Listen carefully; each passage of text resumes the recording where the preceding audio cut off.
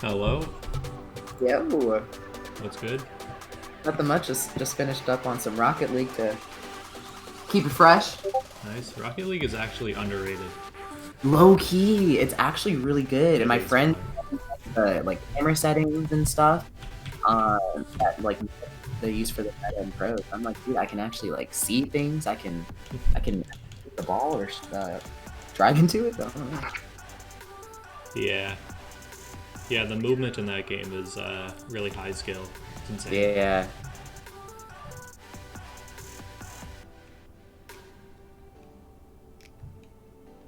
Hard point.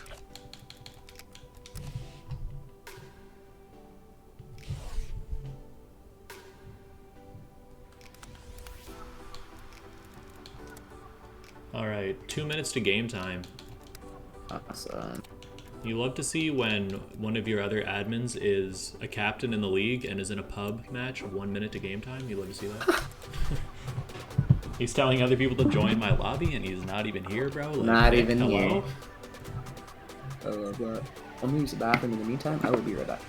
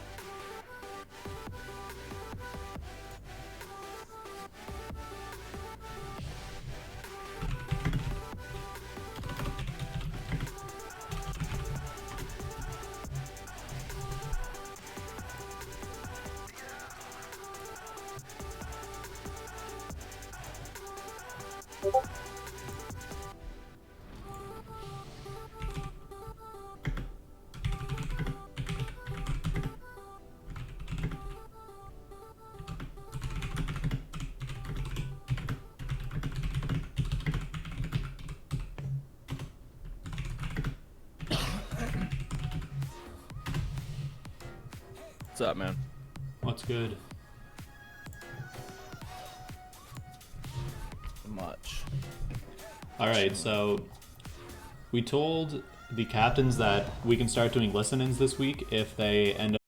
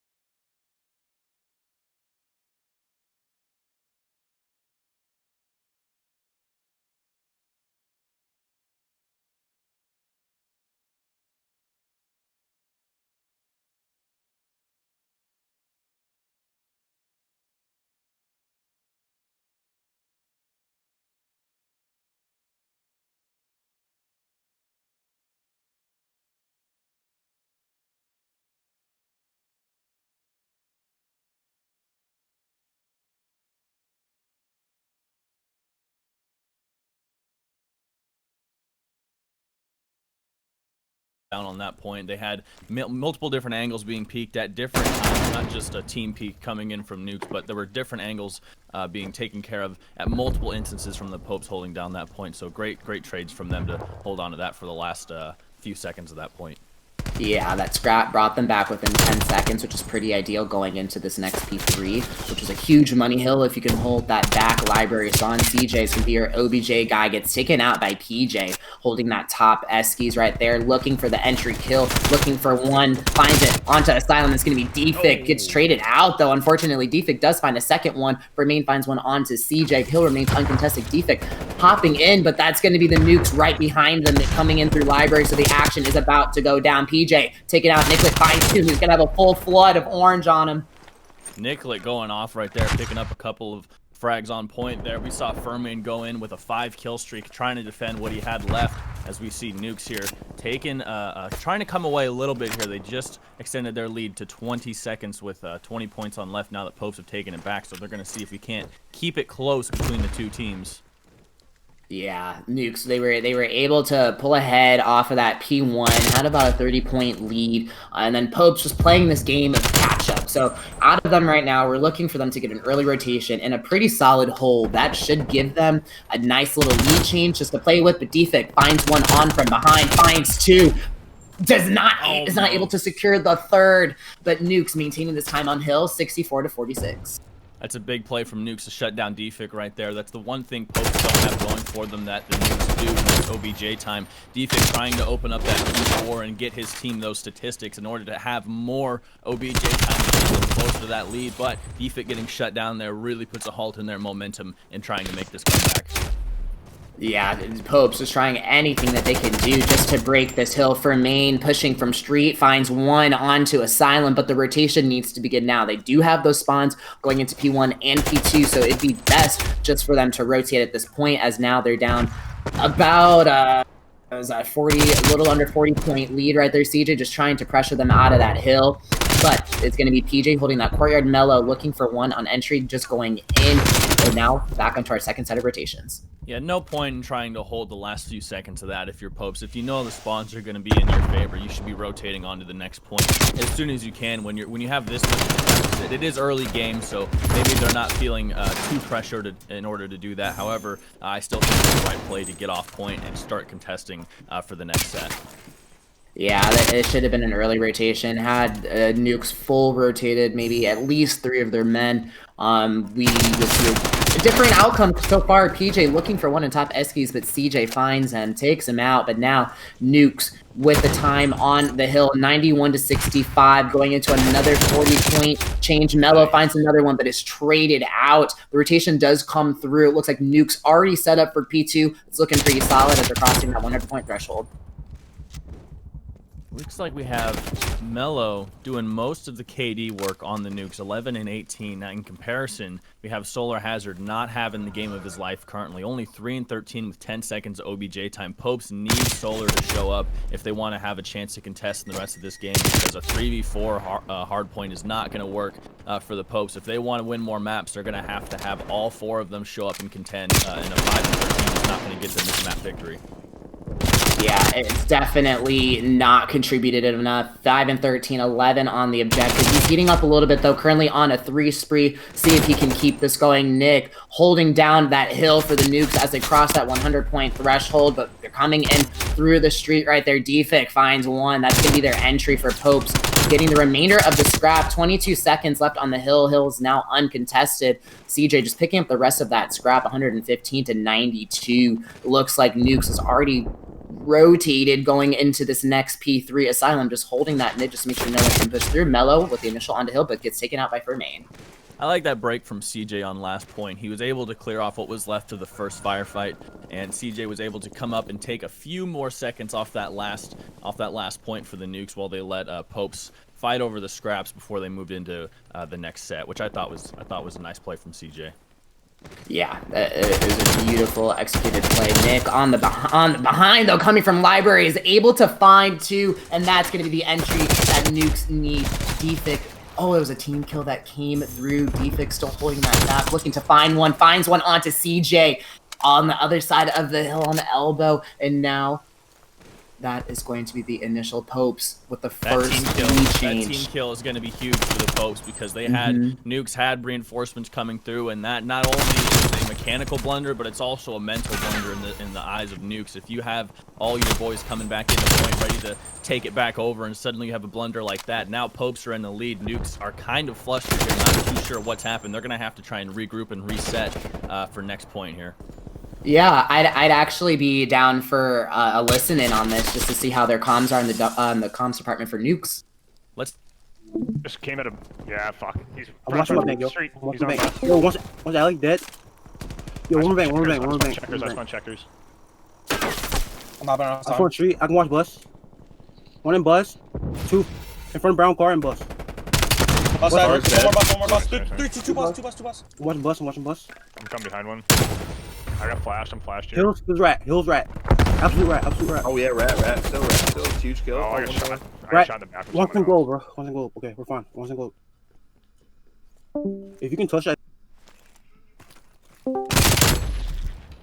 They're serious. They're fighting for this. They don't want Popes to come away with their third map win of the season. They're definitely trying to maintain the order that they had earlier on in the game.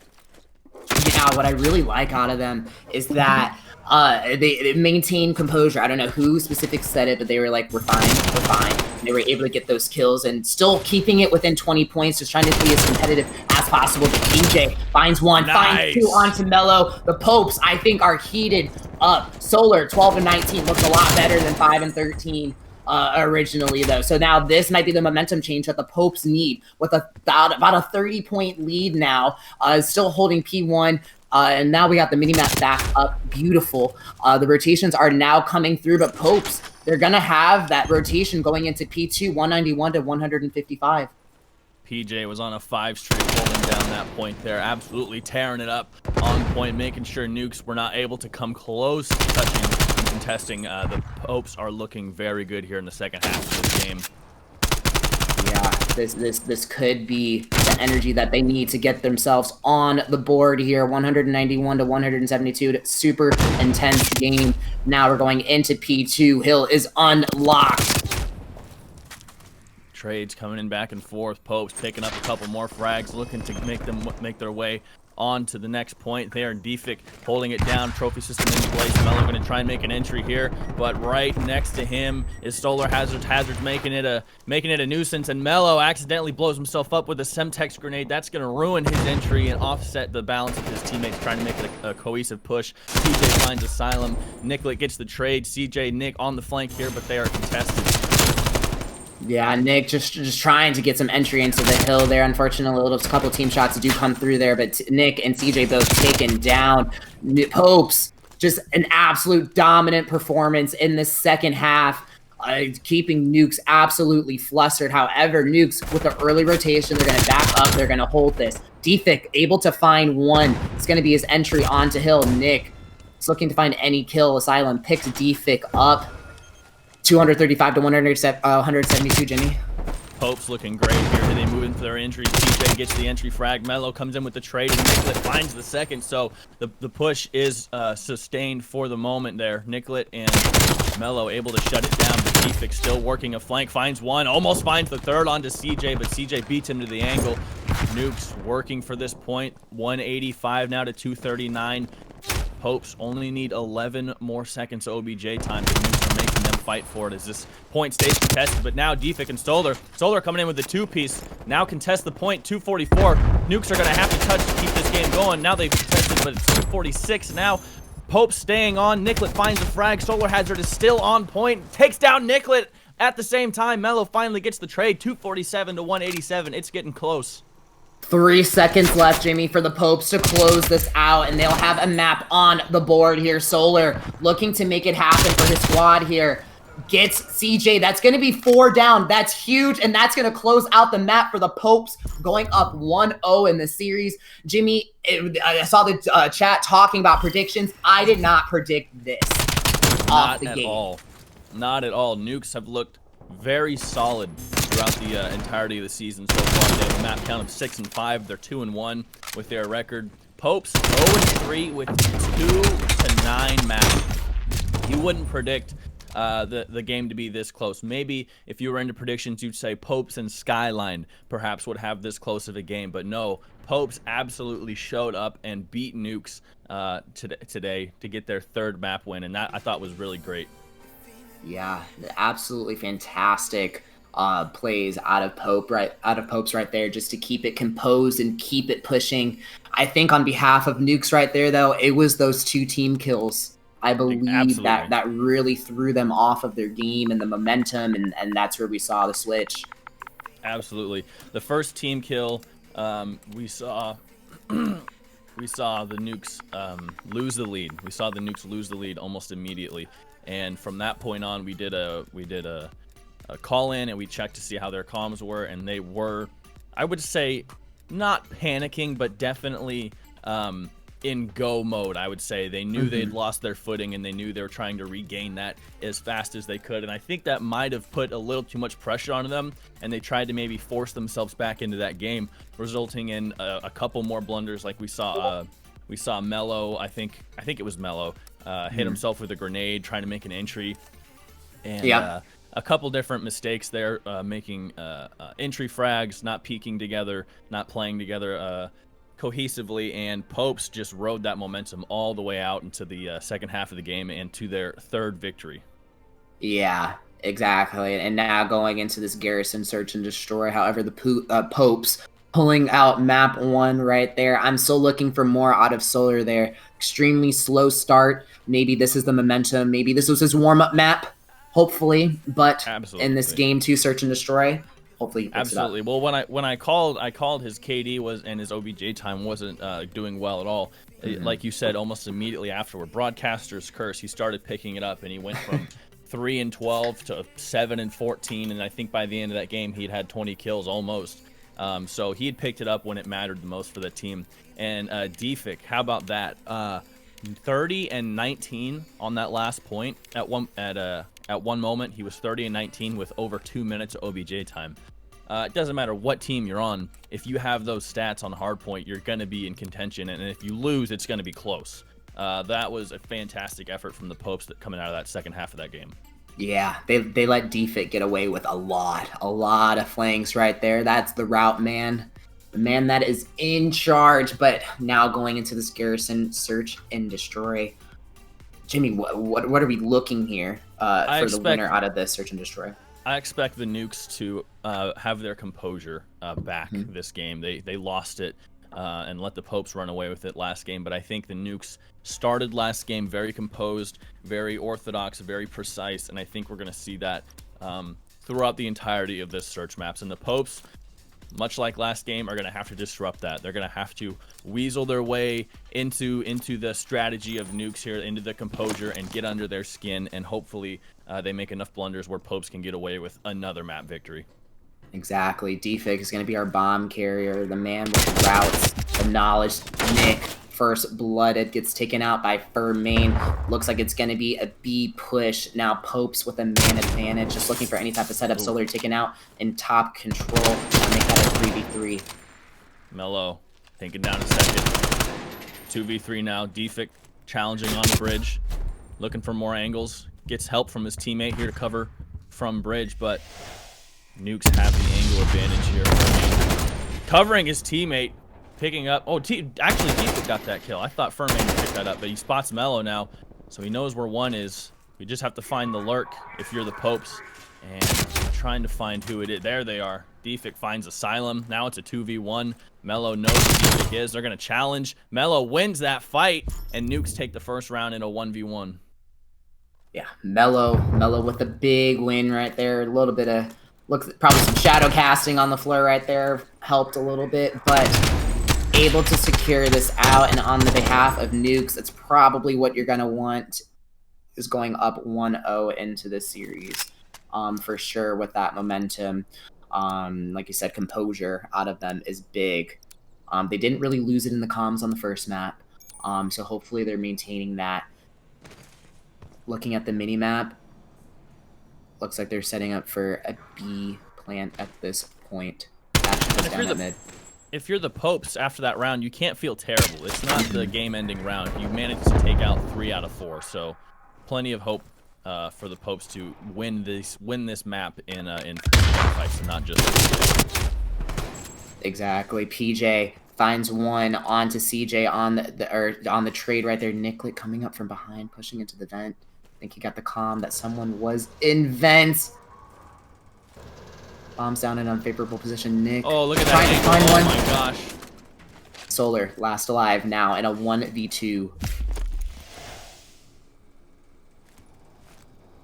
He has the potential to have really good angles on both of them from this position. He's not looking the right direction, and he's gonna pay for it. Nukes find him, take the second round. Gets caught. Is that what they say? With his pants down? Is that the? Got him with his pants down. Got him with his pants down.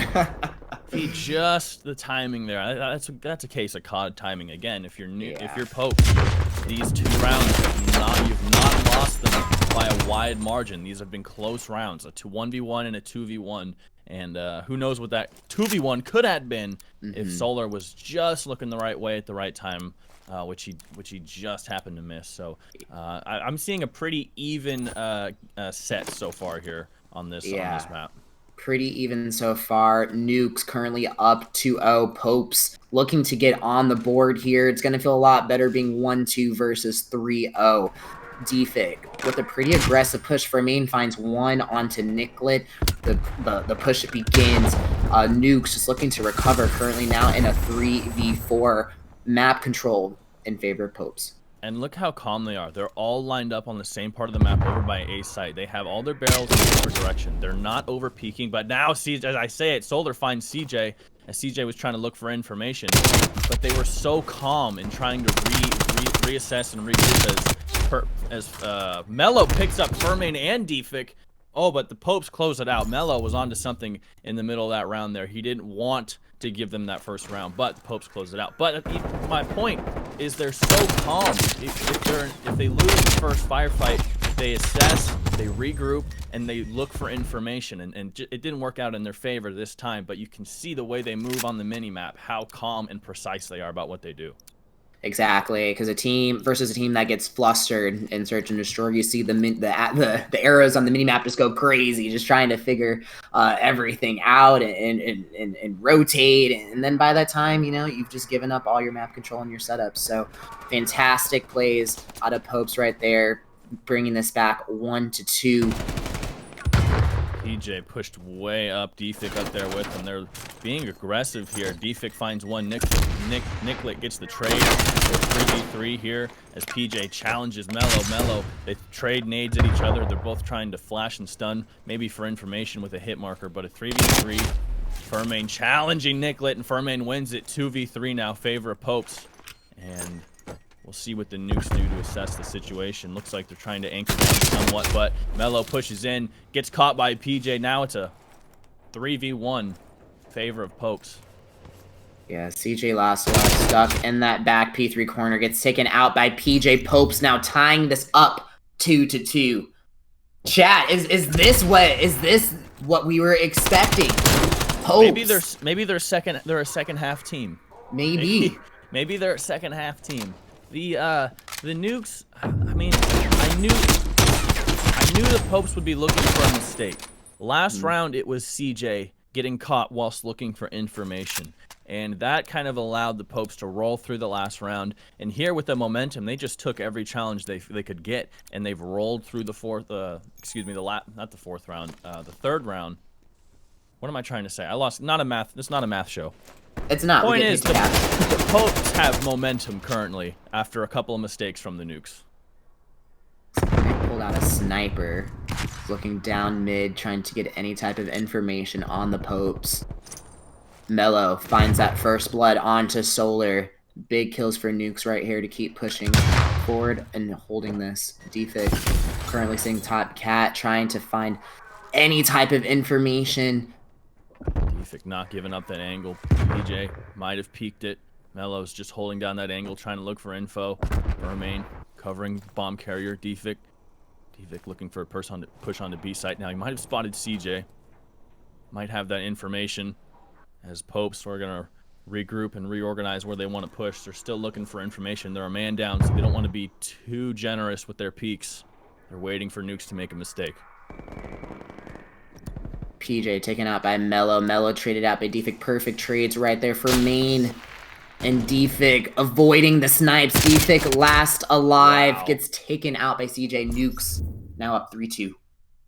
So they recover. They were a little wobbly, I think, in this round, but good trades, good pick, good momentum change. Getting Solar at the beginning of the round, just taking him out. That puts a halt to the Pope's momentum. They won 2 rounds in a row. They're feeling good. To lose that first firefight is kind of a pain in the butt to say when you have such momentum going your way. So 2-3 now. Popes back in the losing column currently. They're going to try and battle their way back to the next round here. Yeah, Pope's looking to tie this up. Solar currently sitting at 1-3. Similar type of performance to that first map. However, PJ finds the first one onto CJ. Wow. Going to keep progressing through bomb in a slightly unfavorable position in mid right now. Not sure if the Popes are aware of that, but Asylum gets taken out by PJ. PJ finds 2. The man is on a roll, Jimmy. He's what? Did he just? And he stuck a third! Oh my God! Get the ace! Let's go! Ace! Unbelievable stuff from PJ. Finds the first firefight, sprints down mid, picks up a second, sticks the third. Look at, he's no regard for the rest of the team. He flies down mid, picks it up, sticks 1, kills the last. Awesome stuff from PJ. That's huge. I think that's the Scuff Gaming Play of the Week. That has to be the Scuff Gaming Play of the Week right there. Just absolutely insane. Once you get 3, you gotta give them the ace. We'll see PJ on Twitter. Yes. All right, so a quick round, and just like that, it's all tied up. We saw the Nukes fight for the previous round, and PJ got to be feeling good now. 9-3 currently. Got to be feeling fantastic. Probably feeling on top of the world. We'll see what the Nukes do to answer. Both teams playing it super slow, playing for info. Solar Hazard takes down Mello, which is big. Mello's a big entry fragger for those Nukes. Defik finds Nicklet. 4v2 now. CJ got shots onto Defik. That's a trade. 3v2. Favor of Popes. First trade to come out. Now it's slowed down a little bit. PJ going for the bomb plant on B site. Nukes do not know yet. Have to rotate in. They're not playing together currently. They're going to try and maybe play each other's angles and play for a trade. Yeah, it looks They're like not entering site together. Yeah, it looks like CJ's looking to try and get a pinch here. Knows that someone's in line, so the PJ posts it up. Doesn't get the kill. Big kill out of CJ right there. CJ puts PJ in his place, shutting him down, trying to get Nukes back into this. CJ last alive now, and Popes take the W. It's a 4-3 game. Oh, they're doing it again. In this next round, I definitely want to go with a listen in on the Popes to see how the vibes are in that camp, especially after PJ getting that ace right there. If we can hop right in. Absolutely. Let's hop.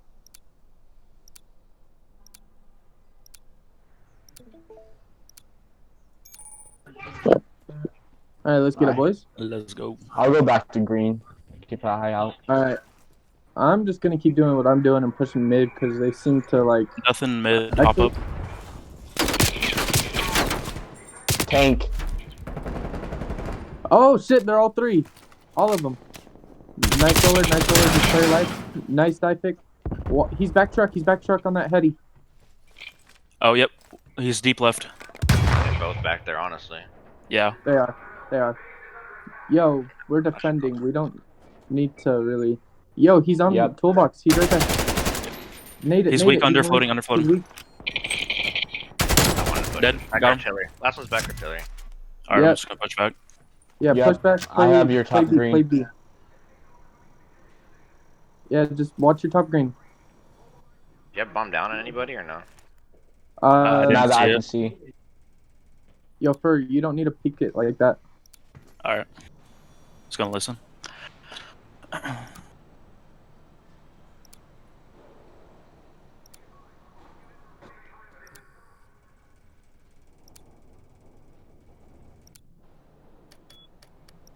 Okay, check B. Oh, he's A. Exactly. We rotate behind. Yep. Pre-aim that.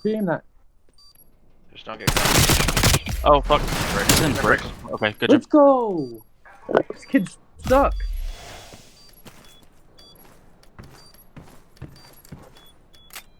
That seems to be the most composed comms that I've seen out of Popes right there. Currently sitting 4 and 3 now, and that's going to be the defuse for Popes right there. Now going up 5-3. Awesome stuff. Yeah, great stuff from the teammates there, making call outs. He's there, nade him. He's there, nade him.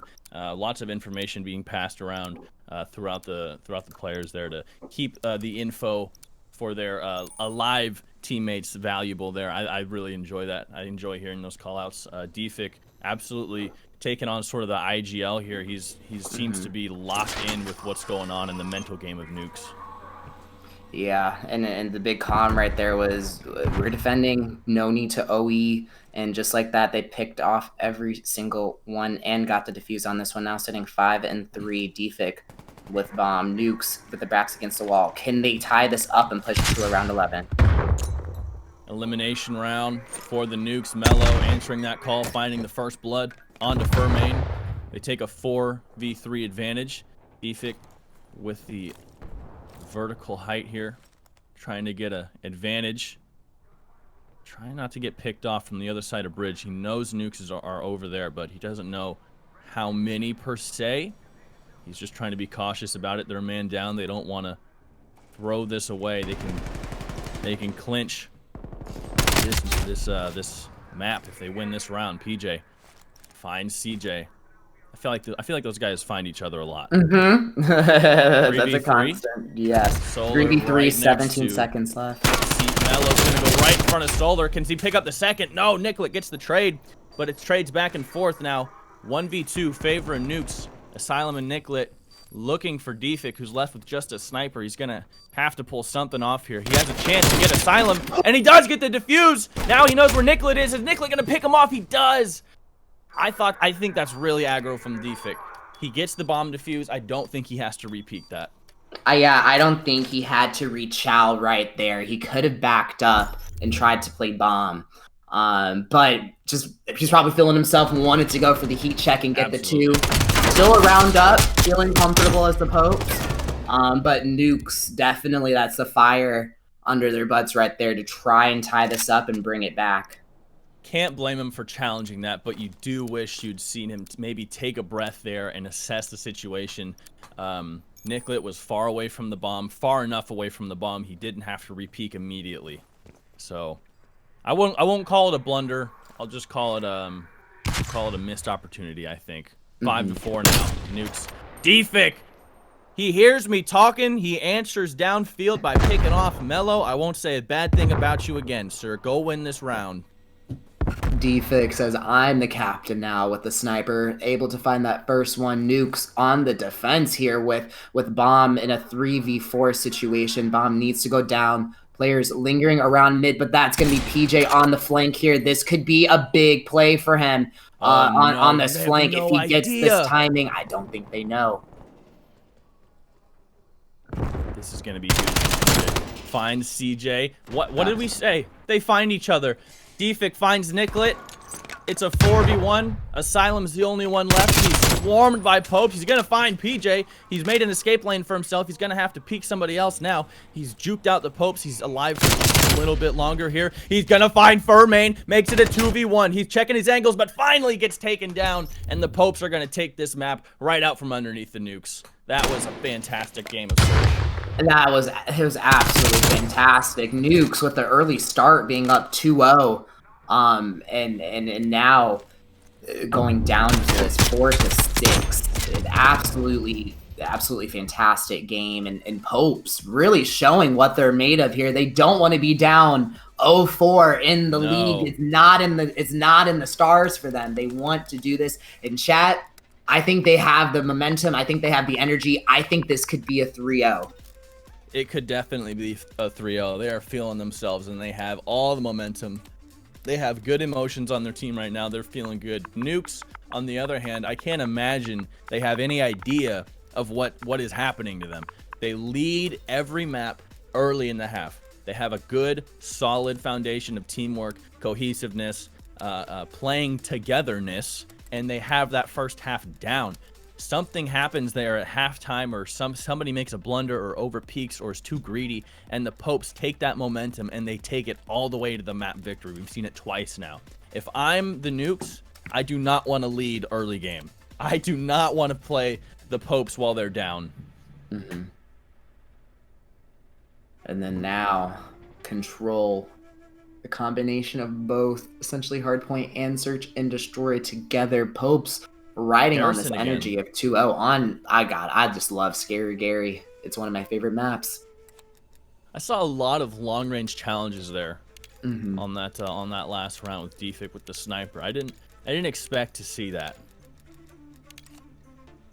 Yeah, he was really able to find that. So I really give it to Popes right here. I just think they're just on fire. They're better at the game today. Chat calling the 2-0 here. Joya says he saw this coming. Gravity Nukes have lost full. Joya calling Evo 3-0 for our next set. Whew. I haven't even unpacked that match yet, but super excited. That's the chat we got call. It's a big call. We got one more, possibly one more, but if this, the Nukes could maybe find some momentum, some motivation, some fire to push them to a game 4. Something. I want to see some aggression out of the Nukes. I feel like their whole game plan has been calm, collective, committee thinking with what they do. But that didn't work against PJ. We saw he had the ace in the mid game there. I want to see some of that aggressiveness out of the Nukes here, and I want them to shake up what the Popes have right now.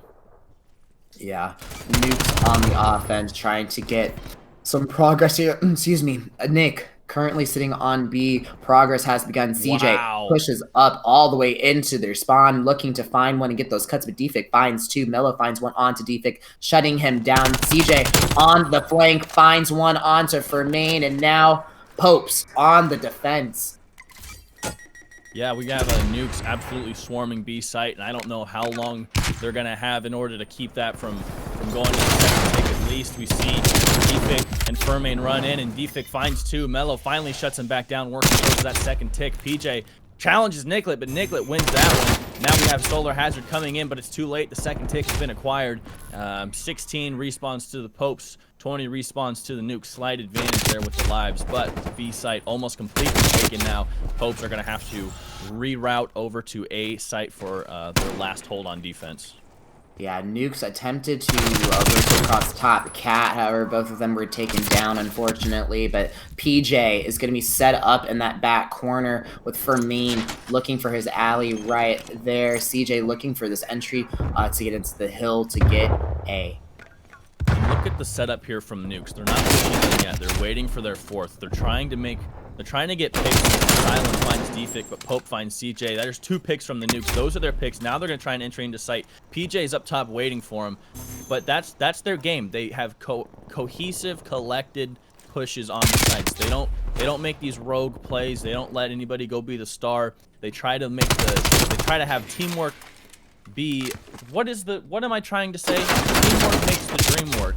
That's the Nukes motto so far, but it hasn't worked. Pope shut them down with as many trades as you can count to, and it hasn't won them 2 maps so far, and it's not gotten them A site yet. It has gotten them B site, so it's worked in that regard. However, Popes still holding it down. 7 respawns to Popes, 9 to Nukes, so they're going to try and play their lives here a little bit more conservatively.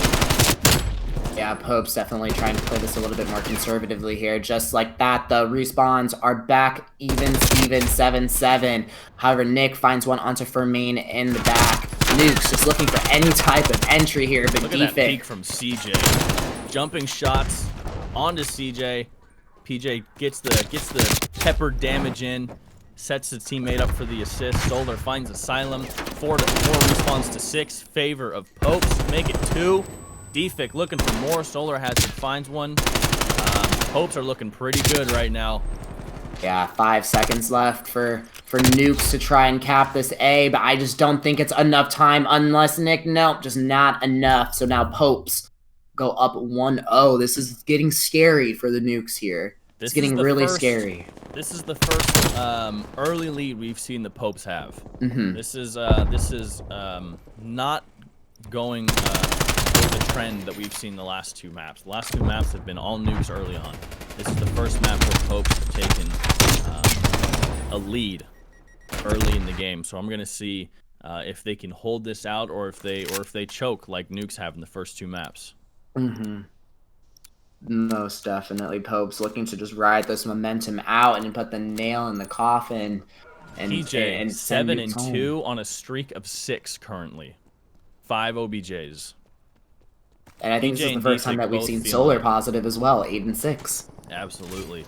We're gonna see if PJ can keep this streak going. Looks like they're going on a flank route. Mello opens up with that first frag. He gets it almost every round, I think. CJ finds PJ for the 700th time. Silent pick, putting down trades down on B site. PJ back and finds Mello.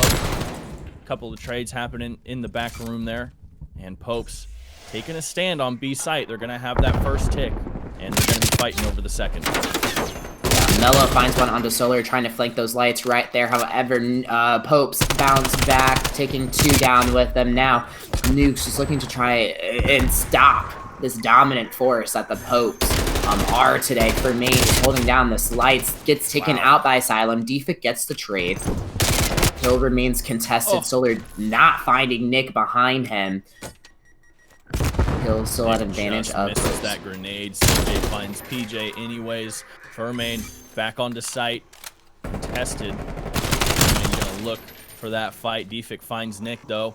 As site is still contested. It's Asylum and Solar. Mello gets taken out by Defik. Furmain just anchored on the point, trying to get that 3rd tick and send the Nukes over to A site, but they're gonna give it one more push. They haven't quite given it up. CJ finds a frag and is gonna push onto site, and is now actually contesting away from that 3rd tick, so they don't have to rotate over to A. Yeah, that kill may have gotten Nukes back into this, possibly, if they can maintain this. They're getting these really important kills. Respawns 12-9. It looks like they're just gonna cough up B and just wait for the rotation for Popes to rotate over to A. Now they do have a 2 respawns above Popes right here, so this could be it if they're able just to hold A. They can hold their momentum they're currently playing at. Yeah, it's definitely not impossible though. Respawns evening up. It's 7-6, favor of Nukes. Both teams will be playing their lives a little bit more now, as they're both left with just 6 respawns apiece. CJ and Asylum both finding frags. Asylum also finds Solar, so 3 respawns remaining for Popes. Looking pretty good for the Nukes right now, but they only have 4 of their own. We're getting into search and destroy territory here. PJ gets taken down. Defense. Now the team only has 1 respawn, so it is search and destroy for the Popes now. 3 respawns remaining for Nukes, and 1 minute left of playtime. So Popes are gonna have to slow this way down if they want to try and get this round. Yeah, no respawns remaining currently now, essentially in a 2v7, but Solar at last alive. Can he make it happen? I think they've spotted him. Nukes on the board. Okay. 1-1. Alright, so the Nukes are not going to lay down and die, like the Popes would like them to. A little bit of a momentum shift here. Nukes trying to... They have a long way to go if they want to win this set. This could be the start of a big comeback if you're the Nukes. This is the moment right here. It's not an elimination round, but you have the ability to force an elimination round onto your opponent. And if you're Nukes, that's all you want to do. Take your fights one at a time. Try and stick to a plan and execute it as well as you possibly can. Yeah, that could have been the moment right there for the Nukes. Chat, are we getting the brooms out? Are we seeing a reverse sweep through and through? It could happen, but like Jimmy said, the road is long and hard, and Popes are fighting for every single fight. But Defik, straight out of the gate, finds 2. Gets taken out by Nick. Almost found that flick over there on Nick, but he just didn't see him in time. Would have been a great start to the round for Pope. They do get the frags, though. Nonetheless, they come out getting a couple kills of their own. That's a 3-piece, almost an entire squad wipe there for the Nukes. Mello gets taken down. Defik not quite submitting. Nick finds the trade, though. Looks like Popes don't really have a very consistent push here. They do get onto A site, and the Nukes will be fighting there from mid. Mostly, it looks like Mello and CJ both finding frags, trying to keep the Popes off of A site, trying to keep them dismantled as they are right now. Yeah, just trying to keep them from rebuilding the system back together. But Nukes currently with the progress on B, though. Jermaine finds CJ with the nade. However, reinforcements are showing up for Nukes. Second tick underway. Contest does come through. Defik finds one onto Mello. Solar looking to just find a kill on rails. Unfortunately, gets taken out by CJ. Contest still stands for main, looking to find one. Now, we saw this last time for the Popes. We saw them lose B site, and we saw them hunker down on A for the rest of the map, and they did it very well. We see one player over there on the Nukes, I believe. It's CJ over there on B site trying to get that first kick started, but it's going to be met with PJ and another barrel down range, but somehow he escapes it, and he's able to work this A site a little bit longer than I think he should have. The Popes are now, they're in panic mode. They thought they would have had that site to begin with, but they're going to have to break it back from Nukes with 2 minutes of playtime left. As they get closer and closer to that second tick, I think the Nukes are going to be in a really good position here this round. Yeah, currently in a fantastic position, but just like that, it does fall through, and that's going to be a big 3 down right there for the Nukes. Only 1 tick remaining, 1 minute and 40 seconds on the clock. Defik finds 2, finds another one to Asylum, but CJ trades him out, and the push begins again for the Nukes, trying to just get something going here. This could put the Popes like on backseat mode, on defense mode thoroughly. This could be it. 1 minute and 20 seconds to work with. Popes only needed 1 break to make this point work, and they got it. They still have a man on site, and then now they have 2. So it's not impossible. Look at Furmain working the back line there, trying to keep the Nukes as far away from that point as possible. PJ finding another flank here. All they needed was 1 good break on A site, and they got it. With 1 minute of playtime left, no respawns remaining for the Popes. 3 left on Nukes. They had their break. Now they have to win their gunfights if they want this round. Yep. They've got to fight their way through this. PJ looking to find one onto CJ. Sends him back to spawn. Gets taken out by Nicklet. Defik holding short. Peak. Finds one. That's huge. No respawns remaining. Popes. And it's 2v4. 30 seconds. Popes are going to play their lives here. But Defik is going to be cornered very fast, and he gets caught off guard from CJ.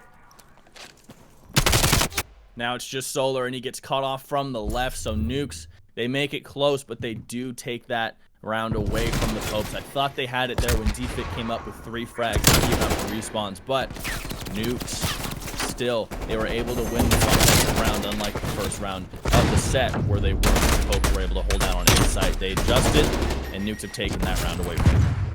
Yeah, I think at the very end right there, it was that flash that they got onto Defik for the information, and they just flooded him. I don't think he knew exactly what direction they were coming from, so he just got caught, unfortunately, in that back corner. But Nukes, they finally have a lead, Jimmy. They finally have a lead. Can they do it here? Well, it's their first lead in the second half of a game, so we haven't seen this yet in this set of games here. We've only seen Popes lead in the second half of the game, and they have dominated in that fashion. So this is where the Popes turn it up, but I feel like we might have already seen their best in the first half of this game, so we'll have to wait and figure out if the Popes have it in them to try and flush this one out, if they have the stamina to finish this one. Yeah, this is a really hard-fought control right here. Respawns even. Popes looking to get some onto A, but Mello takes him out, unfortunately. Solar looks for one, finds one onto Nick at A. Trying to make his team have a safe entry onto B site, and they are there. Defik finds one. PJ lurking gonna get caught off by CJ, and Asylum finds Defix. So not a super smooth take of the B site that the Popes were hoping for. They haven't quite put it together yet over there. Yeah, not exactly. Currently, yeah, so that's going to be 2 ticks for the Popes right there. Contestants come through. Asylum looking to find one. Gets needed out. And that's going to be the map control for Nukes. The Nukes have something that the Popes don't, and that is a very average KD across their players. 27-19, 19-21, 19-26, 27-19. The Popes have sort of a weak link in their chain, and that's Fermain. He's 12-23. The rest of his teammates, 20-20, 28-21, 27-30, they've all reached that 20 kill mark. Fermain has not been able to get past, barely get past 10 kills. That might be a contributing factor as to how many trades they get, especially in a respawn limited game. Fermain needs to eat up a little bit more in these last couple rounds, I think, if they want the Nukes to have a chance of running out of respawns. It's close, and it has been close the entire game, but here we see a 3 respawn lead here, and I think Fermain's KD has something to do with that. Yeah, exactly. And this could be it right here. 22 seconds left on the clock for Popes just to get a single capture here. But Nukes just shutting down each and every push. 8 respawns to 3 remaining. Fermain finds one onto Asylum. Big kill there, but gets traded out by Mello. 20 seconds left on the clock. Mello taking that tick down, finds another one onto Solar. Finds another one onto PJ. He's making sure they can't even touch the hill. And now he flies. Nick already in their spawn. Finds one onto Solar. And this is where it falls apart for Popes right here. Not able to touch the hill. Asylum. They're putting him in an Asylum at this point. Nukes pulls this out. That was insane. That was the aggression I was looking for. We saw Mello got 3 kills there on point and left. He didn't get traded out. He left point. He got 3 kills and said, I'm good here. Let me go do some work somewhere else. And that was the end of the round for them. They just fell apart. They trickled into point and took care of it with authority. Yeah, that's the momentum that Nukes need. They finally were able to pull a map through. They had Popes in the first half on the first 2 maps. But Popes had them in the first half on this map too, so it just keeps going back and forth on the momentum switch, but this could be the driving factor to push this to a game 5. But next, back to hardpoint. This is a second half set. You do not want to lead early in these games right now. We saw Popes take a 1-0 lead. Nukes tied it up. Popes took another one, and it was kind of back. No, excuse me. Nukes came back all the way, and they absolutely took care of the Popes after they sort of, I'll say, ran out of stamina.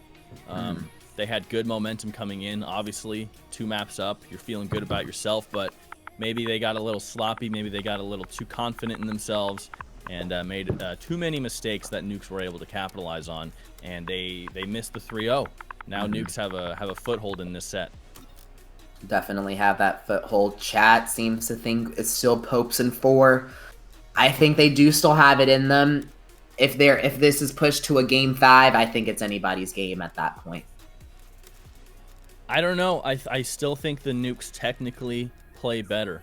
I think they have better technical skill than the Popes. I think the Popes rely too much on a mistake from the opposite team or an ace from somebody like PJ or Defik. I mean, those guys are entry fraggers and they do a good job at it, and they make an impact on the game, but it hasn't been enough to carry them to that 3-0. It's gotten them 2 maps, but I don't know if it'll get them more.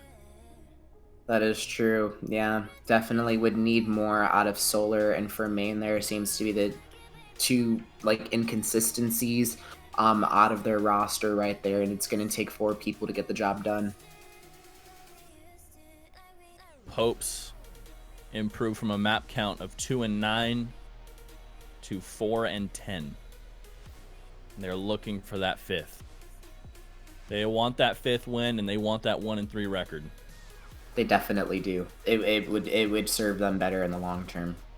Being tied with Skyline for last would get them out of that tie, and Skyline would need an upset to get that 1-3 record today. So Popes looking to not be tied for last place by the end of this set. Okay, one sec. I'm gonna bring Nick in here really quickly. Unless Bucks, you know the answer. Why is this message coming up? I've actually never seen this message. All right, one sec. Hey Nick, yeah. somebody didn't download Raid? Nick, Question mark. It says not everyone in the party has Raid. What do You I have do? to start on satellite, then switch to raid. Like start the map or? Start the map, like start the countdown on satellite, then switch it to raid, like while the countdown's going. It's a cool little Easter egg. No, says it again. No, you can't cancel the download. It has to be while the download's going. While the tick's going, you mean? Yeah, you need to like start and then go change map, change to raid real quick. Oh, so I gotta be really quick. Yeah. Okay, let's see. Hmm. All right, that's really weird, but anyway. That's some CDL intel right there. Let's go.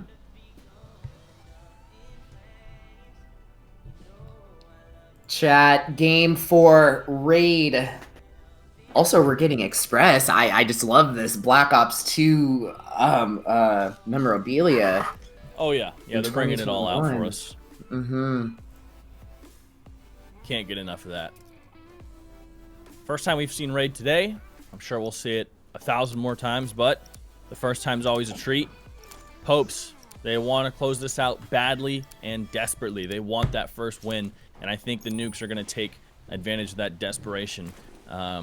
Popes look a little flustered at the end of that last game of Control, but they were good on hardpoint when we first saw them, so we'll see if they're consistent with that. Exactly. It's going to be a full flood out of the Popes going into that T1. Only 2 go down, but that's going to give the Nukes that initial now with the lead. Only 5 and 2 contest does come through. CJ finds one onto Defic. Pushed up close, tries to find another one though. For Main can make it happen. Trying to find one, gets taken out unfortunately. CJ doing his best and Hill gets taken out by PJ, finds him. 20 seconds left on Hill. The rotation does need to come through out of Popes. Just to make sure they can get that back spawn. Nukes maintaining the spawn as well and just trying to chow them out of that hill, but it's going to be a 4-man push. To Mello. Mello finds one, is not able to find the second one. Solar gets traded out in mid, and now this P2 I love CJ. I love CJ working this flank here for P2. He was back there 20 seconds ago looking for people coming down mid to try and flank, but CJ got there so early he was able to take care of 3 players from the poke and help establish Nukes try and put a foothold in, but Defic comes in with a couple of frags of his own, and actually the Popes end up making it work for them as they hold on to P2 here. Yeah, Defic just walks right through the front door, finds 2, finds another one onto Mello. Nick trying to chow from the back is not able to successfully chow, gets taken out by Firm Main. Asylum trying to make his way in from the front, looking for one. 25 seconds left on Hill, not able to get the kill. Defic, a monster on the map, and the Hollywood Hills gets taken down. Rotation does need to come through. 17 seconds left, but Popes, a fantastic lead start, 50-19. That's a great start, and at this point, I would say rotate off. I mean, 10 seconds, 15 seconds could mean something. That's if the game's close in the end, but right now, what's important is getting to that P3, and they have, and there's 3 of them there. They're gonna need Nukes are gonna need a big break to try and take care of this. PJ finds one out to 3v3 here on site as Solar Hazard's lurking towards Nick, trying to find a flank. It looks like he'll get one. Nick finds Defix, Solar on the Mellow, Nick on the Furmain, PJ on the Nick. I mean, that's a fluster of trades going back and forth, but look at the score, 73-25 favor of Popes, and they still hold hardpoint. This is a great start for them. Yeah, fantastic start. The reinforcements for Popes are doing a fantastic job at just busying up the Nukes, just making sure that they can't get close to the hill. You have your consistent 2 for Main and PJ, both holding this hill from both sides of it, just to make sure that Nukes can't break this. Rotation does come through, though. 17 seconds left on the hill. 98, 100 now to 25. Make that a 75-point lead for the Popes. Oh my That's God. probably the largest lead change that we've seen so far today in hardpoint. But I mean, this is unlike anything we've seen. You're right. We haven't seen anything with this much of a differential all day. Nukes have a man on point. They're going to try and set up a couple of pinches. Mello and CJ both finding frags. It looks like they're going to have a foothold here with 3 men on point. and Mello lurking, trying to find a flank here, but he's gonna walk right past Furmain, and he has no idea Furmain's right behind him. He just let Furmain slip right through what's supposed to be his flank route. Furmain and the rest of the Popes are going to be allowed to spawn right where Mello was playing, and that's huge for Popes right here. They're going to have a big potential for a break. Yeah, and this is where it could start. I don't think they knew they got that back spawn right there. Nukes just being pulled apart one by one. Popes going to get that rest of the scrap. 20 seconds left on Hill, but it looks like Nukes is going back for the reach out. Not sure if that's the smartest. If you look at the mini-map, Popes rotating through the middle of the map. That's going to give Nukes the contested spawns, spawning them back into that back Lambo, and now it all goes down in P5 mid, 136 to 57. That, I mean, good on the Popes for getting what they got, but man, when you saw that spawn come in on just right next to that last point there, that was unbelievable luck for the Popes to get that spawn point and have all three teammates spawn at the exact same time for that break. I mean, partial luck on the Pope side, but also you got to give them credit. Their breaks have been fantastic so far.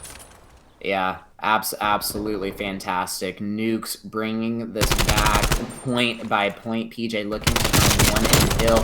Finds one onto Mello, long range. PJ finds one on. Wow. Or, so yeah, because Mello, Asylum gets traded out, break. and now that's the break that you were exactly talking about. 3 different angles. Fantastic coordination from 3 ends of the point, and the Nukes have no chance of challenging. Defik shoots Asylum in the back on his way to Defik, absolutely running it up right now on a streak of 3. OBJ time of 48 seconds, 17 and 13 as he gets taken down. I mean, Popes are squeezing a lot out of these points. Yeah, every gunfight matters, and whoever's in Hill is doing a fantastic job at just doing simply that, just playing the Hill. For main, 1 minute and 56, PJ, 1 minute and 4 respectively. Just fantastic job, and fantastic KDs out of them. They're getting those engagements, and they're getting those really important gunfights to keep the Popes ahead now, 175 to 98. They're going to be crossing that 200-point threshold, and then it's serious SOS mode for the Nukes. Nukes, I still don't see a lot of panic in them. I see some over peaking mistakes here and there, but they still look like they're trying to play together. And like I said on the last map of Garrison, I just want to see more aggression out of them. I want to see more rogue plays. I want to see some wild card efforts coming out of the Nukes here, but we just haven't seen that out of them, and I don't think it's gonna be favorable for them in a game like Hardpoint. Yeah, they need to match that aggressor and figure out the counter for what Popes is giving out today. Defik on the flank right there. That's going to be his entry into this Hill. 204, 205 to 99. It could happen right here. More than likely going to go to one more Hill. PJ holding this mid. Not able to get the kill onto CJ there. Defik finds one onto Mello. Holding the short and money. Gets the trade. Good fantastic. Trade. Does he pick up a second? No. There's a team kill here. PJ accidentally killed Defik, I think, trying to get a trade out of the front door of this point, but doesn't really make a difference yet. Asylum finds one, finds 2, but PJ is back just in time. Almost another team kill. That was really close there. Pope looking a little sloppy here with the friendly fire, but with only 10 seconds left, you don't really need to be too cautious there. We'll go to one more point, I think, unless Nukes absolutely hold down this point here. Looking down the lane, gets traded out by PJ. PJ shooting lasers today. Solar Hazard taken down by Mello, but Popes are on their way into point as Nukes absolutely shut them down. That's a whole wipe. They did hold that fantastic.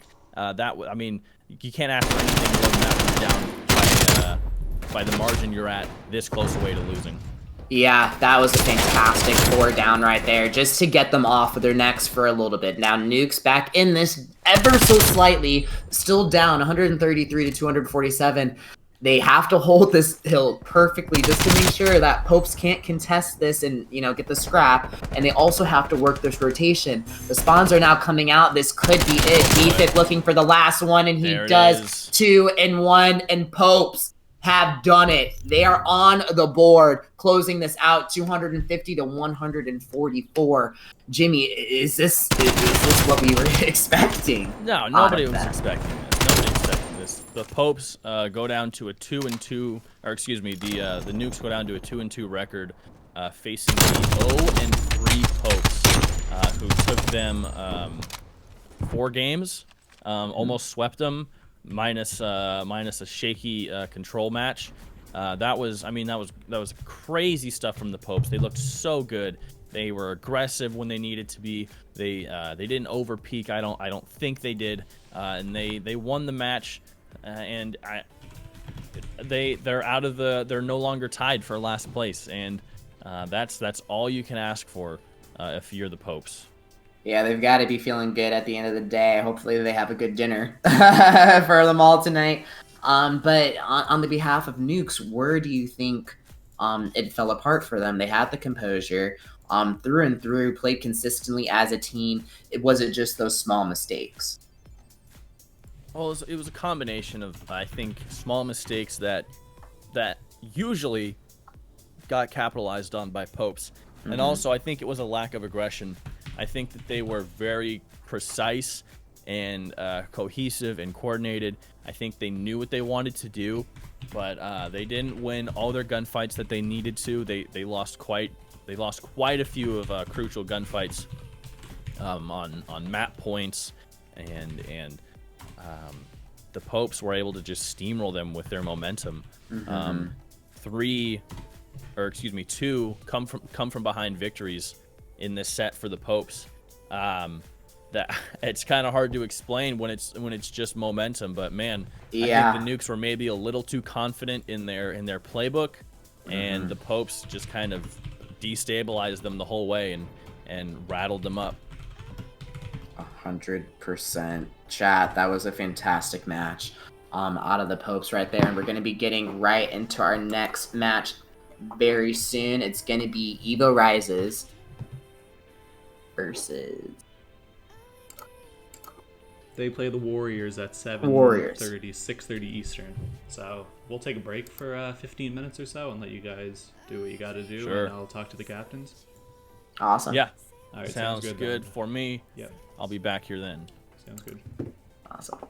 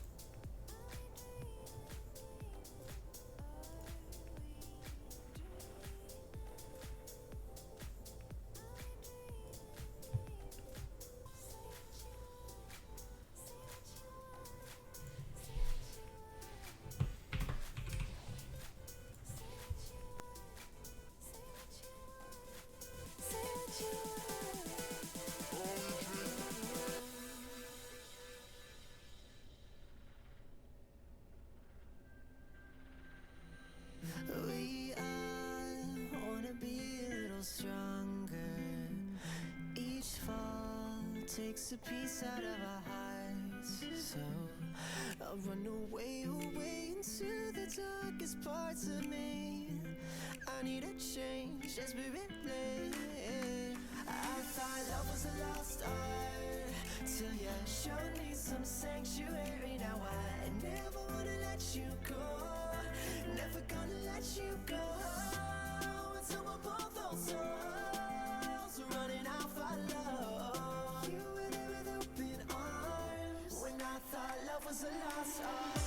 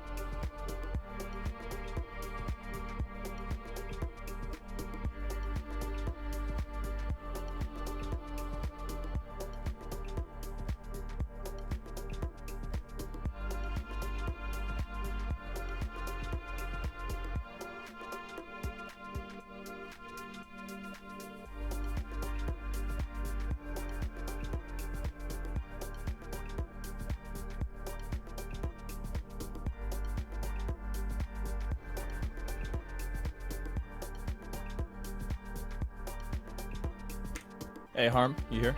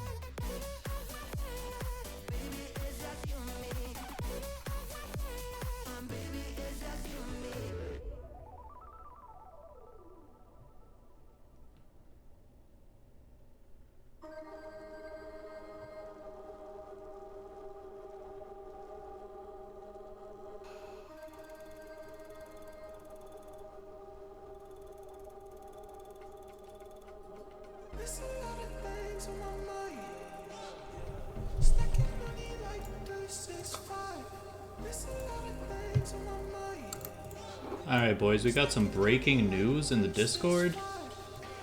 Absolutely wild news. I need everybody to perk their ears for this. So we have 35 viewers right now. Actually, let me just rip through this really quickly. We got like 10 follows today. That's actually pretty hype. So yeah, that's all. I'm not going to name them all, but yeah, that was hype. So we ran into the predicament after Popes got their first win, where Mello got shit on so hard that he left the server. Oh my god, it's crazy. So yeah, Nukes are gonna have to find a player moving forward unless he rejoins, but that's pretty unlikely. What? Yeah, Mello left the server after he got shit on so hard. Oh my god, I can't believe it. He's a fantastic player. That's unfortunate. Oh well. It is what it is. If he's gonna be toxic, then goodbye. Okay, ladies and gentlemen, I put up the slide on the stream now, and it is for the Bucks birthday bowl happening this Friday, this upcoming Friday. Is that right? Yep. This upcoming Friday on the 22nd. So it's my birthday, and I've always wanted to host a Call of Duty tournament, and I'm looking to make it into an annual tournament. So make sure that you guys reach out to me. The link, I can actually drop it for the sign up. And it's going to be classic 4v4 CDL, obviously. And you're playing for $100. Only a $4 entry fee per team. So I think it's a fantastic opportunity. If you want to do a pickup team or even your actual competitive squad, I think it'll be a super fun day. Yeah, that's definitely going to be exciting. So if you guys need any guidance, obviously Bucks is in the server, so you can DM him, and we will retweet. We already retweeted his tweet earlier, so if you need any more information, you can check our Twitter. But yeah, make sure that you guys get more practice in. We have a lot of captains looking for scrims during the week, so I mean, you might as well go play in a tournament instead of doing scrims. I mean, that's just like way better, so yeah. Yeah, and it's a Friday, looking to ideally start around noon Pacific, 3 p.m. Eastern. I think it's a pretty solid time, and single elim, so 3 matches to win. I think it's gonna be a great day. Might pop a couple White Claws on stream, we'll see. Let's go. And then I'll also have invited some guest casters to join as well. Jimmy, more than welcome to join in. I'd love to have you if you'd like to. So let me know. And yeah, looking forward to it.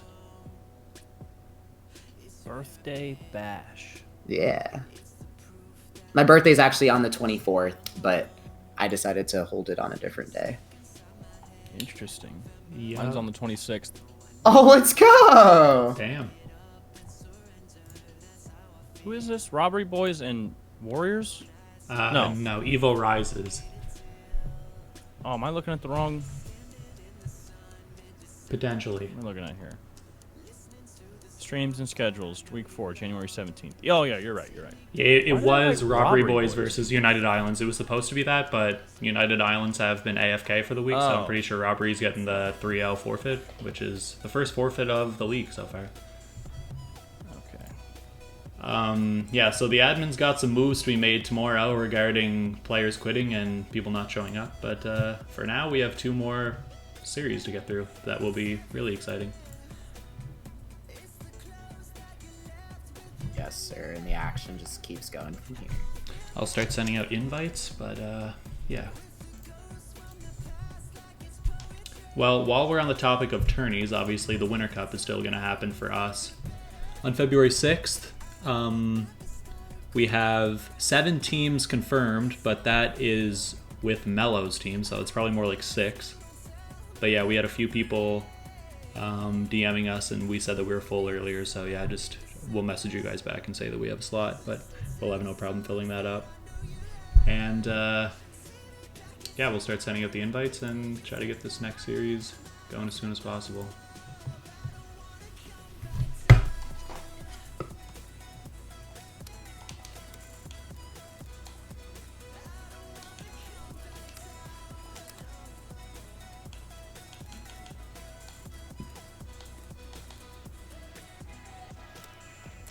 Oh shit.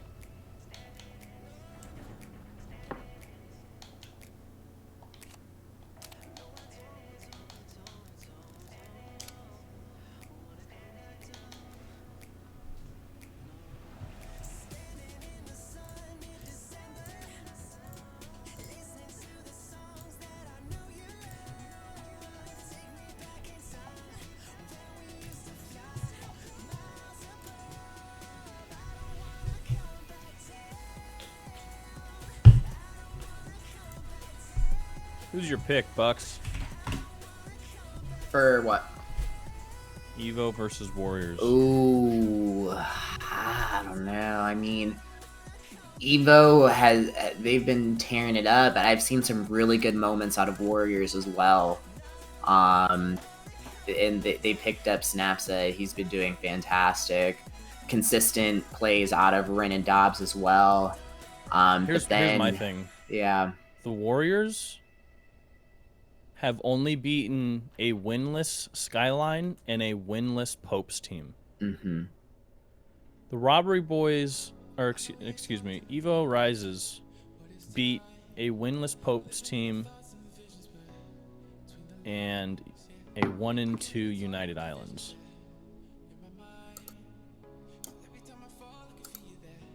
So I think the teams that Evo Risez has beaten, by average, have more map wins.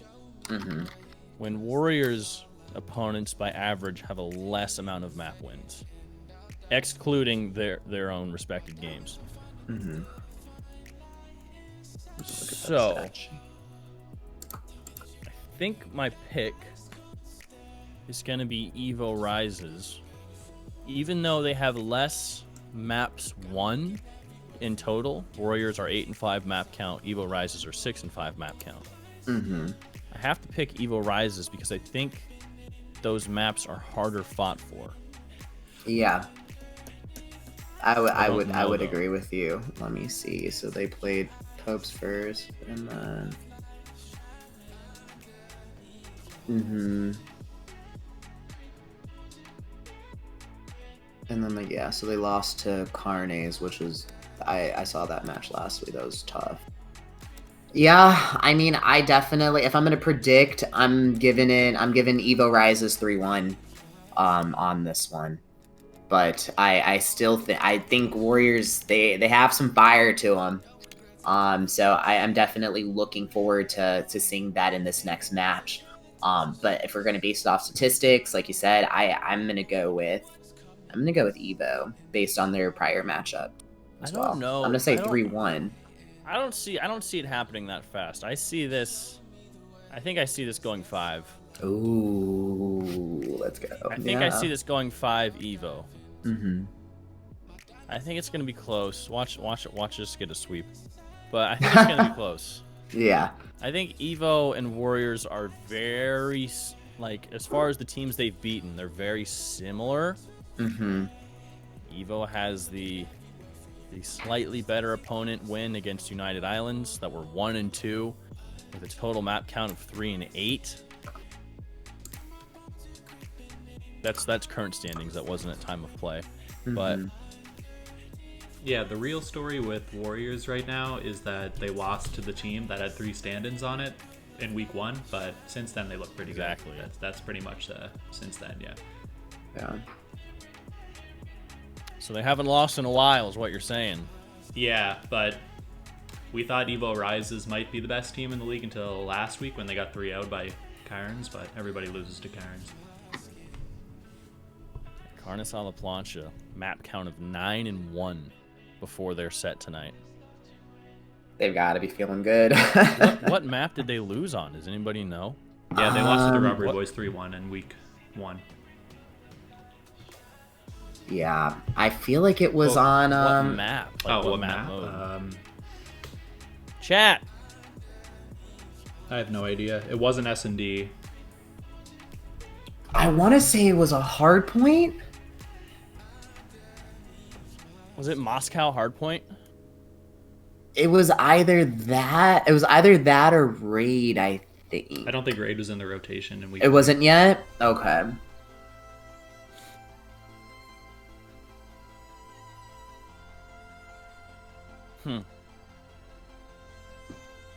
United Island had 3 subs for their only win. Really?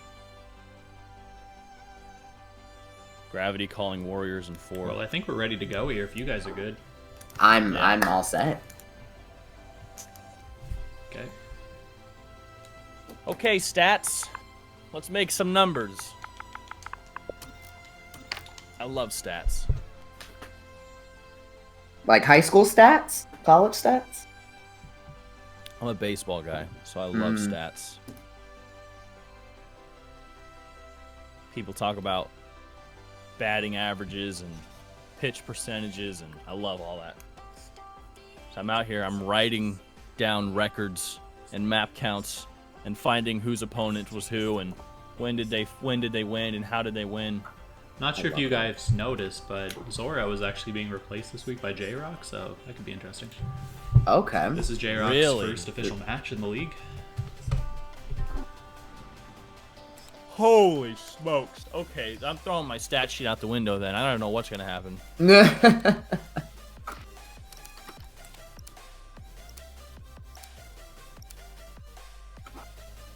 So is We're back in the Hollywood here, Hills. Is the upset here Warriors?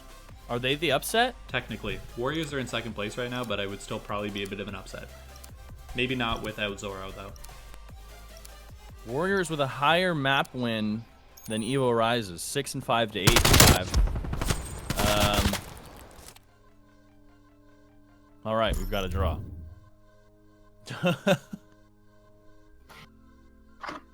3-0, says Gravity. I think Warriors. Slacken calling Evo in 3.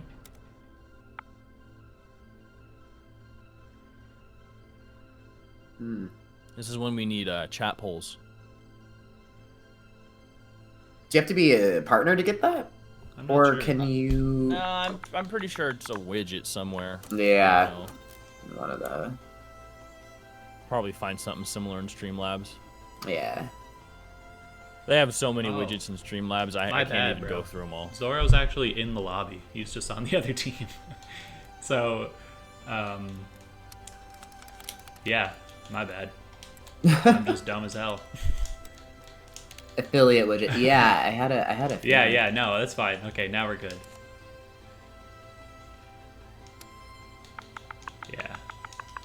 Yeah, because I had all of the Warriors team one color before Evo Risez joined the lobby, but then since someone on their team left, they got replaced by Zoro, so it just looked like,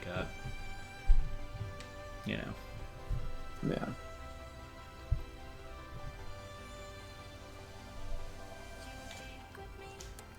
Gotta cut our production team some slack here. Yeah, one of their guys is AFK anyway, so they were gonna shoot bodies either way. Yeah. Yeah, I mean, I remember when the start of the CDL last year and the amount of technical difficulties that they had in the transition into quarantine life, and they were able to manage it for the most part. Yeah, funny story. These games are actually played offline. This stream is delayed by 2 hours, so yeah. Just kidding. Yeah. What? I remember that. Oh, I remember that. The leaks and stuff, Oh, and man. people were like looking at all the players' Twitters trying to decode it. I was like, oh, come on. Players would guys. tweet like literally 5 seconds after the match was done on stream. Yeah.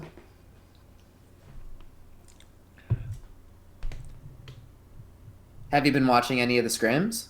I watched a little bit, but I mean, I'll just watch like a bit of Optic, and that's pretty much it. Wherever they're playing is what I get to see, I guess. Love to hear it. I love Optic. Yeah, I mean, I wish that the league would have started a little bit sooner, so league play would have come out sooner, but it looks like they're going to happen around the same time anyway.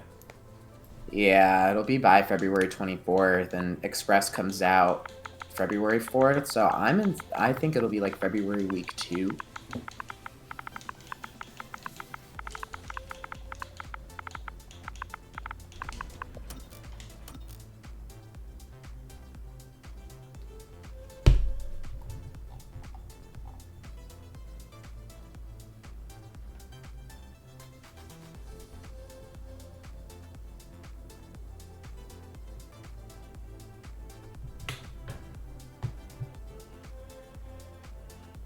All right, we're ready to go then, I guess. I don't know. These guys are trolling pretty hard right now, but we're just going to start.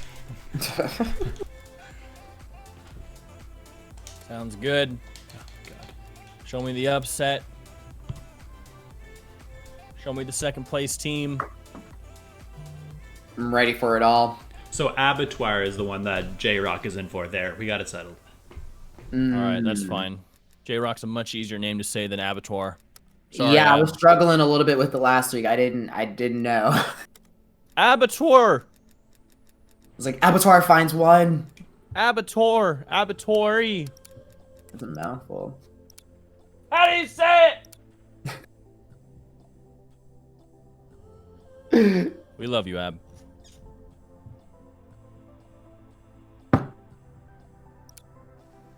Hardpoint raid. Evo Risez taking on the Warriors. Both teams 2-1.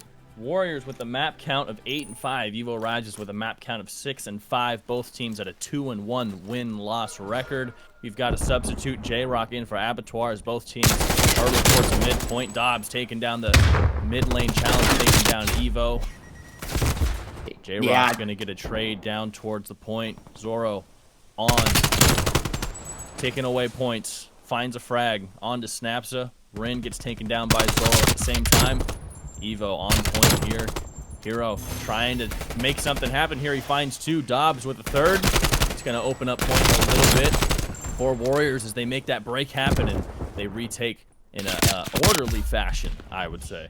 Yeah, that was absolutely fantastic. Despite Evo getting that first initial, it was Dobbs with the kill in kitchen right there, and he just kept pushing through. I think it was him and Snapsa. Snapsa went down, but Dobbs was able to pick up the trade, and that got them the spawns going into P2 now. So they're looking a better set. However, contested spawns are coming through now. So the Warriors a little bit on the defense here, looking to try and get some initial into this P2. J-Rock, big kills onto Dobbs right there, and that gives Evo Risez the initial going into P2, bringing it still within 10 points.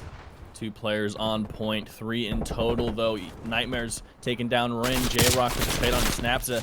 Hero onto Karambit. Trades going left and right. Looks like Warriors are going to have the point for the moment, but reinforcements are here for Evo Risez as points get contested. Warriors reinforcements arriving at the exact same time. We have more trades left and right. It's neck and neck right now, 36 and 26. 36 and 26. Evo Risez in control of the hill right now. Huge challenge from 4. Team kill comes through, but Zoro there to take care of the rest, but gets traded out by Rin, and that's going to be the Warriors spawning on that poolside. Hill remains uncontested. 17 seconds left, though, so the rotation does need to come in. That's going to be Dobbs already rotating. He's going to have a huge gunfight here with Karambit in the corner. I think they're playing a little bit of ring around the rosy. Not sure where they are at the moment, but Snapsa might get the timing right here. Looking for one. I don't think they know he's in the back of the van. Wow. I don't think they knew he was there. Didn't check it. Karambit finds 2. Stayed hidden. Stays hidden, but Dobbs shoots him from underneath the van. Karambit gets taken down and traded out. Zoro finds Dobbs, though, just in time as Evo barrels themselves onto this point here. Zoro gets a read. Those are coming down the left lane, and Zoro's going to find one. He gets out of there in time, but finally gets taken down by Snapsa. Dobbs finds one as well onto Karambit. Evo Risez trying to win this hard point back, but it's just Nightmares, and there are 4 players, Warriors, coming his direction. Zoro trades one. Left and right, everyone, it's a bloodbath in the garage. It's back and forth. Rin now into the spot that Nightmares was in, and he holds point 48 to 58. Favoring Evo right now. Warriors going to clean up the rest of that time. The scrap on hill.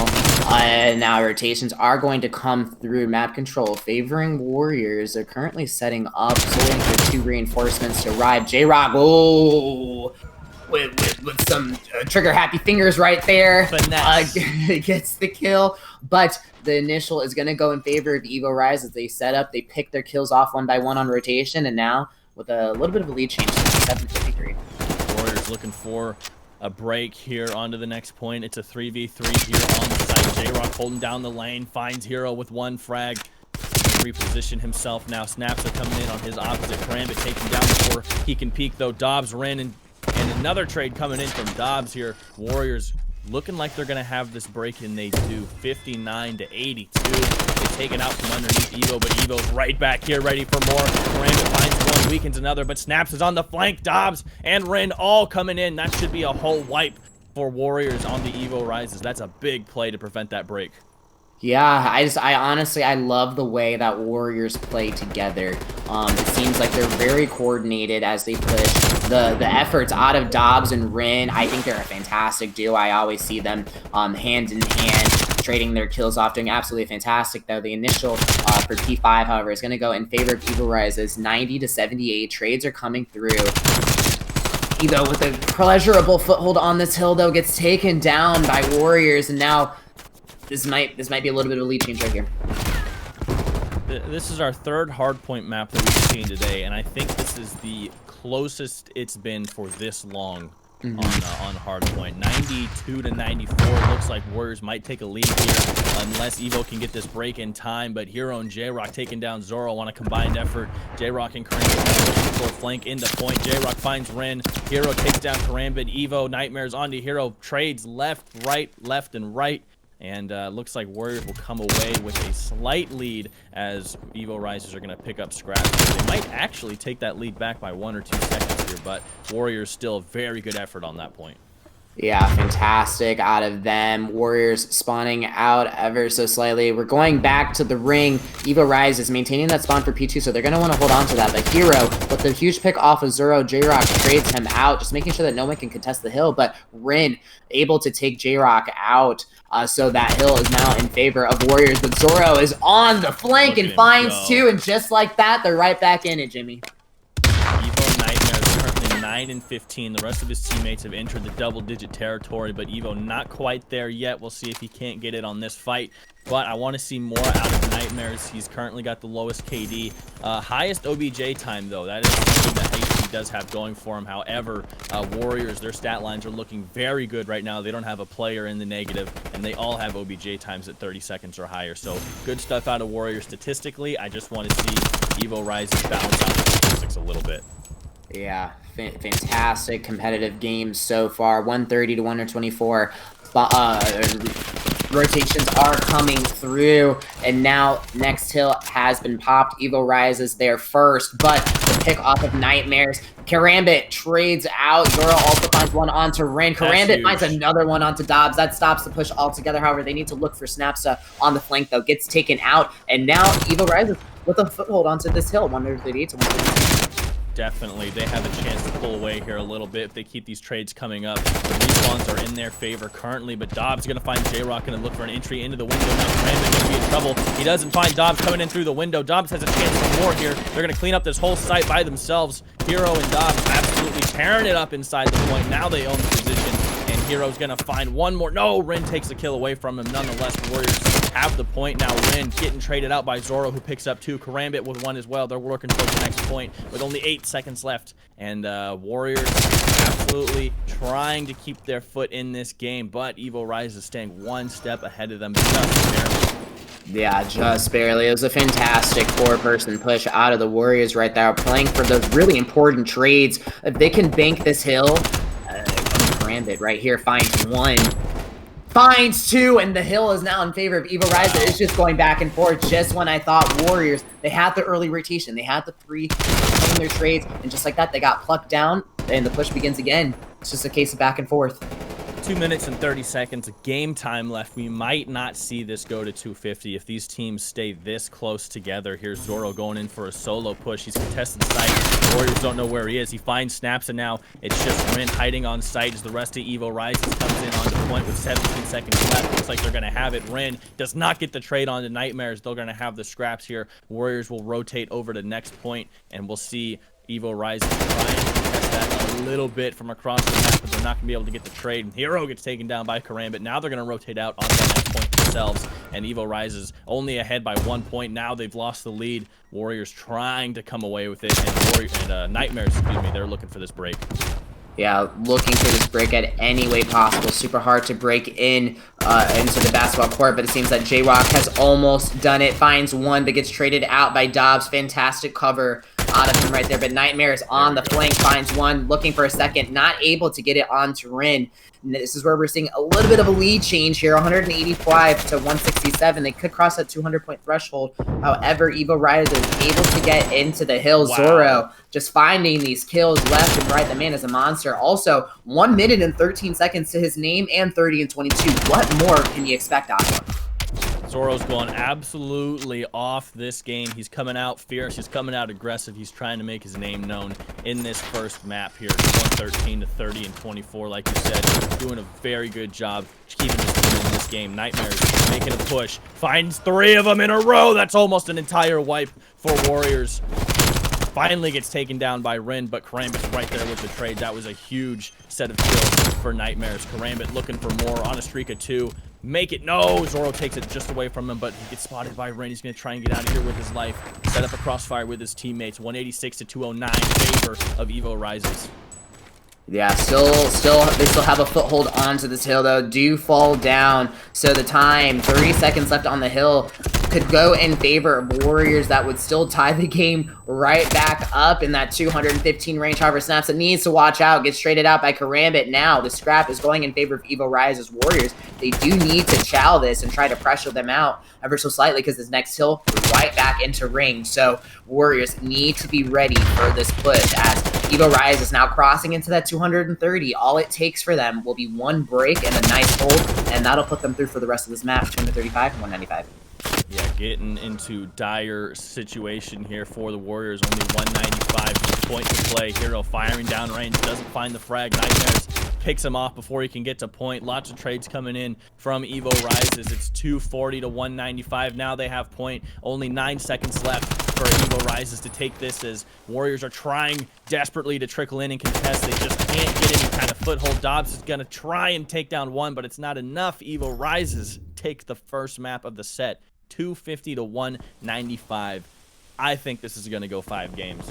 I do agree with you now after seeing this. The way that it was pretty much tied up all the way through and through to what, like 140s-ish, somewhere in there? That's when we started to see the lead change. I think it's a fantastic win out of Evo, but I'm still not counting out Warriors just yet.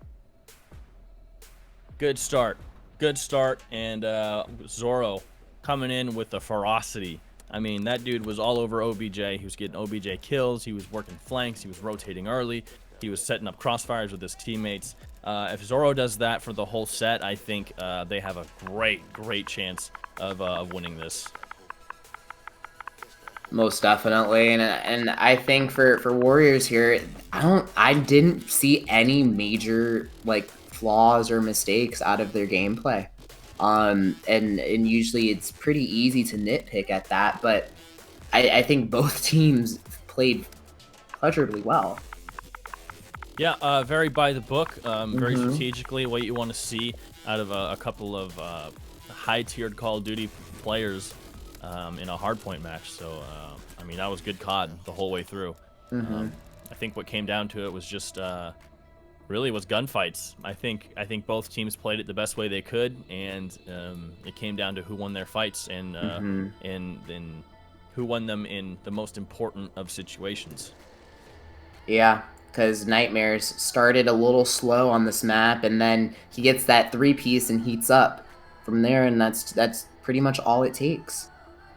So now with the momentum going into the search and destroy, I'm looking for Zoro to run those routes, to really get into those situations and throw off the Warriors.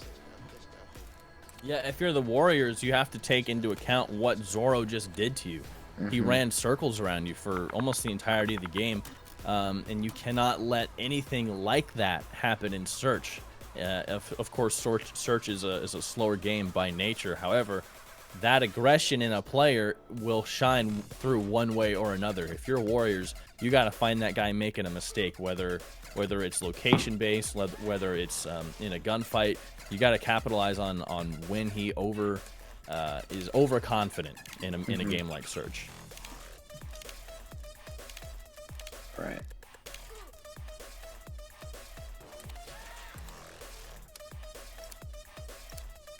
Now going into search and destroy on Garrison. The lanes are long. I want to see some sniping action down mid. Getting beamed off the rails. Snipers in Search are one of my favorite things to see. Because when you play a sniper in any other OBJ based game mode, it's never a guarantee that you can make an impact with a sniper rifle. In Search, you can absolutely make an impact with a sniper rifle, and that's what I love to see on a game like you said, Garrison. It's got long lanes, it's got a lot of potential for snipes here, and we'll see if anybody has the decency to pull one out. All we can do is hope, but we're hopping in right behind Evo or I'm sorry, right behind the Warriors here on the defense. Garrison, a strongly defense favored. Yeah, that's interesting. Smoking, pushing right through mid to try and disguise this setup, but I think Snapsa Look at Snapsa finds already in one. the back line. Oh, doesn't know that Zoro's there. That's the aggression I was talking about that Zoro usually plays with, but here we see Zoro in the backfield with the sniper rifle like we're talking about. Dobbs is gonna be able to get the peek onto him though and take care of that very quickly. It's a 1v4 already. Evo Nightmare is the last left alive against an entire team of Warriors, so he has his work cut out for him indefinitely. With bomb down, it's going to be tough for Evo Nightmares to make anything happen here. Yeah, I think the entire Warrior squad knows that bomb's down. I thought they were going to let him get away with it, but no, Warriors on top of that. There's no reason you should be letting the last player alive in a 1v4 collect bomb. He almost got away with it. If he doesn't repeat that, he gets away with bomb. That should not happen if you're the Warriors. I would figure you have 3 barrels looking at bomb and maybe one or two players trying to maintain a flank route, but interesting to see Warriors let that happen. But they come away with the round, so what does it matter? Yeah, and for chat, just a quick recap. We know the screen was unfortunately off, but whoops. Yeah, Evo Risez, they do go down. They were in a 1v3. Evo Nightmares was unable to clutch it out. Almost got bombed, though, but Warriors were able to close that out. Now, Dobbs being first blooded. Snapsa finds one. Rin taken out. What the shot punch onto Karambit? The man is a monster. Oh, J-Rock serves it right back to him. I thought Snapsa got another melee kill. J-Rock delivers the karma right to his face. Now it's a 1v1 Hero and J-Rock. Hero with bomb. J-Rock's going to try and play for info, but Hero's not even worried about a bomb site right now. He's looking where he last knows where J-Rock was. And he slides over the tank, and he just gets into cover with 9 HP out of 150. Hero almost ended the round right there. He's got him dead to rights. Grazes the top of his head there. Hero knows exactly where he is. Looks like he's going to push for that bomb, but J-Rock with the read, too. It's going to go down. That's a great right read. Here.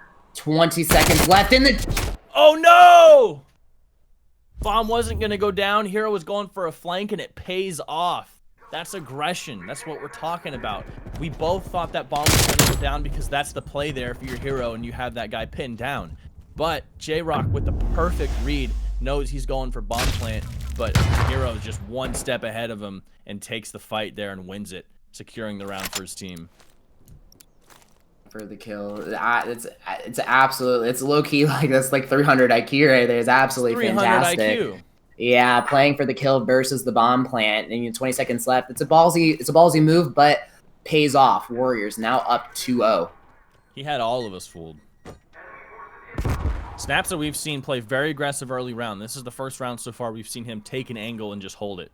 I want to see what he does the rest of this round, because normally he's flying through mid into the back line, but not this time. They've asked him to play a little more reserved. They have a 2-round lead. They want to play their lives now. They don't want to be giving up a 2-round lead. They want to try and take this thing to the bank. Nightmares finds Hero though. 4v3 favor Evo. Yeah, Rin looking to recover here, just trying to find any type of information to dictate this bomb plant. Dobbs currently set up over on the A side. Look at that angle. And it Beautiful. pays off for Snapsa, not playing too aggressive. He sits back and he does get his kill. 3v3. Absolutely beautiful to tie this back up. Dobbs, I think, may not have saw him. Karambit with the bomb, looking to progress forward. Bomb is going to go down at the B site. 20 seconds left. J-Rock finds Snapsa. It's a 3v2 now. Rin gonna have J-Rock crossing just over his crosshair there. He finds the trade. Now it's a 2v2. Zoro in a bad fight to be in with a sniper rifle right now, but he does get away to safety for the moment. He's probably calling out to his teammate right now saying, "Help me, please. There's somebody in my face with and I just only have a sniper rifle." That's when you don't want to be caught with a sniper rifle in Surge. But Zoro pulls out the secondary and takes care of one. Now it's a 2v1 favor Evo. Bomb has to go down. Zoro's the last alive. He's got to take that challenge, and he wins it against Rin. Huge plays out of Zoro there. Absolutely fantastic. That last round just it fell apart so quickly. But Zoro able to find one. And he doesn't take the sniper rifle here. Wow. Thinking on his feet, picks up his enemy's weapon, takes care of it. I thought he'd pull out his pistol and won that fight, but no. I didn't see him pull the crib right there. That's fantastic. Big brain on Zoro, gets his team on the board. Zoro currently 4-2 on a streak of 2. Karambit's still waiting to get on the board though. He's 0-3. Evo Risez are gonna need him if they want this map. Yeah, just one kill, hopefully like a first blood or a trade, just something to get them farther into the series. Though, however, it's looking bright. Only 1 to 2 snaps. Finds one onto J-Rock there. Aggression out of him. And the terrific timing. Finally gets paid for it. Hero finds Karambit. Karambit will have to hope he gets on the board next round. Nightmares last alive here. 1v3. And gets peeked by 2 angles at once. So not a likely scenario for Nightmares to come out and win. Warriors answer right back, and it's 3-1 Warriors. Yeah, fantastic and dominating performance out of Warriors so far. Able to counter everything that Evo Nightmares is throwing at them, and just maintaining the composure. It seems like they're just holding their own and not letting the individual aggression out of Zoro, out of J-Rock, get to them at all. And we just need a little bit more out of Karambit, and they're kind of capitalizing off of that as well, knowing that he has not gotten a single kill so far. Currently leading 3-1, looking to make this another 4-1. Yeah, if you're Risez at this point, you're trying to think of a plan as to what can we do differently. We know Karambit isn't getting a kill. Maybe put him on the front line and play him for info, and if he's lucky, he'll get a frag for us, and try and flip these things around a little bit. But Karambit is 0-4. I don't think you can have him in the back line. I think you need to have him up front playing for info if his gunfights aren't reliable. I think Zoro needs to play it a little bit slower on his end. He's very talented, and he can win a lot of gunfights if he stays alive. Nightmare is going to get peeked by a jumping Dobbs, and that's got to be frustrating for Nightmares if you're reading that flank and you still lose that gunfight. Warriors looking real good right now. Fantastic. 22 seconds left on the bomb for the defuse. Warriors now in a 2v2. Dobbs takes out J-Rock.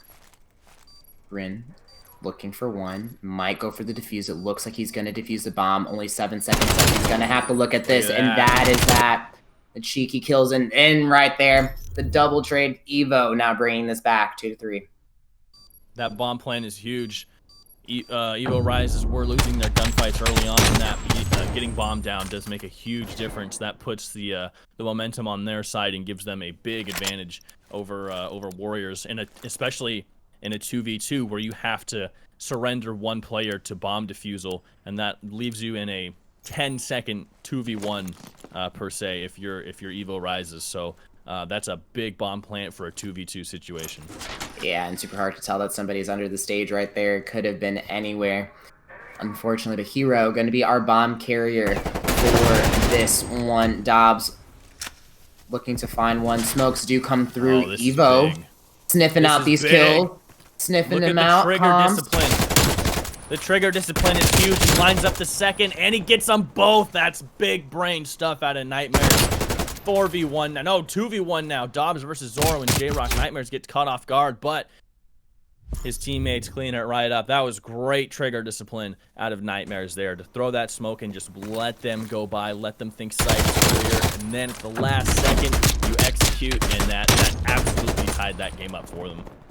Yeah, that was a big two-piece right there. Just not shooting. I know the amateurs probably would have shot through, thinking, I'm gonna get this kill, spray and pray, but waited for the smoke to reside a little bit, looked for the 2 and found him. The fact that he did get 2 and didn't get trade out is a big difference between getting 2 and then getting traded out. But yeah, big play from Nightmares, big play there. Got the team back in the game. Look at the push from Karambit here. There you go. Now Karambit's on the board. He's gonna get 2 in the same round. Big push, putting him on the front line, just like I had suggested. They're listening to the stream. Karambit finds 2 immediately, and a 4v2 now. Zoro pushing Ren, and Ren's going to get taken down almost immediately. It's 3v1 now. Dobbs, the last one alive. Dobbs now at a 1v3.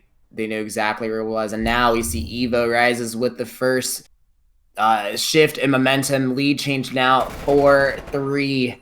Karambit, huge 2-piece. I think Zoro just graced him right there. Said, here, take my Vamos. Take this 2-piece for me. Zoro followed up with another kill in that spawn.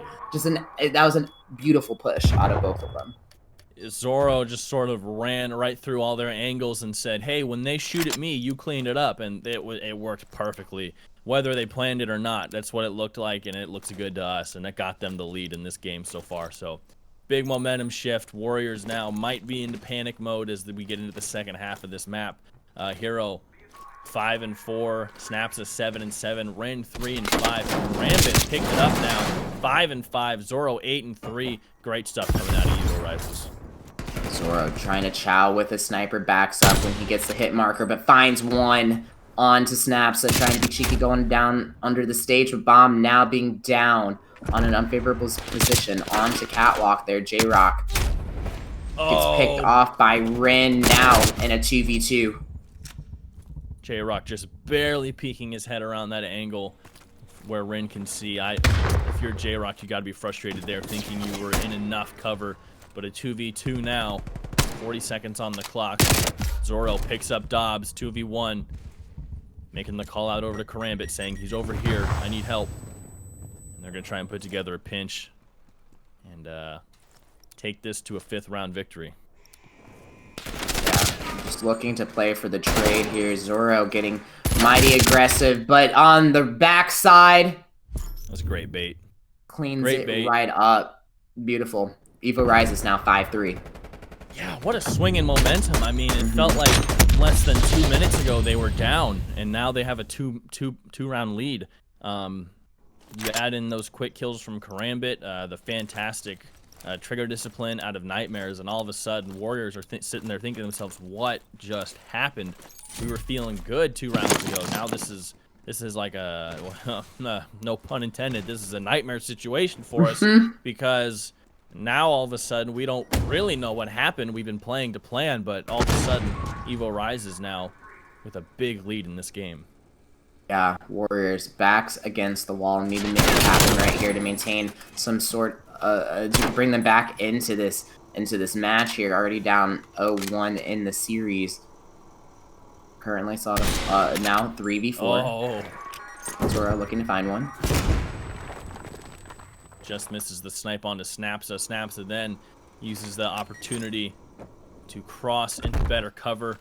Just standing right above the bomb carrier. Karambit, who absolutely takes advantage of that situation. Karambit now, I think, is positive on his KD, which is big for him after such a slow start that he had. Nightmares barely misses out the frag on Dobbs.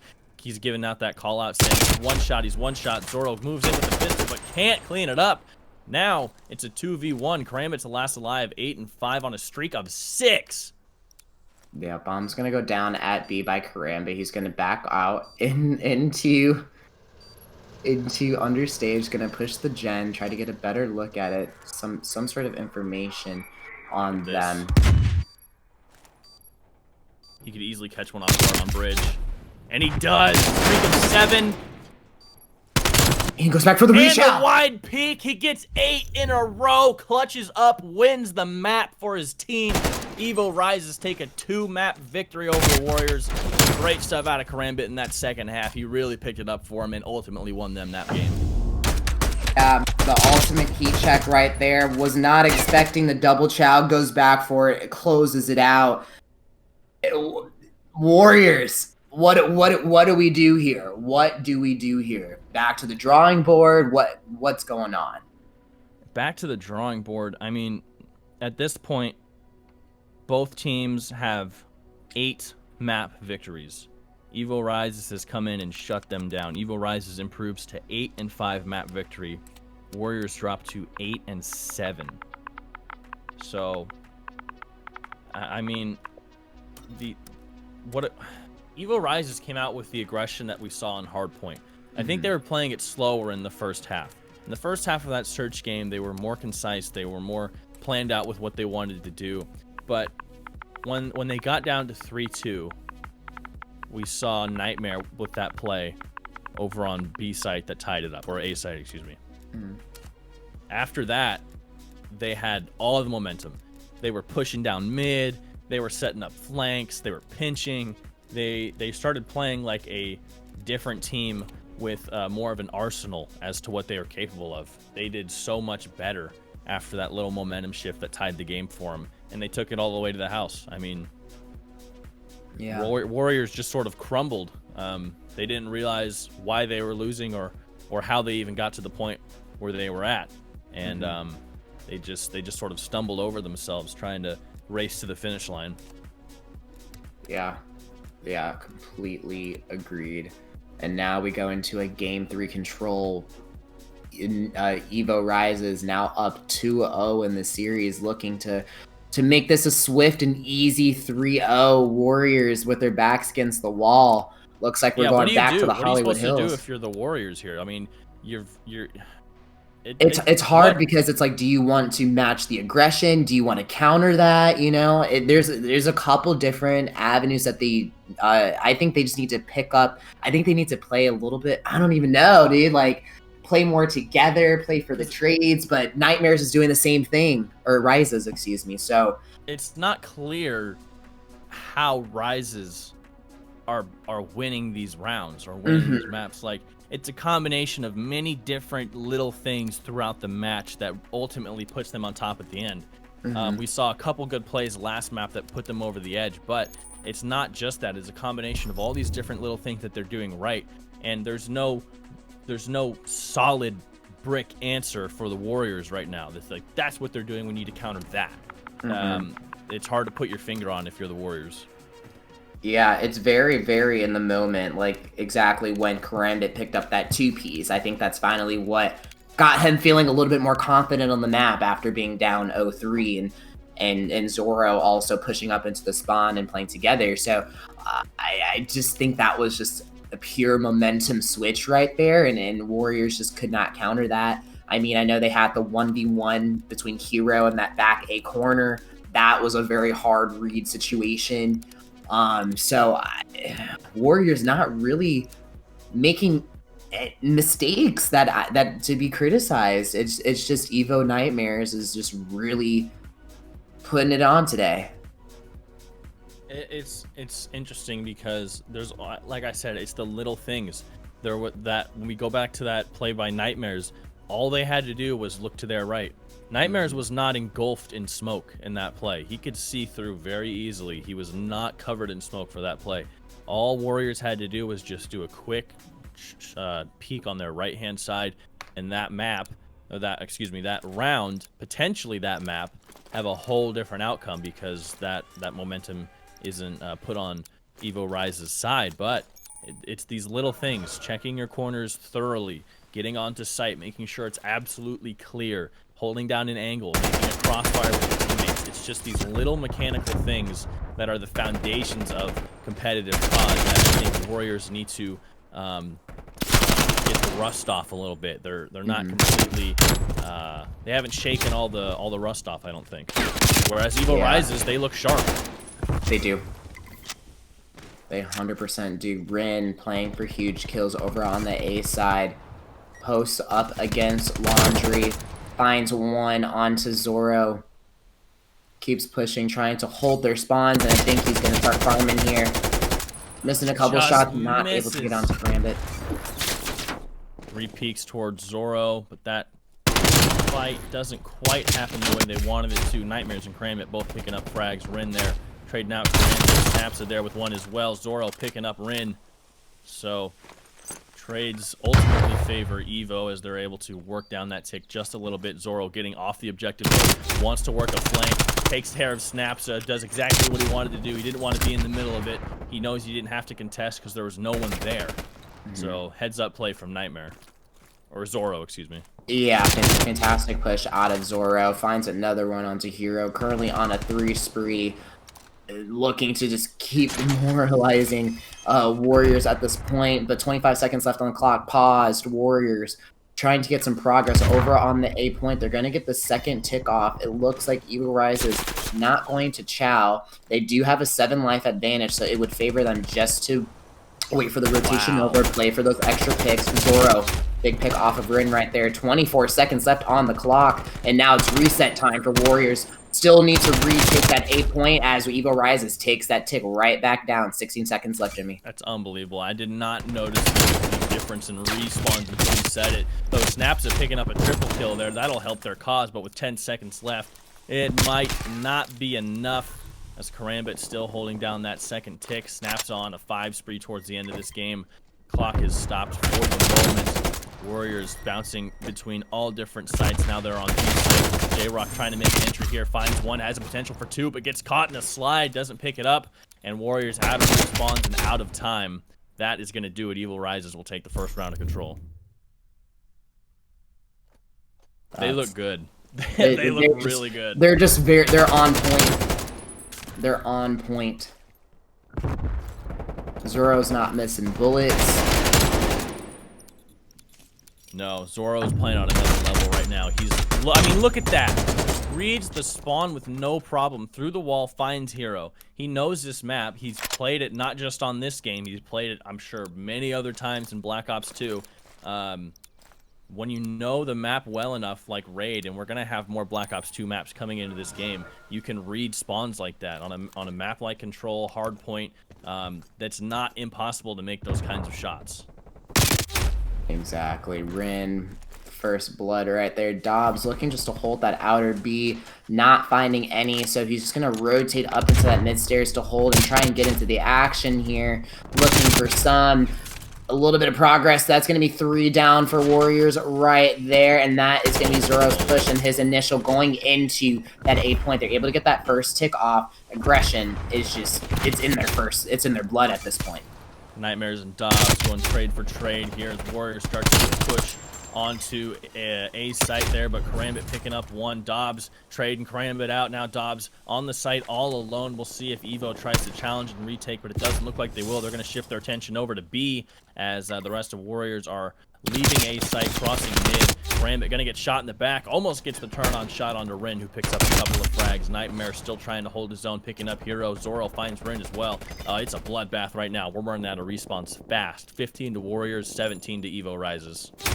Yeah, kills are just going back and forth in the feed, 16 to 14, like you said. Evo Rise is just making him choose. I'm not sure if I'm a huge fan of how much they're splitting between these 2 points at this point, but the A is going to go in favor of Rises, and now the rotation begins over to the B site. 14 respawns remaining to 13. Let's check calls on Warriors. I want to hear what they're doing right now. They're very spread out. I want to hear what that sounds like. Yes. Bedroom. Okay, fucking. Yeah, just chill. Everybody just fucking chill out. Zara mate got him. Everybody just chill. Another one. Two mid pit. They need me out. Yo, somebody push that. Come on, bro. You got 2 there. Wait for them. There's 2 kitchen. You got two there. Good shit, Chris. Good fucking shit. Three down. Yeah, straight to the I'm gonna watch the back. Money. I thought you said got the kitchen. There's like one more kitchen. Yo, bedroom. No, that's our side. Yo, Evo, top bedroom, 1 shot. They're falling apart, Jimmy. Warriors feeling chaotic right now. They're making callouts, trying to maintain what they can in this game, but Evo Rise is keeping up that pressure in a fantastic method, though. Evo Rise is only with 1 respawn remaining, looking pretty good at the moment. Warriors have 2 lives apiece now with 4 respawns left, but Zoro's gonna find Hero there. They're working it. They have 3 alive now. Snapsa gets taken down. Rises is giving them a run for their money here. They haven't died yet. Look at this. Zoro walks. No, that can't happen. That can't happen if you're Warriors. So 1v5 now for J-Rock. He's got to kill 5 Warriors to win this round, and they're not going to do it. So Warriors, they luck out. They get away. But man, Evo Rise is coming. Yeah, Evo Risez has them flustered at this point. It just doesn't sound like they're picking up their kills that they're supposed to be hunting. I think I heard at some point that there was one more person in kitchen that wasn't called out. So I think they just need to tighten up their composure. Hero, currently sitting at 6 and 17, needs to put some really important kills on the board for his squad right here for the Warriors, or this could quickly dwindle. However, they were able to get themselves back on the board here, tying this up 1-1. But Risez, I'm sure, big nade out of Karambit. I don't think we have Evo Risez calls today, but I can't imagine that their calls are as frantic as that. Can't blame them being up 2-0 though. They have to be somewhat feeling good about this. Even though they lost that round, they were very close to having it. I mean, look at all these kills coming in from Evo Risez. 21 respawns to 24 already. A lot of the same here. They're playing their angles very well. They're not over peeking. They're peeking together when they are. Zoro picking up Hero right there. One thing I wanted to mention.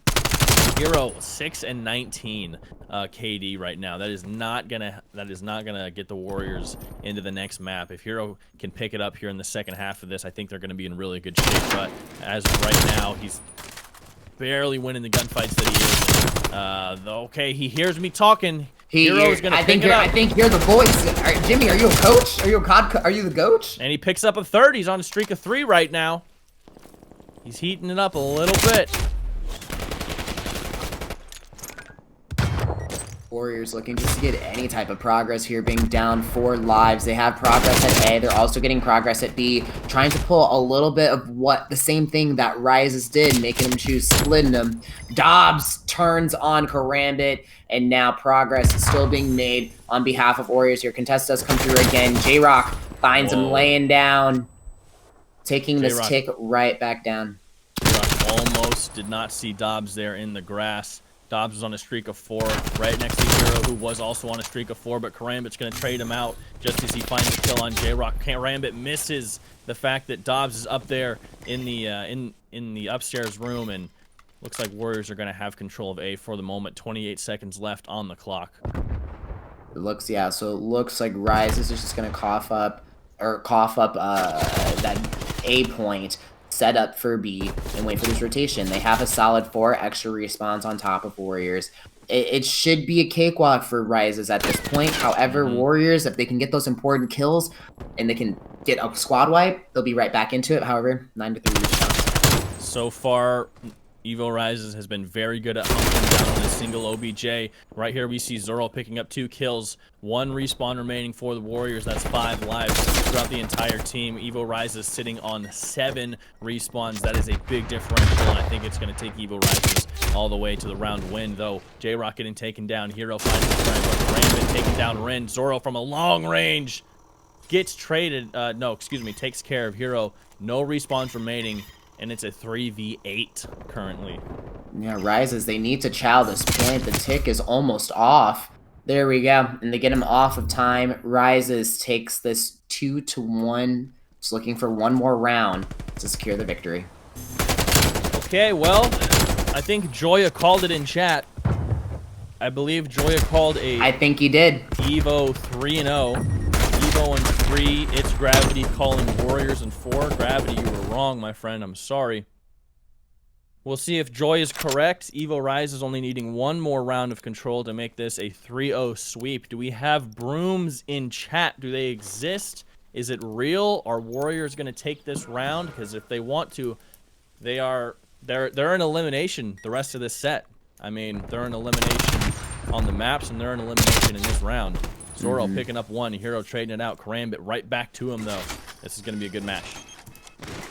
Yeah, progress already being made at the B point. It looks like Risez is looking to switch this up in a 4-stack on B. Snapsa finds 1, unable to find the second one. Hero pushing in from basketball court, trying to find 1, just trying to throw utility, but getting shut down by trophies. Zoro spots Hero. They know exactly where he is. Gets taken out by Nightmares. Nightmares traded out by Dobbs. Dobbs looking to stop the progress. Split up. Evo Risez is split up on 2 different points right now, winning all of their fights.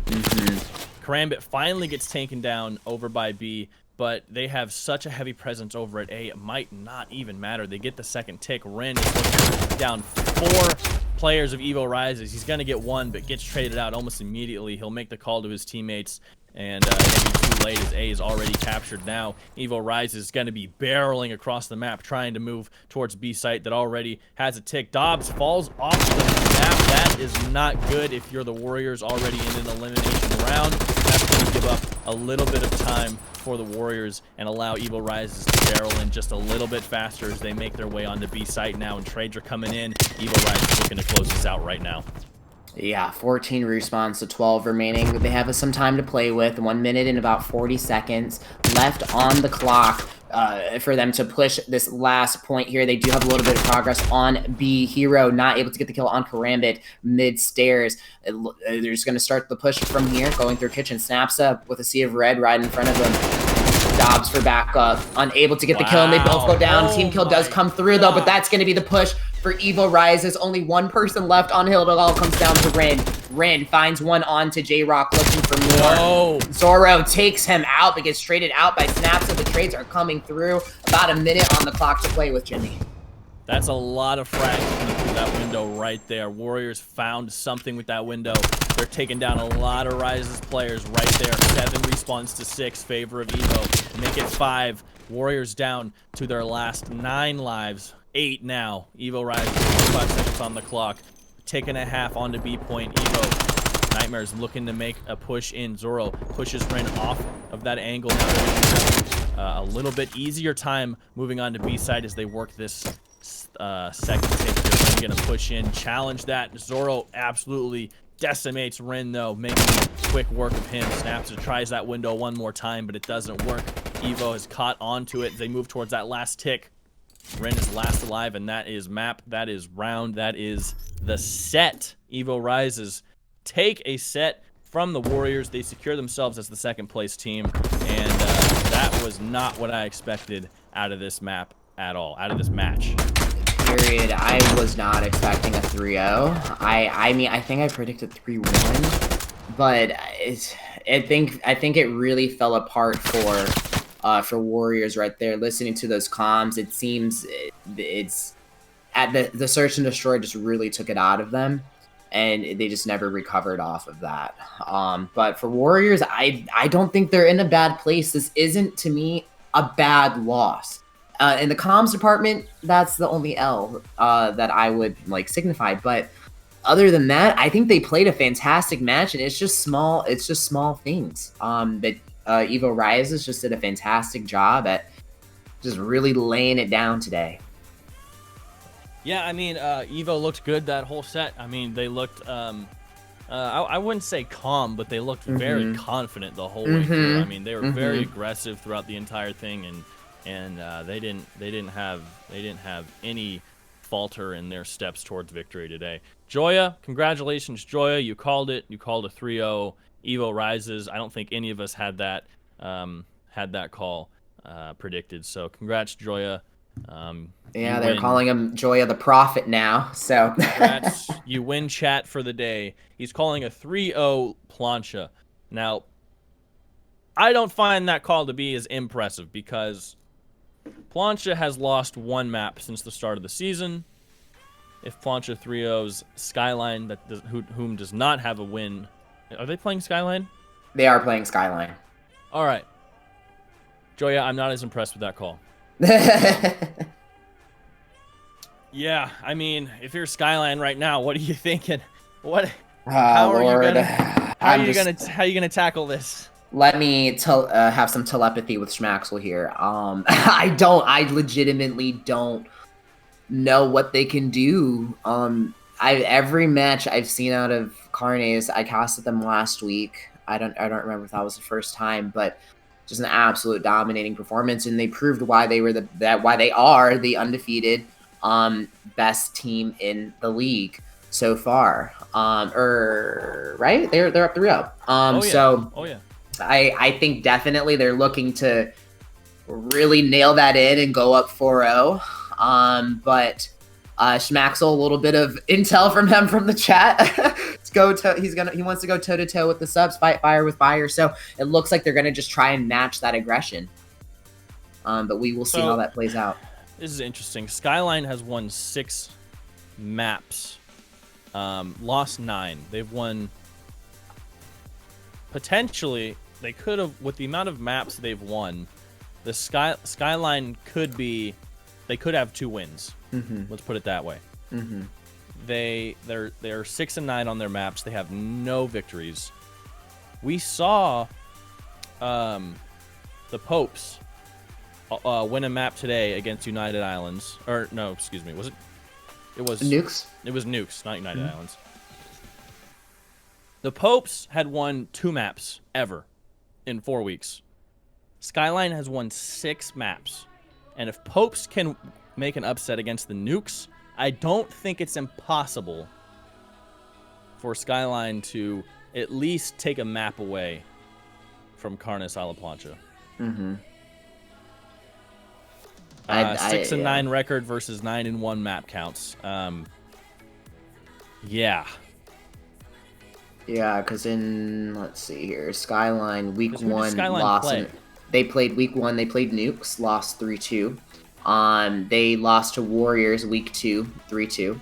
And then they lost to Robbery Boys 2-3. So all of their matches have been close. I've casted most of their matches too. And Skyline, I really do like their team, and I think they're fundamentally strong. They've just fallen short every single match. However, I don't know how they're going to go up against the beast that is Carnes a la Plancha. I think if they can keep it as competitive as possible and really try to capitalize on their mistake or on Carnes' mistakes, if there are any, I think that's where they can get some maps and hopefully a series out of this. But it's a long road. Plancha, the aggression out of them is actually unmatched. Yeah. We have not seen a team go 110% for 110% of the set. We see teams aggro on certain maps, on certain game modes, for half the map. Carnes a la Plancha is 110% aggression, and it's smart aggression too. Yeah. They're not just running out fragging. They have a plan, and they're fast with it. So, Skyline, I mean, you can't wait for them to make mistakes because they rarely make mistakes. That's not gonna work for you if you're gonna be waiting a long time.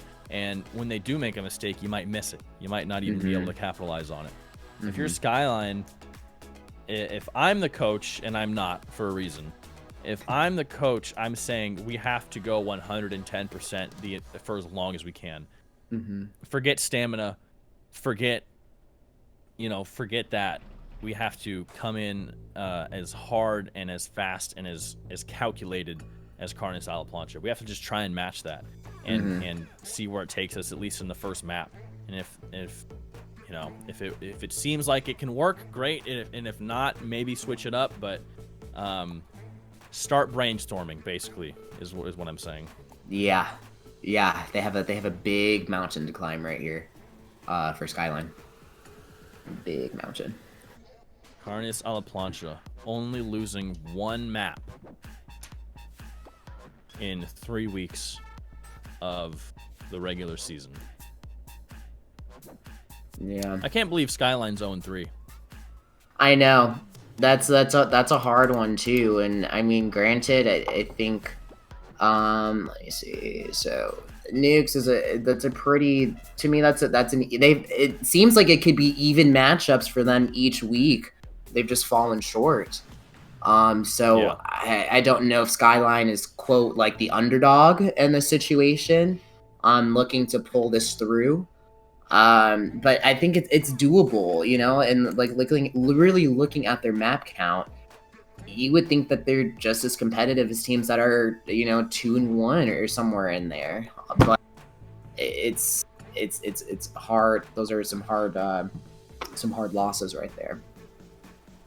Exactly, and if you're Skyline, the morale is not up.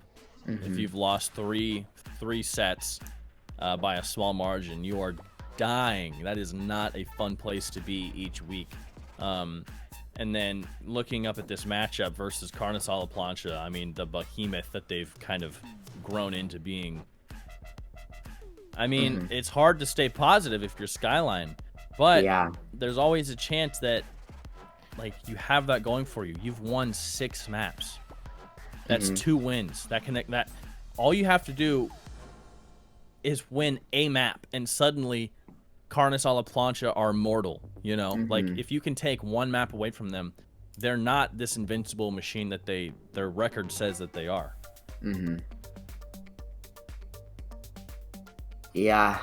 So hopefully Skyline can pick them apart, pull them apart. Schmaxel says he's staying positive. I think Schmax has a great head on his shoulders. He's a very level-headed person. That's good. Very likable When you're guy. down 3-0 up against these guys, you need that. Or 0-3, excuse me. We'll see what they can do. I think we're gonna try to start this one at 7:45 East. Beautiful. We're just waiting on Mexi, so we're gonna give him a few more minutes because obviously this is the first week and probably the only week that we'll ever be ahead of schedule. So yeah, usually we're like 25 minutes behind, but we're 25 minutes ahead. So you know. So what are we saying? Like 10 minutes, 15 minutes? Probably around probably 10 to 15, like 12 minutes maybe. Okay. Yeah. So if you guys need a break, then all good. Yeah, I'm gonna grab a drink. Okay, be around. Sounds good. I'll be right back. Sounds good. All right, chat. Looks like you're stuck with your boy Harm Dota. Let's go through a little bit of housekeeping while we have a few minutes.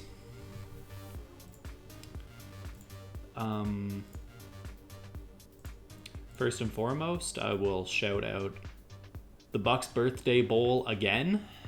Bucks is having a birthday tournament this Friday. So it's a $100 prize pool for first single elim. He's going to max it at 8 teams, but he said he might expand that if he gets interest.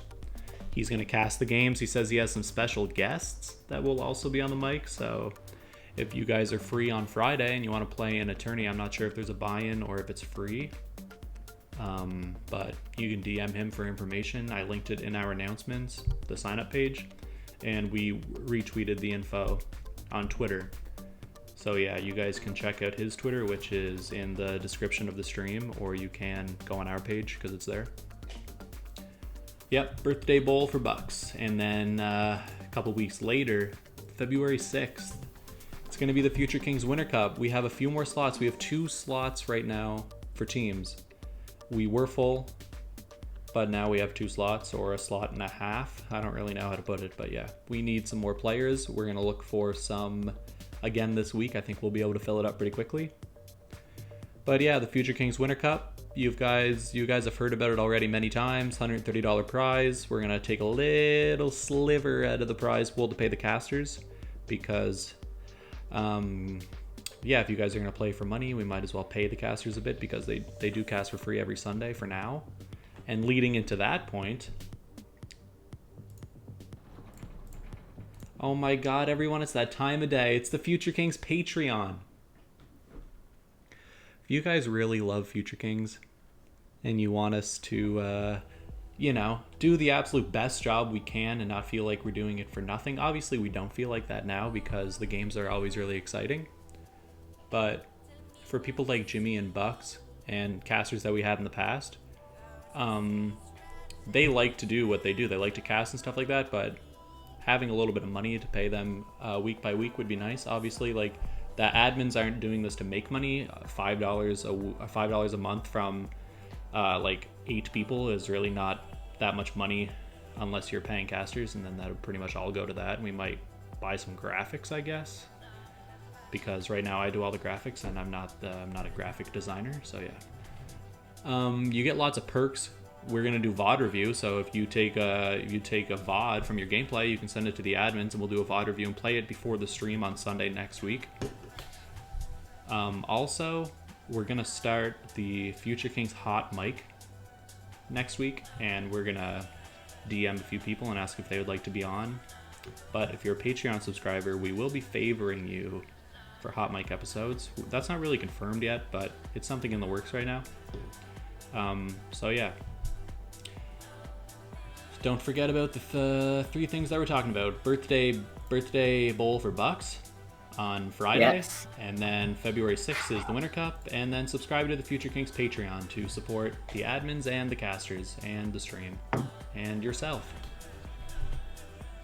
And yeah, that's it.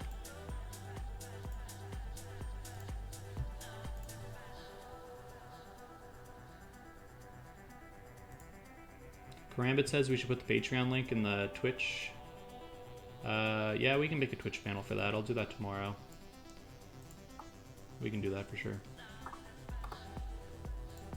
It is our pinned tweet on Twitter though, so yeah, if you need to find it, it is there. It's also in the Discord like 5 times. But yeah, whatever. So this series is going to get going stream in a couple minutes. I think we're just waiting on one. Maybe not. Mexi, we're all good, just waiting on him. Mexi says 20 minutes, which is, well, it looks like we're going to start on time, actually. We're going to start the next stream at 8 Eastern. Just got confirmation.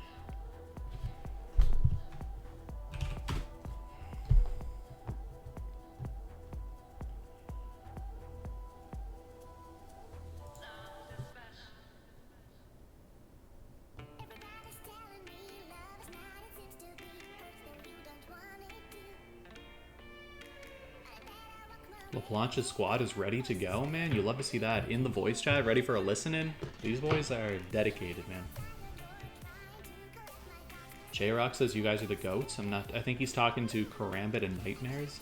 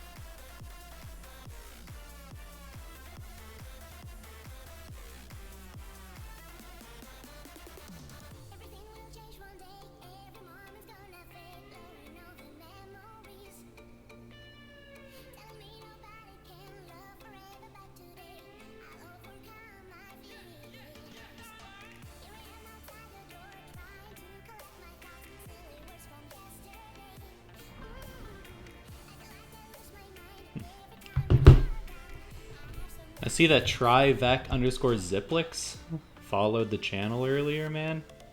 And I think he's signed up for the Winter Cup, too. But man, that guy's giving me some weird vibes. Really weird vibes. I would love for Ziplix to slide into the DMs, dude. If he's listening.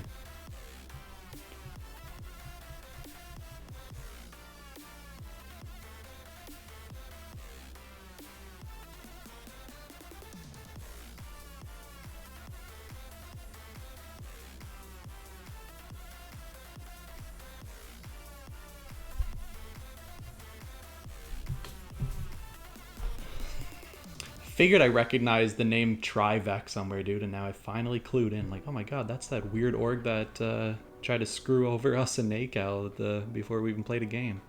That's so strange that this guy would sign up for one of our tournaments. He's clearly not going to be allowed in. Evo Nightmares says, yes sir, shout out to the casters and admins. You guys, y'all giving us a platform, make every Sunday that much more exciting. Yeah, man, like... We know that obviously it's ideal to play more than one series a week, but we want to make sure that we can get as many people as possible able to play on a certain day. So we think Sundays is usually a day when everybody's home with a couple hours to spare, so works out pretty good. Sundays games have been really exciting. Obviously we had a couple no-shows today, but that thing's going to happen when you're playing with a team of randoms every week. So it's actually kind of surprising that we only had one FF so far, and I expected to have at least 2 or 3 probably by 4 weeks in, so... We'll take that. But yeah, guys, we're going to be chilling here for the next 20 or 18. So yeah, I don't know. Whatever.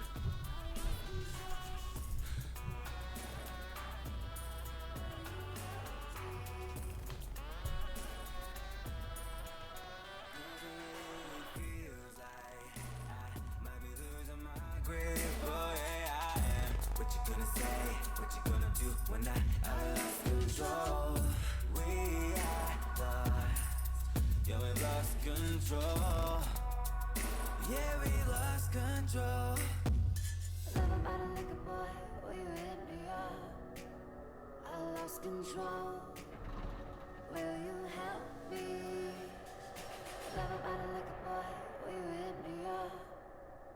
I lost control. Will you help me?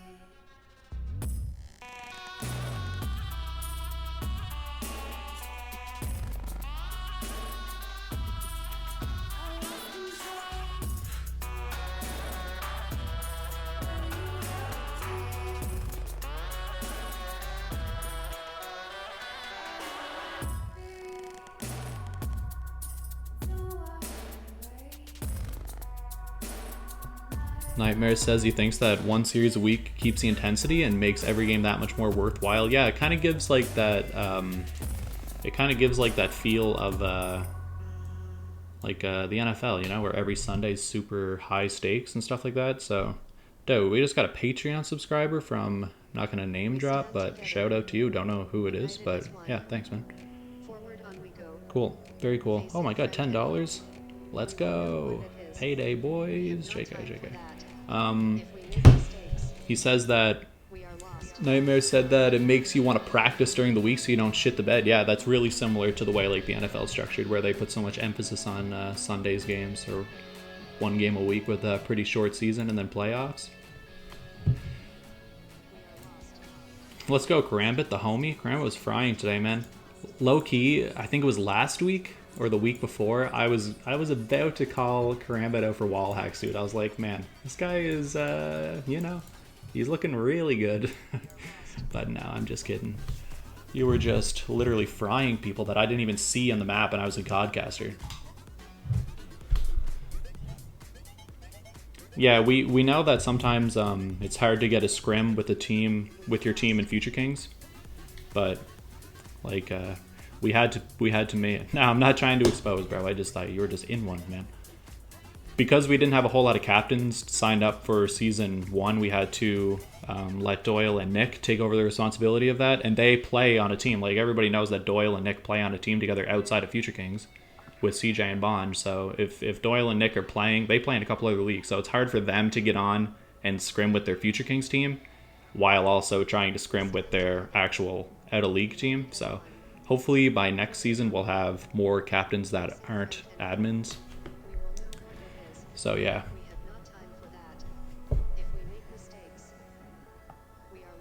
But I mean, it's obviously beneficial for our league for people to want to scrim than just go AFK all week. So yeah. Keep on looking for scrims, boys, and then sign up for the Bucks tournament this Friday, and then that'll be way better than any scrim practice you're gonna get. Yeah, I think it'll be a fantastic tournament, very competitive. I put 8 teams down, but if the interest is there, I'm not opposed to expanding to 12. Yeah, you're running more. Single elim, right?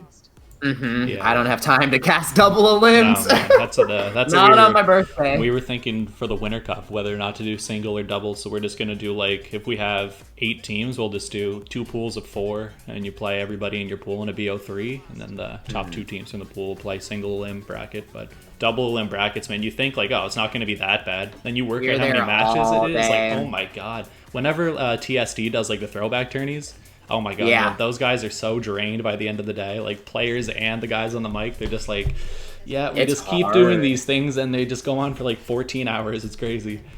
Yeah, like this league that I was in for Modern Warfare, I was a player and a caster, and trying to bounce back and forth on these like long 11 to 14 hour days. I was just like, I'm exhausted. What's up? Yeah, I think we're gonna stick to the schedule of 8 p.m. Jimmy. Mexi said 20 minutes, and that was at 7:40 or 7:37, so I think we're going to be right on time. Okay. So if you needed to take an extended break, feel free, but we're approximately 13 minutes until we start the game. Show. You love to see the new Patreon subscriber today? Money coming in. Love to see it. Love to see it. Yay.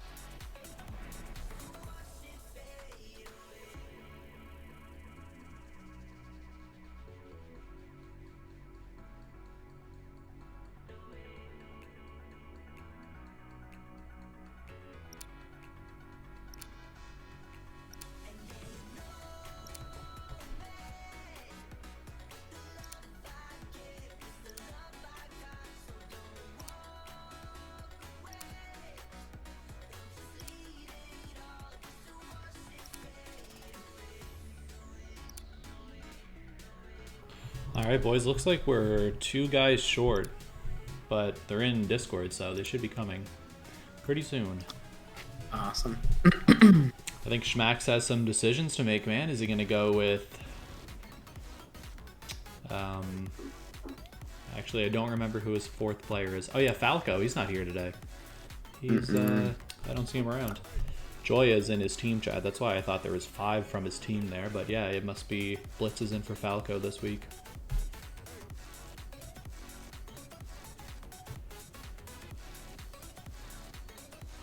Yeah, it'll be interesting for sure.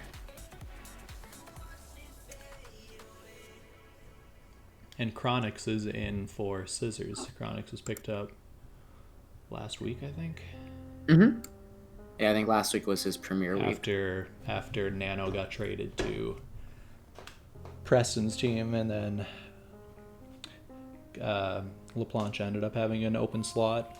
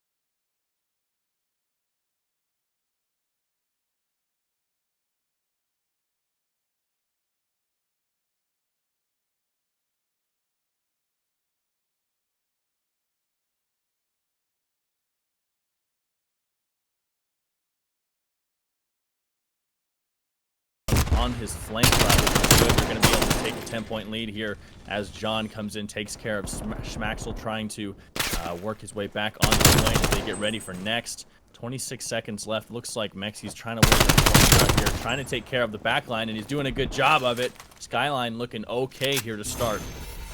Yeah, Mexi clearing out that back P2 just saved them the spawns right there. Contested spawns do come through on behalf of Carnes, though. They're spawning around globe area. Contested come through. Pretty even game and contested hill for the most part, but great job on behalf of Skyline for just maintaining these spawns, playing their kills conservatively, and just keeping it as competitive as possible. Now they can bank off of this next solo Plancha, looking for any type of entry right here, but Blitz shuts him down, coming out of CDOM right there.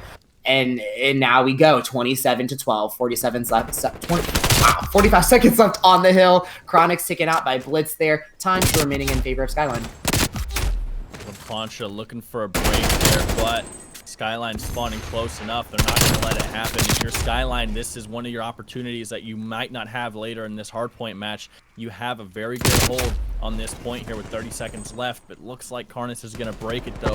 If you're Skyline, you need to take advantage of the points that you have, and you need to not let them break you immediately, because up against this team, they break teams on a hard point fast. We've seen it a lot. They group up once and they break that point, and they usually are able to hold it throughout the entirety of the timer. So if you're Skyline and you find yourself in control of a point, you need to hang on to it like your life depends on it, because it does against Carnes a la Plancha.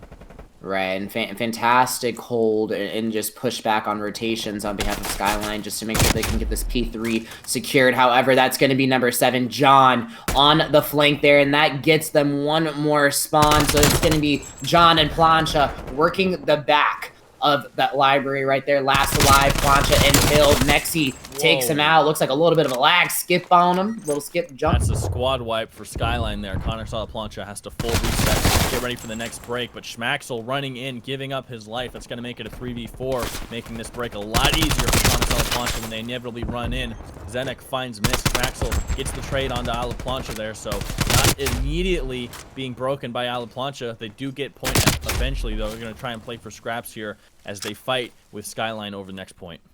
Yeah, Carnes grabbing the rest of that scrap right there. It's going to be about 60-50, still within about 10 points. Rotations are coming through. It's going to be Mist and Schmax holding a pretty solid pinch onto this next hill. Contest does come through, though, and team kill also comes through on behalf of John. And now Carnes with the initial onto P4, but Blitz shuts down Plancha, just holding that back corner, waiting for the reinforcements to come in. Hill remains uncontested. Xenoc looking for any type of entry and information into the hill, but gets taken out by Mist, still holding that backside or from the front. Chronix gets taken out by Blitz there. Kill remains contested. Only 5 points separating these two teams. I'm interested. We've seen a couple of milliseconds of lag here on some of the spectator cam. I'm interested if that's being experienced between all players right now. I hope that it won't disqualify this match in any way, because I like what I'm seeing out of Skyline so far. They have not fallen behind as they easily can against Carnes a la Plancha. They're staying in it with them. They're keeping their pace, and right now they lead them by a few seconds, but they might have other plans as Carnes a la Plancha does get the first hold on this point, and it's tied contested right now. They finally take a lead, and it's close. It's not going to be, I don't think it's going to be a wipe, at least not here in this first half. It's been very close. Super close so far. Carnes leading by about 10 points right now. Blitz was lingering around top checkers, not sure what that really was, but 1 and 3. That's going to be Mist and Blitz working that back P2 just to make sure they can secure spawns. Skyline holding the hill right now, looking for the last one. It's going to be Xenoc top checkers, and now the flood begins from Carnes holding globe courtyard area, just looking for any type of entry and rotation, but Skyline shutting that down any way that they can just to make sure that they cannot secure these back two spawns. If you look at the mini-map, that's going to be Mexi and then Blitz, both holding street, 1 and 3's 1 street, just to make sure that that push does not happen. Carnage is able to soak up scrap off of that purely contested hill. This is what I was talking about when I said Skyline need to keep up their aggression and their stamina. Carnes a la Plancha is not giving away their points here. They're making Skyline work for it. If Skyline can continue the momentum and the aggression, and Mexi's going off. What a good What a good start for him. 16-7, 30 OBJ seconds. If Skyline can continue this aggression and match Carnes Plancha's stamina, they're going to be in a good shape. Yeah, fantastic play right there. Blitz not able to get the kill on Plancha, but missed. Able to secure that. Blitz gets taken out. So we're still seeing a lead in favor of Skyline at this point, 115-87. The rotations need to start now for Skyline. If you look on the minimap, Carnes already fully rotated, just holding that mid-cut. John finds one, looking for the second one onto Mexi. Shots are being fired, but the initial for P3 is going to go in favor of Carnes, which was a good play out of them just to back up and hold to try and get more time going into the future. Currently at about a 40-point lead, but it can dwindle pretty quickly. Well, Skyline did raise the lead to scrap on that last point, and with the lead they have, if Carnes Plancha maintains the site for its entirety, the deficit will not be terrible. It won't be ideal, and that's if they hold it the entire point. But like you said, they will lay in that rotation, so it's very possible that Carnes Plancha will hold this entire point here. But if that's the case, they will only lead by 35 or 40 or so. Not an impossible margin to make an effort on, but Skyline trying to make an entry here, looking for anything they can get. Mexi and Schmaxel both finding a frag now. John on the point by himself here, waiting for his reinforcements as Mexi's going to try and make a push as the rest of Plancha move in. John's going to get taken down, and right there, Skyline will contest that for the moment, and they're going to be able to rotate on to the next point, while Carnes Plancha are going to clean up the scraps of 6 seconds worth of scrap there, and that's not going to be as big as a lead as you're hoping for your Carnes. Yeah, Carnes, they were able to pull this back within a pretty even margin, 136-131. Initial is going to go in favor of Skyline here. Blitz is going to be your OBJ. However, it just seems like Skyline, they're just heated up. They came ready to play. On the behalf of Carnes, you're going to have Chronic sitting at 9-17, and Plancha, another amazing player, sitting at 8-16. That's not something that you want out of your leading players on that team so far. So maybe it's just a slow start trying to heat up so far. But they're going to have to kick it into gear. Keeping it as competitive as possible is ideal, but they're going to be looking for a lead change pretty soon. 22 seconds left on this hill.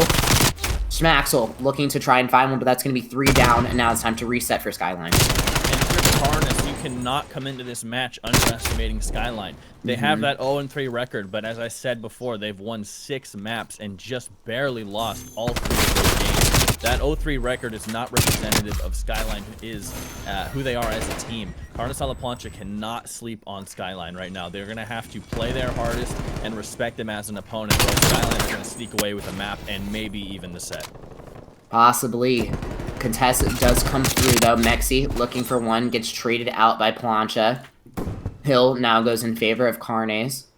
157-150, 40 seconds left on the clock. Skyline all gathered around, fantastic trade, all gathered around Globe right there, looking to make this rotation and try and pressure them off the hill, though. Xenon currently on a 5 spree, shuts down Mexi. Chronics finds one onto Blitz, and now the rotation going into P2 begins. Carnes looking good. Zenek, like you said, on a streak of 5, 23-19 with 121 OBJ.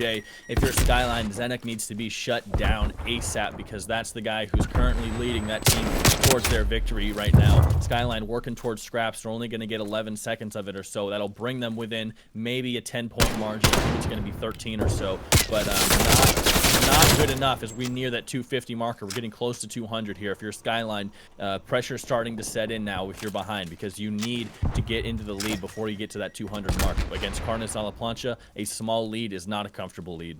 It's definitely not. Skyline, they need to try and stay ahead or within a 10-point margin for as long as possible. Carnes is starting to rack up these points now. We're going to see about a 40-point differential now in the second set of rotations. Skyline both able to find 2 down now, hunting for the last one. Enoch on hill gets double traded out there. So now Skyline grabbing the rest of the scrap, can still keep it within about 20, but red arrows on the minimap are all set up going into this P3, and they might just need to leave the rest of the scrap if they want to focus on the rest of the match. Plancha just joking back and forth between Eskies, just getting these important kills off of rotation, just stopping that push out of Skyline.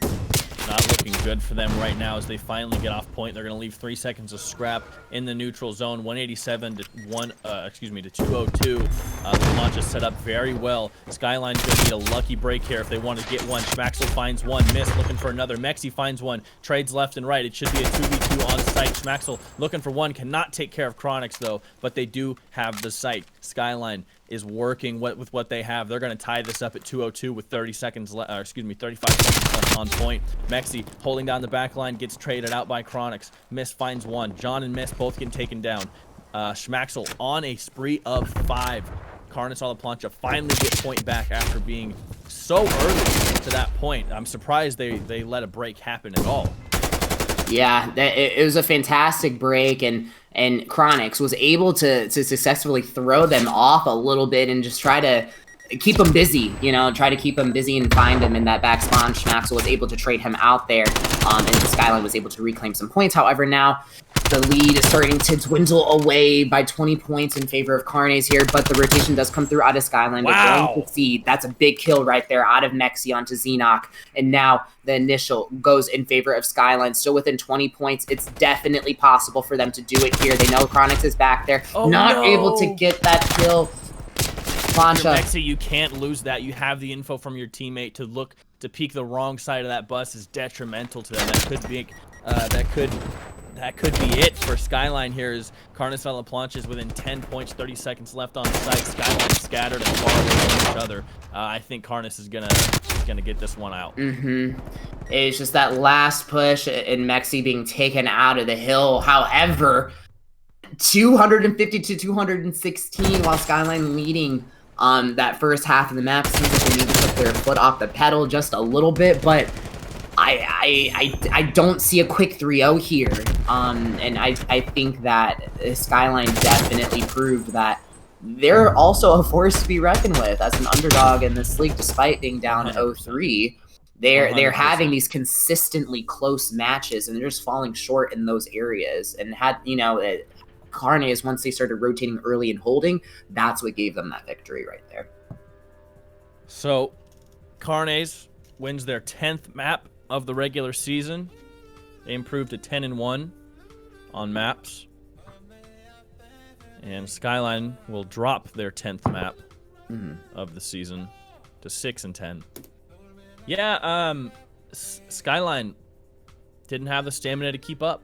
Carnes a la Plancha, I think we're taking this maybe at like a 70% capacity in the first half, and then they said, oh, maybe they'll beat us, and then they put their foot on the pedal, and Skyline, they just couldn't keep up. They lost, I think that gunfight that Mexi lost right there at the end on that bus was really important. If he was able to take down that player from Carnes over by the bus and not allowed a double kill, I think that's a huge momentum shift for that site. I'm not saying they would have won the game, but they would have had a much better hold on that site, and it would have been much closer. Yeah, I think we would have seen a third set of rotations out there, maybe have even gone to a possible third rotation P2 if that first hill would have remained contested. But yeah, that two-piece out of Chronix and Mexi falling short on that info right there to close out that kill, I think that definitely hurt them. However, I would hope that the vibes are not killed. I think they played a fantastic match, game 1, and I think they can definitely show it again in game 2 for Search and Destroy. I agree. I think if you're Skyline, you have to say, hey, we at least made it to 200. There have been teams that have played Carnes that have not made it to 200 in hardpoint, or have not given them the run for their money that we just did. So, Skyline, they have something going for them. We'll have to see how Carnes answers. They've seen them in one map. Now I'm interested to see if they're going to change up their game plan at all for Search here. Right. But if you're Skyline, Search could be the map that you steal away from Carnes because, as everybody knows, there's no respawns in Search, and if you can win a couple of lucky gunfights, you can very quickly take a map away from these guys. So if they can't beat Carnes in stamina, they can beat them in gunfights, and we saw that happen a lot. So Search could be their map. It very well could, because if they can push them to a control and especially when those defensive sides. I don't know what map we're playing just yet. The control seems to be defense favored this year. Skyline could make some things happen in the latter end of this series, but hopping in right behind Xenox, Schmaxel is going to be your bomb carrier. Looks like it's going to be a pretty dominant A push out of the boys in blue so far. Xenox looking for any type of snipe off of that half wall. The Chronix finds that first blood. Mexi trades him out. John finds one onto Mexi, so now make it a 3v2 favoring Carnes. Missed, last alive already as John takes down Blitz. Plancha, Zenek, and John hunting down Mist right now. Mist gonna get caught with his pants down, but wins that fight against Zenek, making it a 2v1. Mist with 150 HP. Plancha hunting. Mist is gonna see if he can't recover bomb, but he's gonna have to clear multiple different angles first. John with 2 kills already in the round. Ready for a third. Plancha trying to check his teammates' angles, making sure he doesn't get flanked on. Mist has 30 seconds to work with here. He's going to enter through mid and see if he can't pick off another player with 26 seconds on the clock. He has bomb now, and the rotate should come in. Finessed. This might have been the finesse that he needs. He was able to finesse the bomb and get it down at B, which is most ideal. He needs to make it now because who is that? John. John is sniffing him out, looking for this kill. I don't know. Mist might get away here in a 1v2. They know exactly where he is and not able to get the kill. He finessed the bomb. He had the info on John too, but he just ran for too long. I think Mist needs to re-peek that. After John misses his initial spray, I would have loved to see Mist re-peek that rather than run out into the open, making himself vulnerable to not just John, but also Plancha there at the end. I thought that was kind of risky. Yeah, I get he wanted to be off the scene, but without that intel of the second player, that was definitely a risky push.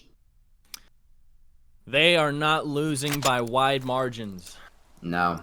That is the story of Skyline so far, and it's been the story in a game of Hardpoint and a round of Search. They are not losing easily.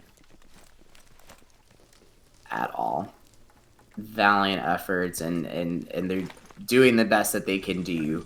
Schmaxel going for a quick cut, but smokes are going to go out. Schmaxel not detecting Plancha. Schmaxel able to find 2. That's big.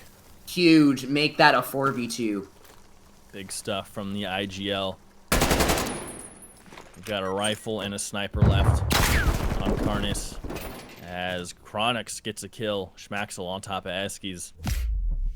Schmaxel maybe getting a little overconfident there. I don't think he needs to peek that angle, and he pays for it. He just let Carnes back in this game. Definitely did. Sitting at a 3v2. Bomb is down. Right on bomb for Carnes. They need to retake this Chronix. Looking for any type of intel, but I think they just sniffed him out. Xenox backing up. Chronix finds one. That's intel for 2 players. Oh, now no. 2v2. Xenox finds one onto Mist, but bomb still needs to go down. 23 seconds left on the clock. Blitz is going to be looking the wrong way. This is the wrong time. That's COD timing for you. Mexi makes it happen, though. Picks up the 2-piece. Does not get caught off. He was 1 shot, but still makes it work. That's a huge play and keeps the Skyline players in this game. Huge play here. Wow. Skyline staying in this. Tying it up 1-1. Came down to a 1v1 for Skyline to get their round. Yeah, Carnes, they're not giving it up that easy. Big push towards A this time. Both teams not taking it slow. Nades, oversight. Now they've slowed things down. Trophy systems in place. Both teams just waiting for info. Waiting to see who moves first. Xenox working that flank. I think it looks like Skyline's going to back up and go for the rotation here, but Xenox might get that info if he's looking the right way. That's a great rotate from Skyline here. So if they can pick off this one player and completely full rush B, that's going to be a super hard retake for Carnes right there. The only problem I have with Skyline's rotate is I think it's taking too long right now. I think all the players on A probably know the gimmick at this point. And Zenek, if he has any info, he should be calling it out. And that's going to bring the rotate over to B as Schmaxel finds Zenek. Bomb will go down, and it's going to be a 3v4 with 19 seconds left. Yeah, Chronic's not able to find... just gets out of there. Unbelievable. Gets taken down by Plancha. 35 seconds left to defuse. 3v3 with bomb down. Missed, holding down an angle. Doesn't spot LaPlancha, but knows where he is now.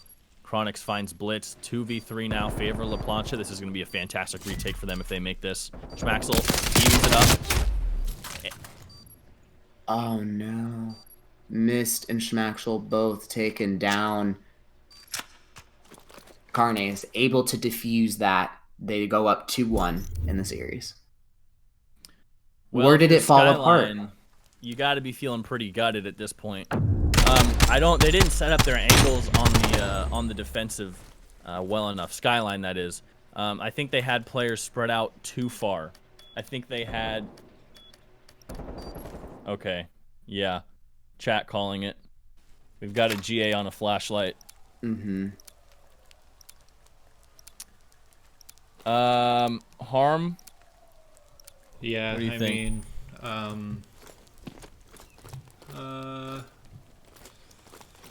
Nick says that's a round FF. Well, I'll pull LaPlancha into this chat after this round and just tell him really quickly and then put him back. So okay. It's not going to be a map FF either way, but I mean, John will take it off. He just probably doesn't know. Okay. LaPlancha on to Schmax. 3v4 favor. We're looking to put bomb down onto A site. Mist has the read. Mexi's there with the read as well. And Blitz trying to hold down that flank rut that's about to be challenged by Chronix. Towards mid.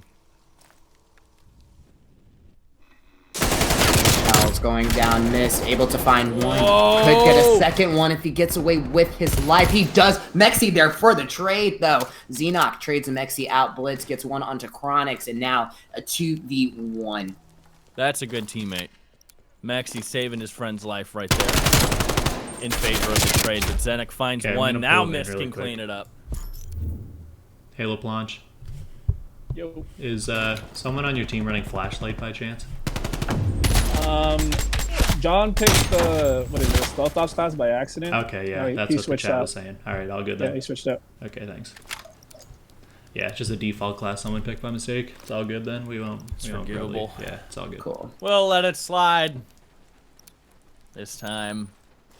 Yeah, if they were 10-1, then maybe we'd, but whatever.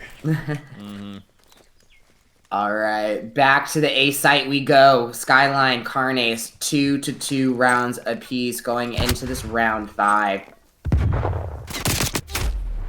Smoke goes out. Plancha finds one onto Maxi. Schmaxel trades Plancha out to the 3v3. Big trade from Schmaxel. Get the info with the grenade there as well. Zenek on the flank. Miss is going to get caught off guard. Try and make a call out to see if Schmaxel or if Blitz can make the trade, and he does. But Schmaxel and Chronix going ring around the rosy right here. They're right next to each other. It's a 2v1. Behind and puts away Blitz, but the trade is there. Skyline have a round lead on Carnes in search. Yeah, you've got to be feeling good for Skyline here. Those previous losses mean absolutely nothing. We're only dealing with what we got, and they're doing a fantastic job. They're proving that they are a top caliber team.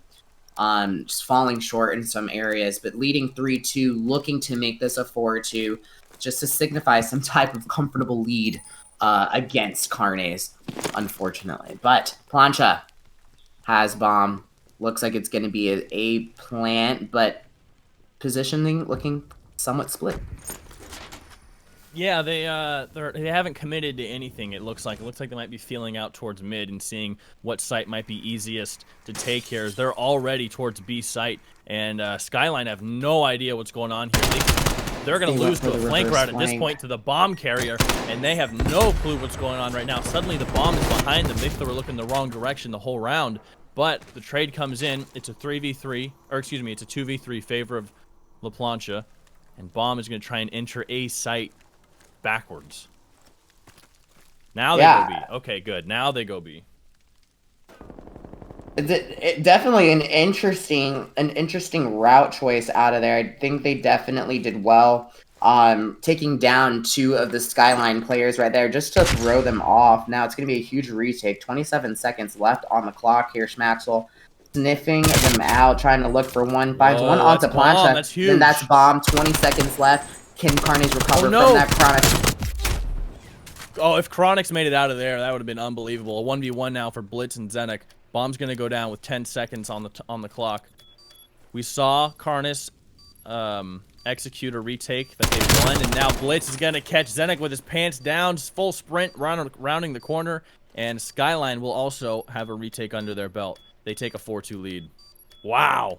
Yeah, fantastic read right there out of Blitz, just to wait, play for the patience, just to see if somebody rushes out of that B bomb site instead of lingering around bomb. And now we're seeing a lead favoring Skyline, and they're looking, this is where they need to put the gas pedal on go, like full send, just to make sure that they can put Carnes in the coffin here. But I'm sure Carnes is not going down without a fight. Still, despite being down 2-4, I don't think they see it that way.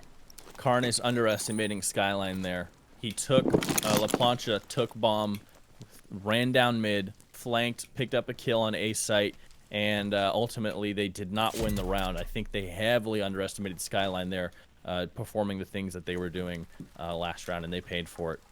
And it looks like Skyline's going to try to pull that same strat, but no. Plancha says, no, sir, that's mine. That is my play right there. Shuts him down. 4v3. Can't do that. You can't be leaving bomb in an open spot like that. That leaves your team in such a bad position. Not only is their main advantage, but they have the objective advantage. They have bomb down in the open. You have to go around, and you have Skyline to take the fights. Yeah, Skyline's surrounded right now. Looking at the mini-map, Hunters versus the Prey. There's nowhere they can actually go right now. What a fantastic setup out of Carnes right here. Well, why did Schmaxel take the bomb mid with no team? Yeah, that he didn't have his reinforcements there, and there wasn't any intel, which is the difference here. At least Carnes, they did the fake out for A and had Skyline lingering for a long time, but now 18 seconds, 17 seconds left on the clock, and it just falls down. Carnes bringing this back, clawing their way back into this 3-4. That's the worst round we've seen Skyline put down. That was a massive round. Throw bomb down mid, leave your teammates stuck. That will absolutely not win you a round. It won't win you a map. Definitely not against this team. They will punish you 100 times over for that. Yeah, and that's a round that you can't give away to the behemoth that Carnes is. That's not an. It's an unfortunate tough round to give away. The difference between a 5-2 and a 4-3 as the underdog is huge mentally, but Blitz going to pick up one with a chance for more. He's going to get the Semtex down range. Only a hit marker, though. Blitz knows where Zenek is. He's going to make the jump peek, but he's going to lose it because he took his time trying to check his angles. If he'd have gone more aggressive, he would have taken it out, but now Skyline just throwing themselves at Carnes in 2v2. Schmaxel finds one, make it a 2v1. Chronix last alive versus Mist and Schmax. They know where he is. They're going to go for the pinch here. They have the intel. Chronix trying to check both angles at once. Schmaxel wins that fight. Great shot from Chronix there to get the head-peeking Schmax. And Chronix has been in these situations before. I've played with him in prior leagues, and he knows these reads. So it's going to be down to Mist. Chronix knows he needs to get bomb. Mist should know that communication. Chronix has finessed the bomb. 25 seconds left on the clock. He's going to go for Beast. Very strategic wrap here, but Mist needs to make that read. He has the rotation now. Bomb has not been planted yet. Chronix wasting just a little bit too much time, but Mist needs to get in there right now and just might catch Chronix.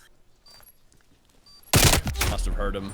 Wow! Another retake for Skyline. Mist gets it done in a 1v1. That's a 5-3 scoreline. Oh, they make it close every time. I don't know why it's close every time. But It's a nail biter. Yeah, 100%. Mist able to retake that and get the defuse, but the boys up 5-3 now. For Carnes, backs against the wall. Nothing entirely too much to lose here. We'll just go 1-1 into the series. But do you think that Skyline might ride this momentum out into the control? Not in control. I don't see Skyline taking a control map. I think that if Skyline is going to take a map, it's going to be on search. And then we've seen with Respawn OBJ modes, Carnes is just deadly in every fashion when they play those maps. So maybe they'll prove me wrong. Maybe they will have that momentum, but I don't see it happening currently. And that's if they win this search match. They haven't won it yet. Blitz backs up. Heavy resistance off of Carnes. Looking for any type of entry. All players present. Complete standstill. Bomb in the back of Skyline's front line there. I like to see that. It's a lot Not safer. in the front, being thrown down mid. Utility being for used. Someone to peek, looking for info, trying to make your enemy make a mistake. We see Schmaxel catch John off guard, but now Chronix is going to get the trade on Schmaxel. LaPlancha should catch Mexi here, but he gets away just in time. He's able to pick up Chronix. Now LaPlancha finds Mexi, but that should open up the trade for LaPlancha. LaPlancha is going to try and escape with his life. It's a 2v2 now. They have to give up bomb site in order to stay alive. Zenek watching Mist escape here. Going to try and re-peek, and he's going to lose that fight. Mist with the jump shot, and Skyline takes search out from under Carnes a LaPlancha, and they even up the match at 1 map apiece. Good stuff from Skyline. Yeah, I really like what Mexi did here. This 2-piece really opened up the A bomb site right here. Somebody had to make a move and make that entry play, and it was Mexi right there. Got traded out, but that 2-piece definitely opened it up, and it made Carnes push back and, reevaluate that site while Skyline was able to push in, and then resulting in the victory on that search and destroy. Now we're going into a game 3 control. Series tied 1-1. To see what map the team captains decide on. Usually falls on Garrison, but we might see a raid here. Love a raid. The search that I'm not saying. Crossroad. Oh, just kidding. Say, all right. I was like, wasn't that taken out? But so Garrison it is, and well, we've seen Skyline upset the momentum in 2 maps now. We've seen them take 1, but they just fell short in that hardline map. So I'm not ruling them out, but we've all seen what Carnes does in these modes, and it's nothing to be laughed at. So if you're Skyline, you got to have your head on your shoulders. You got to be coordinated. You got to be content with what you can get, and play your best, and you will come out on top. 100%. But these guys are the hunters. They are the predators. They will capitalize on a mistake. They will make you pay for it, and they will not let you forget it. They will run away with it if you let them. Yeah, they're not gonna let that search and destroy affect them. Like you said, they are a dominant team with that aggression, and it favors in their respawn, and it shows 100%. So I think they're looking to really close this out in these next 2 games right here. But I don't know. I mean, if Skyline can push this to a game 5. What do you see? If Skyline pushes game 5, at that point I would favor them. I would give it to them, because if you can get to game 5, that says Carnes is off their game, and I would give Skyline the upper hand there. Falco, control is our best. We're taking that for sure. Falco making a call for his team. Yeah. So we'll see. We've had 1 prophet in chat. Are we going to have a second? That's the question.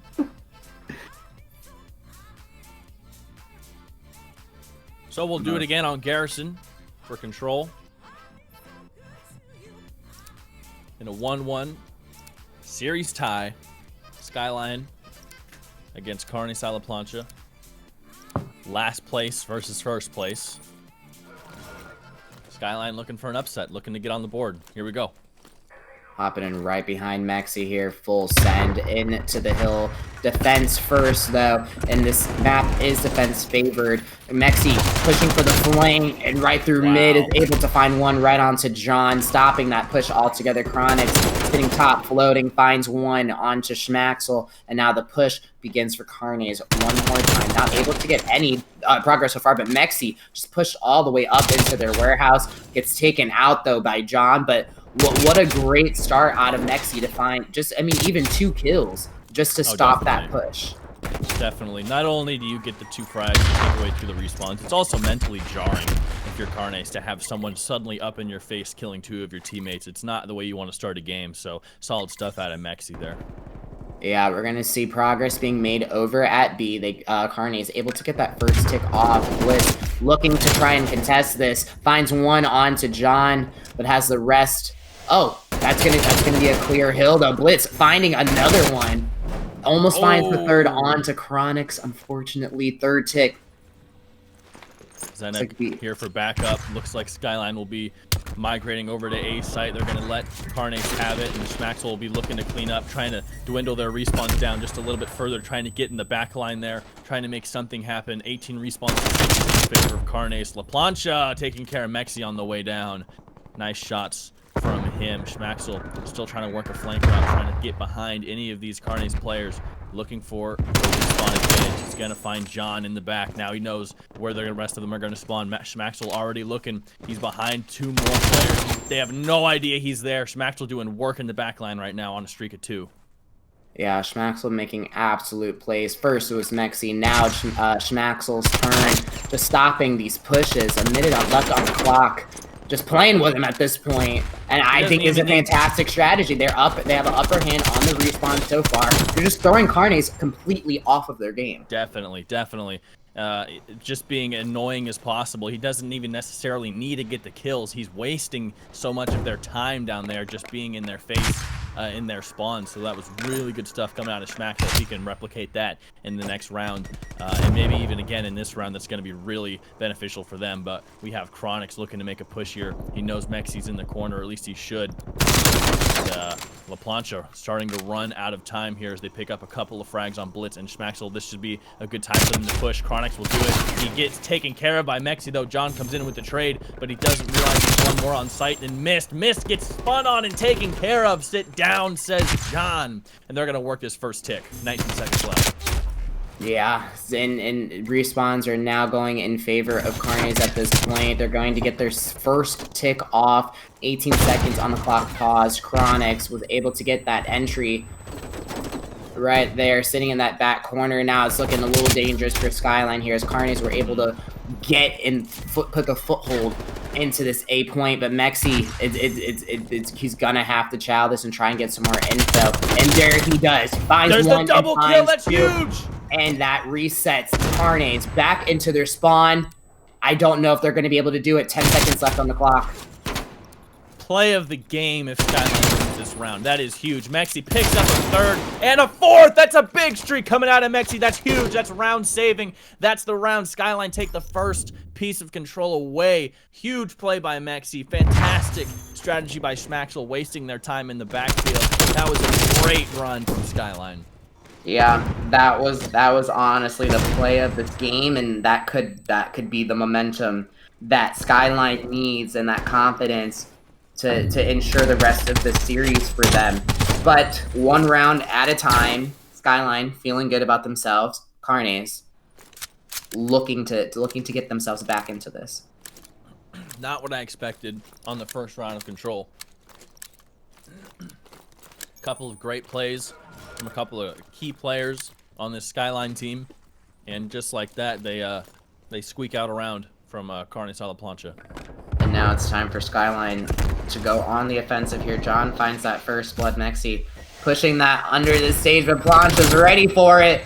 Was not letting him get through that, but Schmack's there with the trade. Fantastic teammate out of him right there. Miss just holding that back rails just to make sure that nobody can push out of that light. Respawn so relatively even. Skyline just looking to make it happen and get some map control here. Both teams with 2 players going negative and 2 players going positive. Mexi doing a great job, 11 and 7. Just gets taken down now, make it 8. Plancha finds one from around the corner, takes care of Mist. 24 respawns to Skyline's 29. Their offense might not be their best attribute here on control. They look slightly disoriented. Chronics working the backfield here, taking care of their spawns, taking care of another one. He's on a streak of 3. Might find a 4th here. Finally gets taken down from Schmaxel, who had the info. Skyline do not look as coordinated as they did last round. Yeah, falling apart a little bit for him here. I just think, I don't know.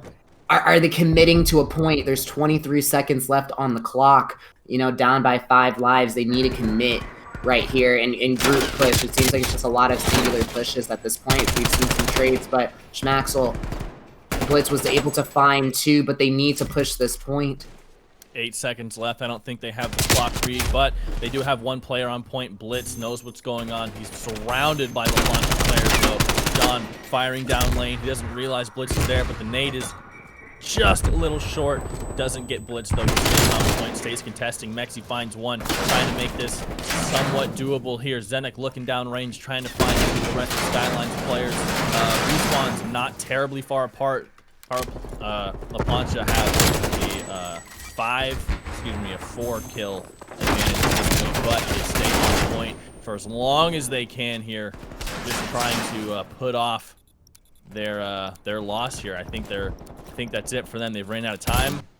They held a site for a long time right there, but they weren't able to solidify it at all. So Carnes get the round back and back to defense. Yeah, neither team able to successfully cap both points off of offense. However, it's still looking like it's anyone's game at this point. It's just going to come down to who can clutch, or if it goes to a round 5 in this, then yeah, round 5, then who is going to win that defense? You know, it comes down to that. So long road for Skyline, but it's definitely possible. Mist currently 4 and 9 with the KD on Skyline. He's going to need to pick it up if they want a better chance of winning this. It's not a kill-based game, but it does come into play if the OBJs are not taken care of first. So I want to see a little more out of Mist, more trades on his part, and I think Skyline will be in a really good position if that happens. Right, as long as Skyline can maintain their map control, it seems like action has come to a halt. Mexi backs up, gets away with the slice. Plancha looking to find one, but Schmax finds 2, traded out shortly thereafter by Xenoc. Chronix finds one onto Mexi, and Miss trades him out. Xenoc just trying to get into the hill here, but backs up and gets away with his life. And now Carnes on LaPlancha. Schmaxel looking down 4 different LaPlancha players. He finally gets taken down. A lot of barrels pointed his direction. John gets taken down by Mist. Trying to make an entry on the site here as LaPlancha tries to get that second hit. He's in on the site. He's shooting at his feet, but he can't take care of it. Mist takes care of John at the right moment. That'll free up the site for just a little bit as they re-coordinate and re-push to try and get that hit back down to just the first marker. And Skyline spreading a little thin here, but Carnes and LaPlancha also trickling in. They're not doing a cohesive push. Schmaxel working the spawns just a little bit, trying to keep them off. 10 seconds of play time left now. If they can keep them away, they're going to be in a really good position. Yeah, just one more successful push out of Skyline here to knock Carnes and LaPlancha off of that B zone. They could. It looks like they're going to play for the reset on A, but that does give Carnes and LaPlancha another minute to work with. Lives are relatively even. I maybe would have Child Hill one more time, but it's a smart push either way. I think you have to go for that. It's 8 seconds left. Anything can happen. You have to go for that. Letting them have a whole nother minute. Like, I mean, you know who you're playing. These guys can make anything happen. to give them a whole nother minute of playtime. Yes, you were able to clutch up on this point last time, but this is not the first time. Meeting each other on that site anymore. Now they know your tendencies and they know where you like to play. This is not the same round as before, and I don't like that play. Yeah, we're running it back into the same issue. 25 seconds left on the clock. Skyline with one more respawn remaining over Carnes and Plancha, just trying to keep them off this hill as possible. Contested does come through as Carnes was attempting to flood the hill. Xenoc looking to find one, is going to get that initial. They're going to get that first tick off onto that hill. And now Carnes getting progress onto their second tick. It's going to have to happen here. Schmaxel, that's a big kill from him. That's a big kill from him, leaving one on site, or excuse me, two. Carnes in the back now. John still making work happen on point. Schmaxel cannot find him. He gets traded out by La Plancha, and it's all coming out. It's all coming down for Skyline now. That's going to be the round, and Carnes take a a one-round lead over Skyline. I think you have to go for that ace B site with 8 seconds left. I think you should have let them have more time, and this is the result of that. Yeah, and I'm not even saying to throw 4 guys, you know, at that 8-second push. Just maybe even 2 to try and knock them off or something. Can get lucky, but I think sacrificing that push or the rest of B, I think it definitely hurt them in that round. Once you give Carnes an inch, they will go the mile with that. So now Skyline with their backs against the wall, down 1-2. They can they're on the offense here, so it's a pretty big ask of them. If Carnes holds that map control, we might see a quick 3-1 here. But Schmaxel with that first blood, it looks like they're going to immediately push for A. They bought them a half second of time to get onto site. I like that. The peak doesn't come in when the player would have preferred, and it just offsets his timing just a little bit. Though Zenek finds one.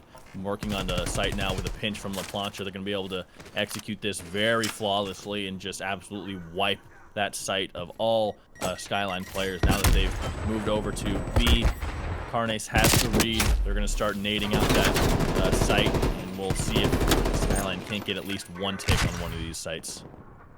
Skyline was able to get one tick off at the A site, so at least they have that secured. But now, all eyes on B here. Skyline, the kill feed is absolutely blue, sending Carnes back into their spawn. Progress on the third tick is being made. Skyline just playing out of their mind right now. Blitz taking that big pick off of Chronix. And now, all eyes over to A. Skyline down 2 respawns, but they can still make this happen. They can still make it happen easily. All they need is a good break. Looks like Carnes will be able to set up on A site much better than Skyline will. They kind of surrendered that initial hold by taking B, but Mexi picking up 1, not able to get the third. Carnes pushing Skyline all the way back to the spawn. They've got 2 players pushed up towards mid, and they only have 1 on site. They don't need any on site currently. They know where Skyline is, and they know where they're spawning. Going to push that front line up as far as they possibly can. Only 1 minute and 20 seconds left to go, and we'll see if Skyline can maybe get through. Schmaxel popping off, Mexi popping off. We still need to see something out of Mist, who's got a 0.5 KD currently. If he can turn that on in this last half of the round, I think they'll be in a really good spot. Yeah, key kills to be made here. They do have a minute to work with, but don't let it get away from them now. Carnes, as they begin to push up and getting those kills, Skyline is just spawning farther and farther back into their spawn here, losing that map control, so it's going to be harder to break out of this cage. Currently down by 7 respawns. It's going to be super tough as Carnes is now showing that aggression that makes them the top team in this league. That's going to be 3 down for Skyline. I just don't see it right here. Xenoc finding 2, an absolute monster, almost finds the third. Skyline stuck in their spawn, needs to make it out. 27 seconds left on the clock. 3 versus 15 at this point. Make it a 1 versus 15. It's Mist, who's 8 and 18 against Carnes La Plancha and 11 respawns. You can chalk this one up on the board. Skyline not able to come away with this map, unfortunately for them. Mist, I have no faith in you currently. I'm sorry. I never want to call a game before it's over, but that one was over, my friend. Carnes, take control. Skyline made it very interesting. I thought they had this round in the first half, definitely. But as soon as Carnes was able to set up any kind of foothold on B, it was over from there. The map control is just too good. Their lanes are too consistent, and ultimately Skyline takes the loss because of it.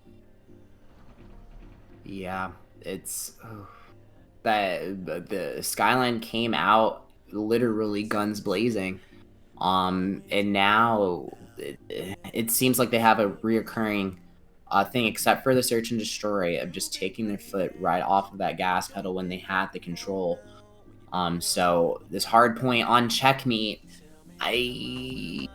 it's a tough one. Checkmate, long lanes, and the ARs on Carnes de la Plancha are quite out of their mind. So it's going to be super tough. It is a hard point though, so it's going to be on Schmaxel and it's going to be on Mexi to really throw Carnes de la Plancha out of their element here.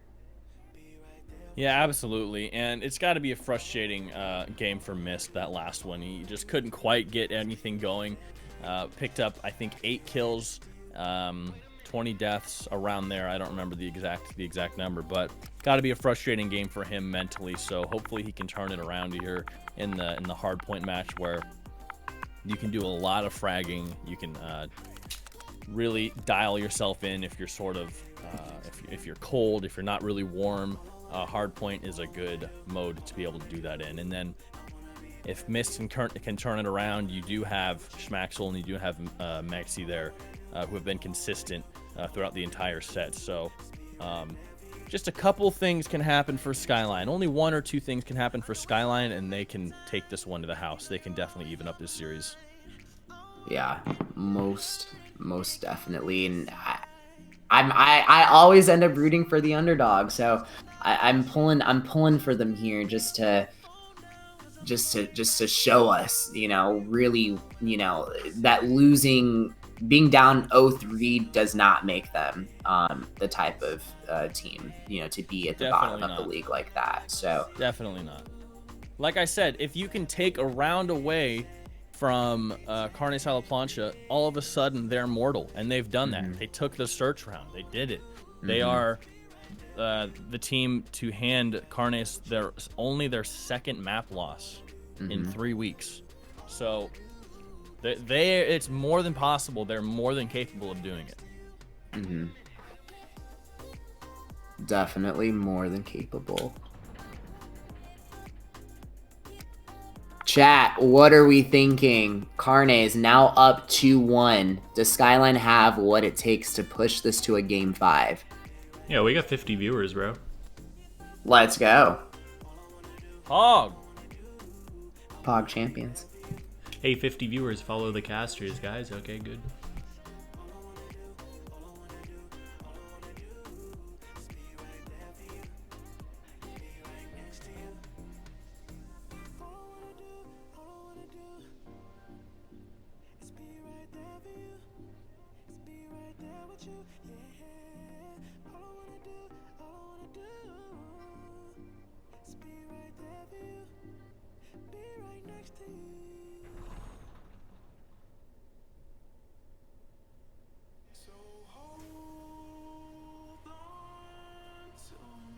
We saw Skyline give Carnes a big run for their money on the last hardpoint map on Moscow, and it was close until the last 30 points.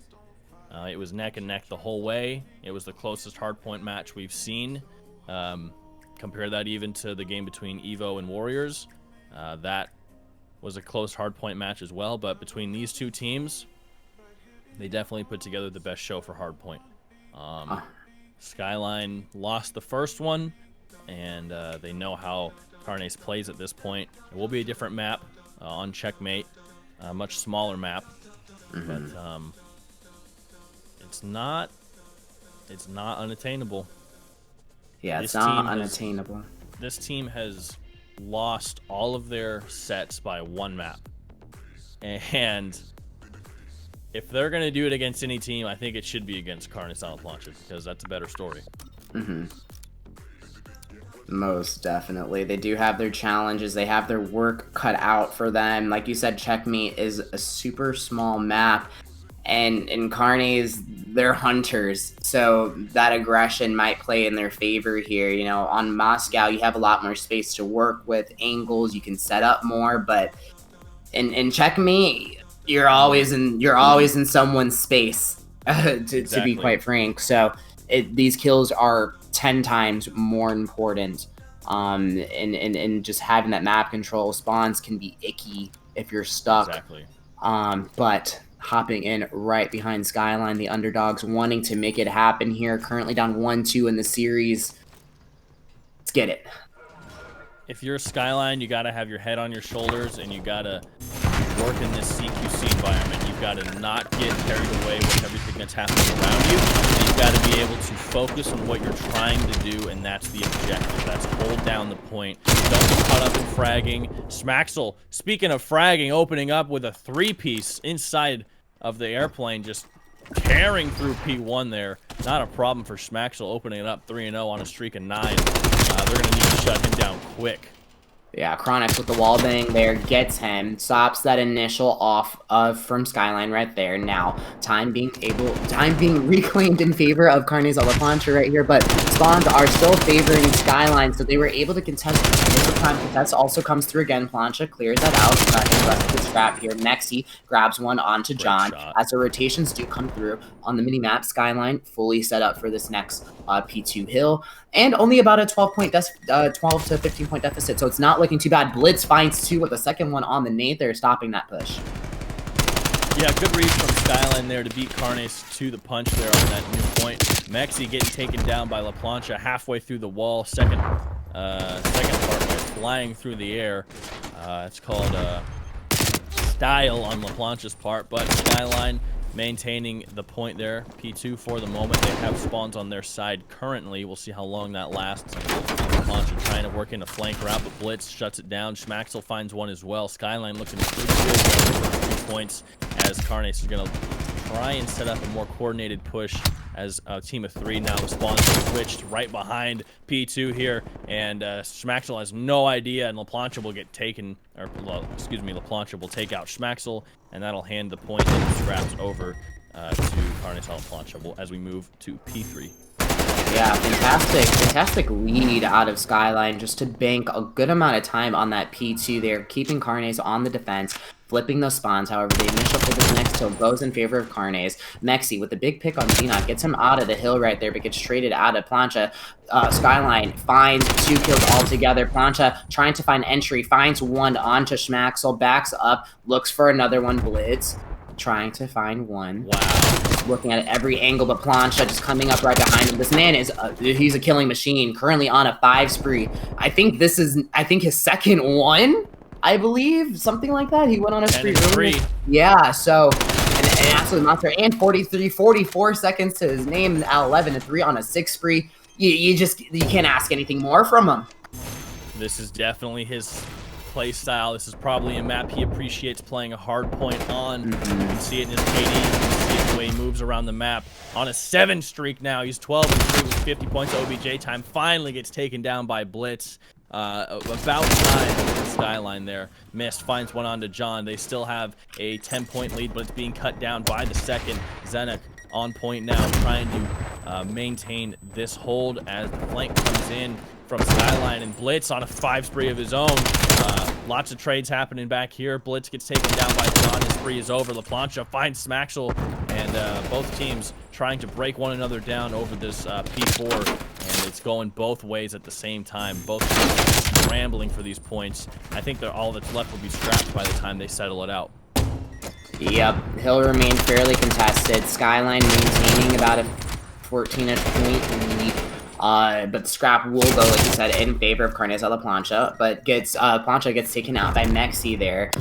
Scrap being reclaimed by Chronix is going to pretty much make it an even game, but Schmax and Blitz getting the rest of that. Now the rotation does begin going into that last hill in the corner. That's going to be Xenoc holding that back corner with an AR. So it's going to be a little hard to break the Skyline. Fairly split across the map right now. Need to regroup.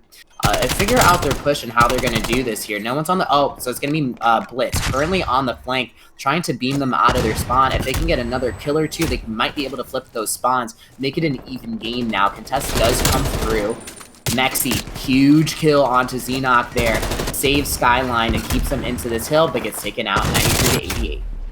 Carnes moving in with aggression and speed. Talk about every time we see them play, they're not wasting any time. They're taking every engagement that they can absolutely take, and they are winning 90% of them. We see Mist and Mexi both take on a fight there and win it. Point for the moment, though, it's still contested. Skyline 101, 10-point lead. Mist hanging on for his life, dancing around these barrels, trying to avoid the gunfire from Carnes a la Plancha, the hellfire that they are pouring onto these sites with consistency. They have not let off the pedal throughout this entire map, though Skyline do have the point for the time being.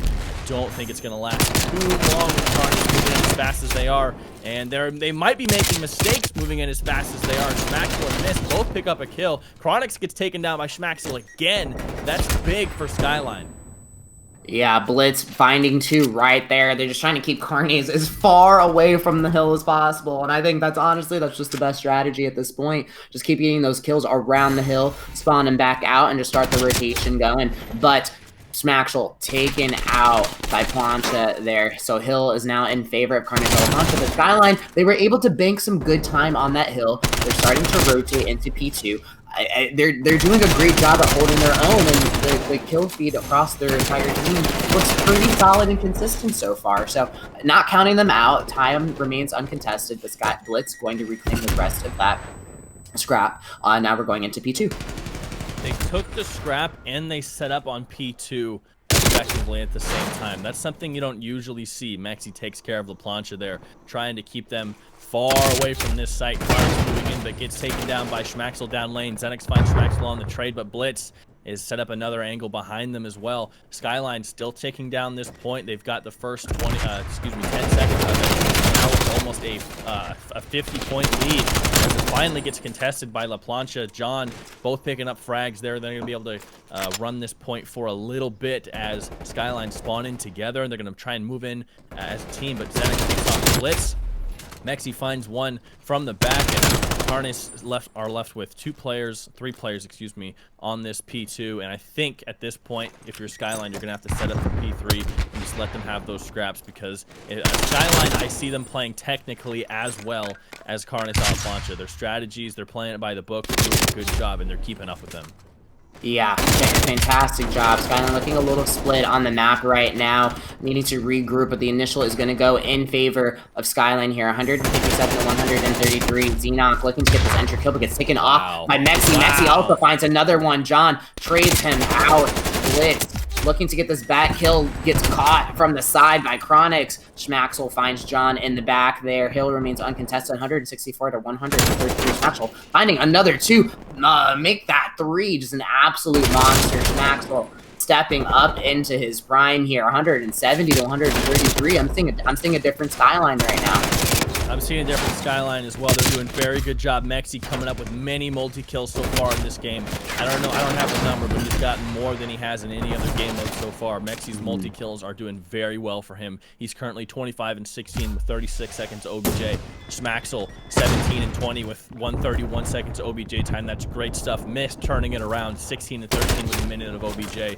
I don't think they have. Schmaxel is negative, but the Skyline as a team, they are looking great together. Yeah, now as we cross over to this 50-point threshold, Skyline might see 200 points here super quick. I really want to hear the comms coming out of Carnes a la Plancha right now, if we can head over into there. Yeah, let's do it.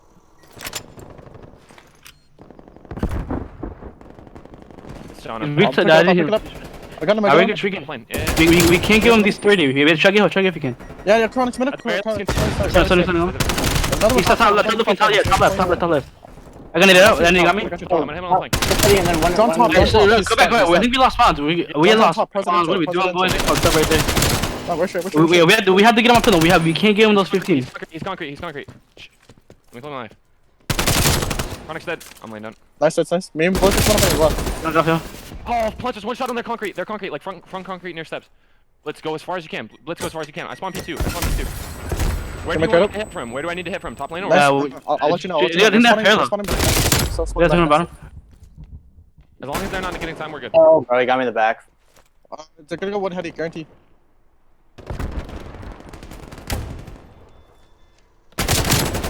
Carnes a la Plancha sounds very calm in their ability. Skyline playing out of their minds with their callouts, trying to make everything matter here as Carnes a la Plancha. I won't say they're underestimating them. They're certainly not as concerned as them. That's the only difference. I definitely, I see what you mean by that. Skyline now 220 to 165. Like you said, I think Carnes is just playing a little too comfortable right now. They need to kick it into gear and really step up if they want to close this out instead of pushing this to a game 5. But I really do like what I hear out of Schmaxa there. I heard him say, it's like, where do I hit from? You know, those comms are looking and sounding very solid, and I think that's exactly why we're seeing this lead of 228 to 170. Now, going back one more set of rotations, we go. Chronix is going to be your hill holder right now. Schmaxa looking for any type of entry here. Skyline finds 2. They're looking to trade Chronix out. Wow. Blitz does exactly just that. Hill remains contested, and Mexi closes that out. Now, Hill favoring Skyline 233 to 180. Carnes had such a good hold here on P1, and I thought that this was going to be the point where they really brought this game as close as it could be, but it looks like Skyline blitz on a spree of 5. It looks like Skyline's going to close this one out. 4 seconds left, 3 seconds left. Carnes does not have the time to touch. Skyline even this series up at 2 games apiece. Jimmy, we have a game 5. We got a game 5, and we might have an upset. We might have an upset. Top and bottom team of the league. This is the story behind Skyline. This is the story. If they can do this right here, what a victory for them. Well, I said it before. If you get to game 5 against Carnes a la Plancha, I'm gonna give you the advantage in game 5 because they have to be off their game to let you get this far.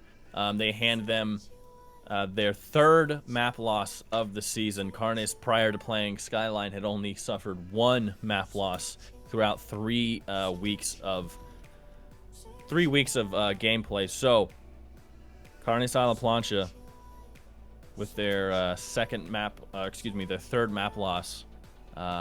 Skyline are looking to give them their 4th. Wow.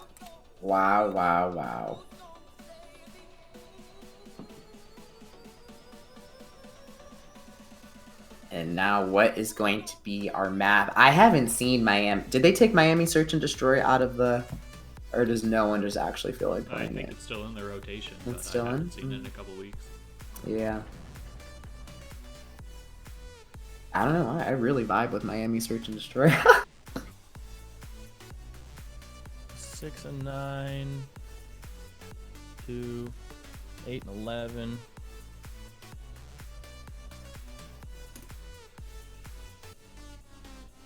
Wow, this is fun. It is. It comes down to Search.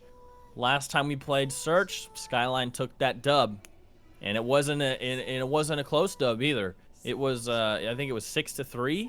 It was a pretty substantial Search win for Skyline. So on checkmate, Carnes claimed that that's their best map, or Scissorts did at least. So we'll have to see. This is going to come down to it. This is game 5, last game of today's games. And yeah, top seed, bottom seed in game 5. Wow. What? Yeah. Is it true that Skyline lost every single game 5 on Raid Search and Destroy? Is that their kryptonite? Oh no. Well, it wouldn't have been the first series, but maybe since. Yeah.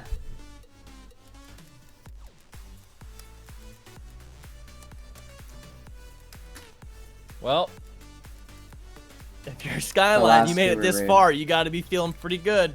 Yeah, just one more to go. You've made Carnes a la Plancha very mortal. When you looked at their stat lines before this week, they looked undefeatable. But right now, they look pretty vulnerable to Skyline. And what did we say? Skyline is not the team that their stats reflect, that their stats say they are. They are not an 0-3 team. They've won 6 maps. Like, they have this in them. However, They definitely do. if Skyline loses, that will have been their 4th set where they lose by 1 map in a row. That will not be fun. That's a little heartbreaking right there.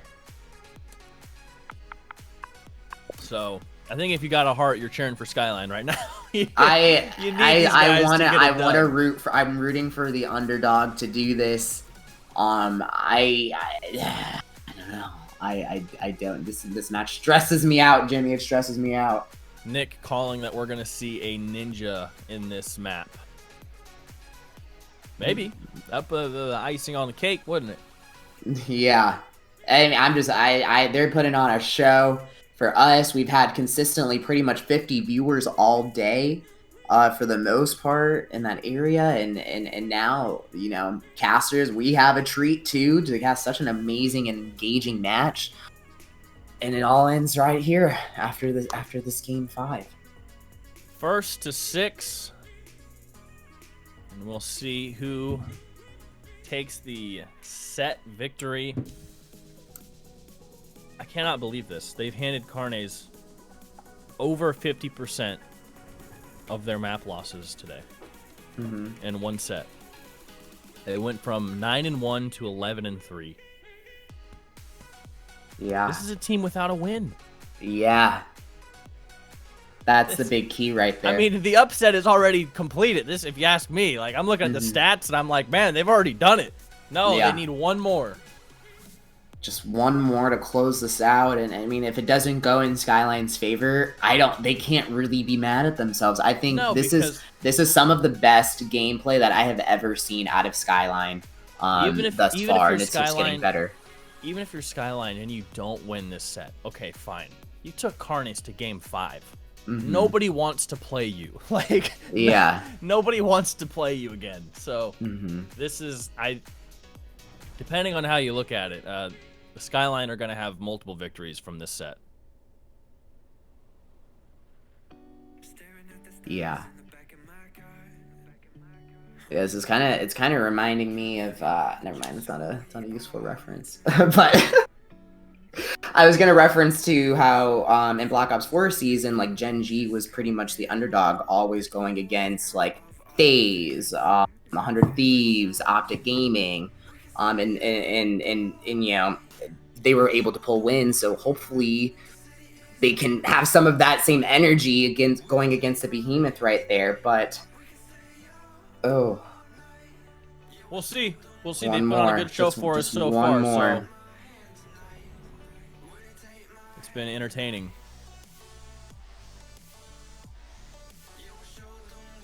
What if Skyline just 6-0s?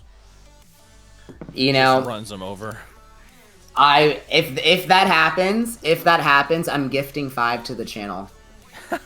Let's go. I'll drop 5 gifted on this channel if Skyline can pull this on a 6-0. I will drop 5 gifted. You heard it here first. Bucks making promises. We didn't have anybody call a game 5 in chat, at least.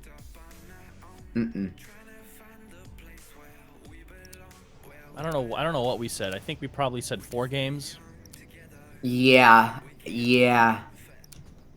But here we are, game 5. They proved us wrong. Mexi, Schmaxel, been working up a storm here on Skyline. And we'll see if Carnes out of Plancha can stop them here on map 5.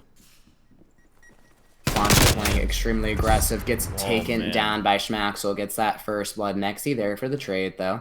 Xenoc with the sniper, looking to try and find 1. Plane control favoring Skyline at this point, currently in a 4v3. Starting to rotate here, take a little bit of action. Schmaxel gets caught in the back by John. Mexi takes care of that trade. Sniper shot misses. Skyline get away with the trade. Zenek creeping underneath the plane. Blitz might be able to spot this out, but Zenek finds Mist, takes him down with the secondary. They should have info on Zenek at this point. Mexi spots him, but now the peek's going to come in from Zenek on the other end. It's a 2v1. 1v1 now. Blitz and Chronix for the first round of map 5. And Bomb is down in plane, so it favors Blitz completely. Chronix with a huge retake here. Looking to try and beat him. Did the scope cover it up? Did he see him? Yeah, I'm not sure if he saw him. I think the frame of his red dot might have actually covered up Blitz. Chronix checking. He doesn't know. Oh no, corner. maybe not. Maybe not. Maybe he does know. But Blitz has a good read here with an angle set up. And that should be it. No, Blitz can't. He chokes the shot. He's gonna hop on the defuse. Blitz has to check the bomb. Blitz has to check the bomb. He's just playing it too far. He's playing it too far. Nick, you called it. Nick, you called it. First round, we saw a ninja. Yep.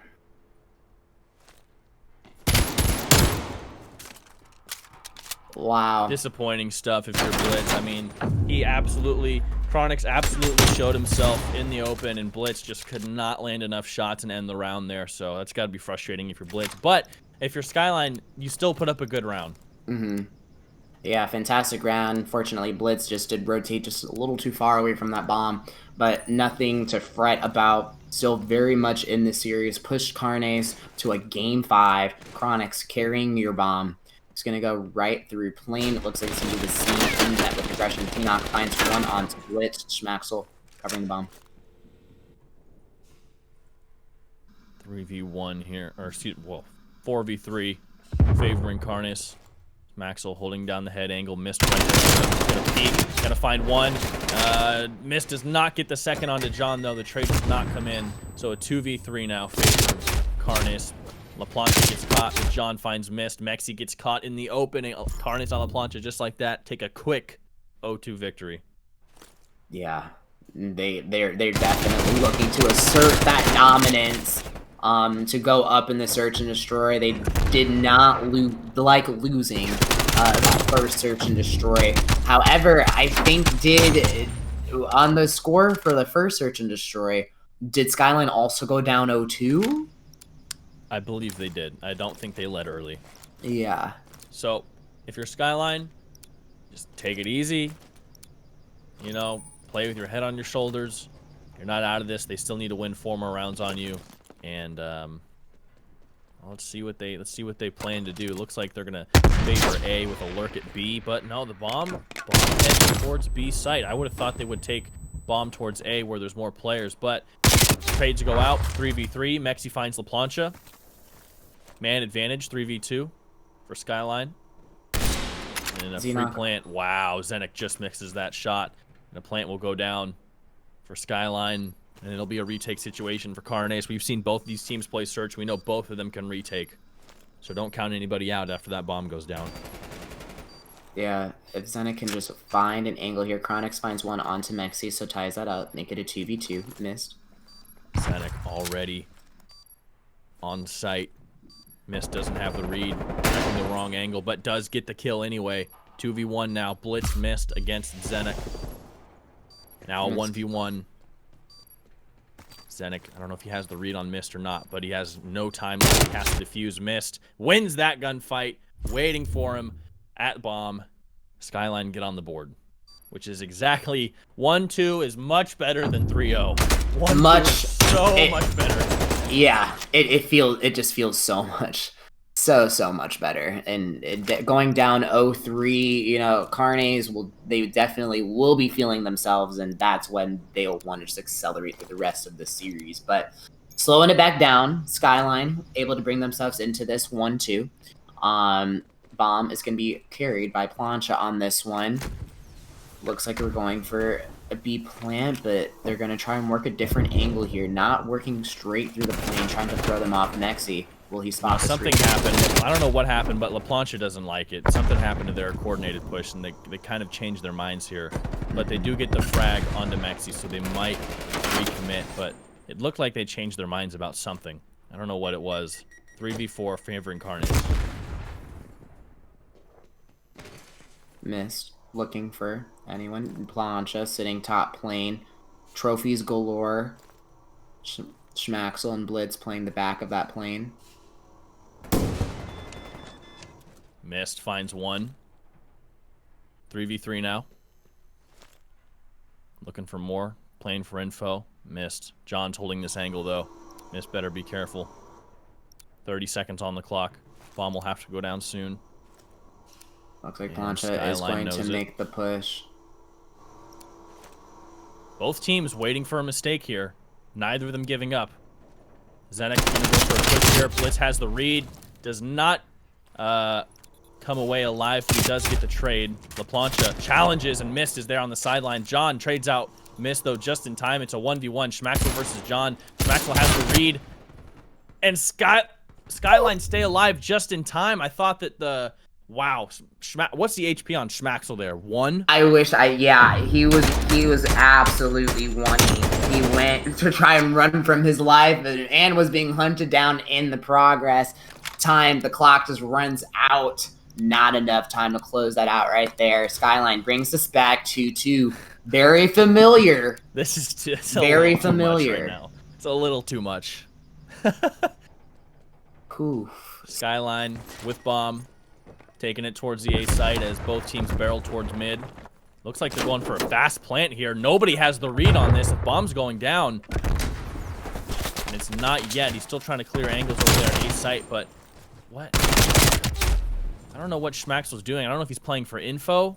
He's now traded places with LaPlancha at A site.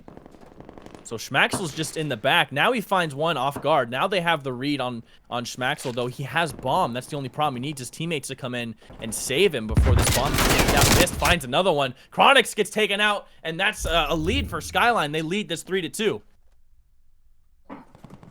I was very scared for Schmaxel's play right there, because had Chronix turned on him on this kill, I don't think Skyline would have pulled that win right there with bomb being down right where it would have landed. So risky, but risky, you gotta play risky. Sometimes you gotta just throw some plays in there like that. I wish he didn't have bomb, but they did pull the round. So going back into this, Carnes down by 1 round, nothing too major yet. Pretty consistent group push out of them, working that bottom plane, just looking to get some first bloods here.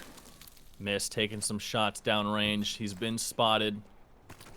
Plancha trying to feel out both sides here. Finds Missed. Zenek with the snipe downrange. 3v4 now. Favor of Carnes. Zenek might have a second here. He's hunting one. Schmaxel finds LaPlancha. Evens it up. 3v3. John waiting for Mexi to come around this corner. He has the info there. He knows. Zenek finds Schmaxel, though. Second kill of the round with a sniper from him. Zenek absolutely on fire with that sniper in the search and destroy. Carnes currently in the 3v2, looking to put this bomb down. They do have plane control so far, so bomb's going to go down at B. Mexi last alive.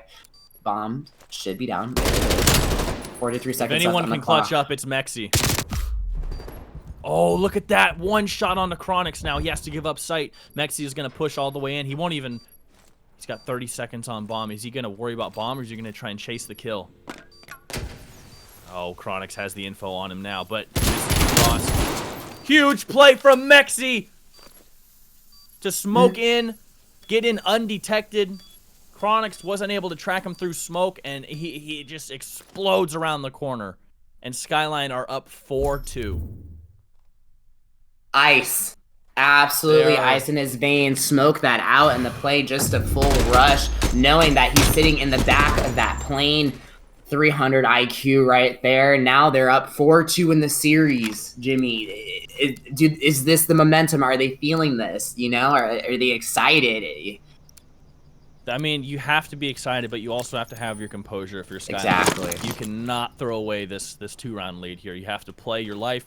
You have to play conservatively. There's no reason to play unorthodox or out of the box. You've solidified a lead. You have landing insurance with you if you need it. Schmaxel playing really aggressive here. He's going to get caught out by at least 3 different barrels, but he somehow gets out alive. Maintains the 4v4. The man is dodging and on a mission. Backs up. Regroups. 1 minute left on the clock. Still seems undecided so far. Zenek misses the shot. Schmaxel will know not to re-peek. The call out should be made that there is a sniper in the backfield, so Skyline should be aware of Zenek, at least until they get into a firefight.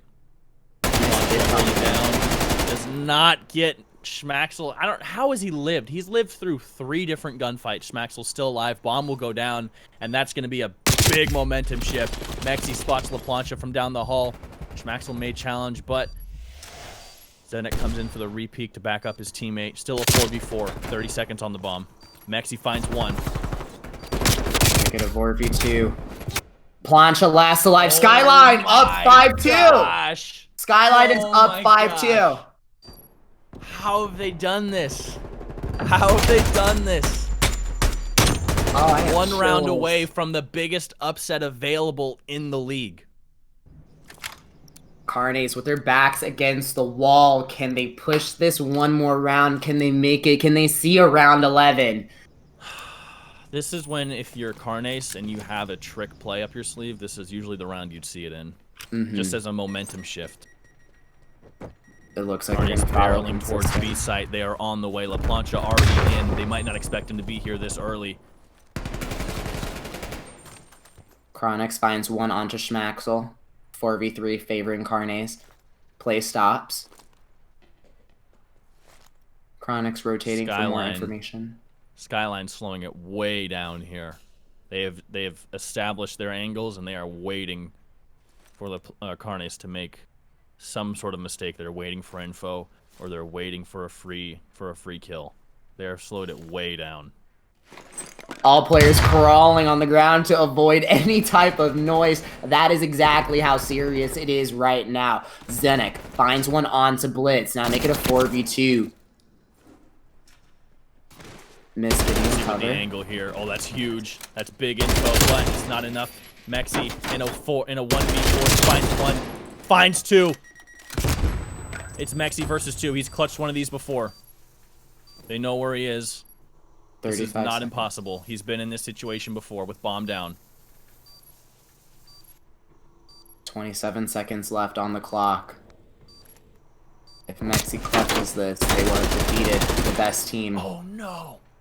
Just misses that lane. He had enough time to kill him, but he missed the shots. He's gonna get away with his life. 10 seconds left. I don't know if he has enough time to kill both players. It's gonna have to be a double kill. Nope, they know the time is on their side. Mexi kill. Knows the round is over. Almost spins around and finishes it off. Carnes Plancha wins out another round. Make it 5-3. Mexi had a chance. He made it very close. He made it he turned a 4v1 into a 1v1 bomb down situation.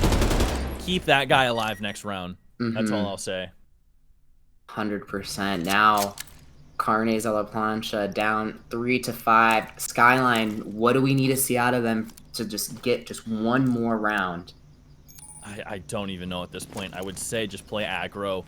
Yeah. But we've seen that trick play from Schmaxel getting behind them at A site. That also earned them around.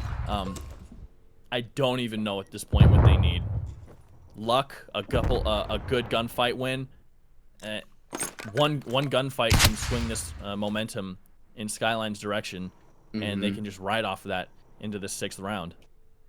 Yeah, Mist and Blitz staying outside of the plane to try and cover their angles here. Blitz looking for any type of info. He's itching inch by inch. This is a great setup from Skyline. This flying V formation they have. 2 players on point, 2 players on the outside waiting to see the opponent push in after them. I think that's going to be huge. I would hope that those players on the outside there are able to make a trade happen. 30 seconds left on the clock. Both teams not giving up their position. It looks like Shmax is going to rotate towards the A side. 28 seconds left. Has not been called out yet, but John sees it and spots the read, and now 21 seconds left on the clock. Chronix rotates over. trying to find one. Xenic finds the first blood. Mist trades him out. Make it a 3v3. 12 seconds left on the clock. Bomb needs to go down. Schmaxel dropped bomb. I don't know if it's enough time to get anything down, and that round goes in favor of Carnes a la Plancha. Unless they can get one more kill, but just not enough time. Carnes a la Plancha only down 1 round, looking to push this to a round 11. I don't think it could get any closer between these teams. If you notice this play from Mist, he doesn't go for the bomb plant. He went exactly for the kill, hoping his teammate would be able to pick one up as well. That was his only thought process. Mist thought, I'm not worried about the bomb right now. I'm going to go get this kill and hope that my teammate also picks one up. And it just didn't happen that way. But I liked that play from Mist there. I think it was heads up. Yeah, the boys in blue on defense. They just have to stop. One last push. Carnes with significant control in the plane. Shots being fired. Should see a peek from Blitz here in just a moment. He knows one's there. Has the info on at least one player inside the plane. Both Mexi and Mist holding down the outside lanes. John and La Plancha waiting for their opportunity to plant that bomb. 40 seconds on the clock.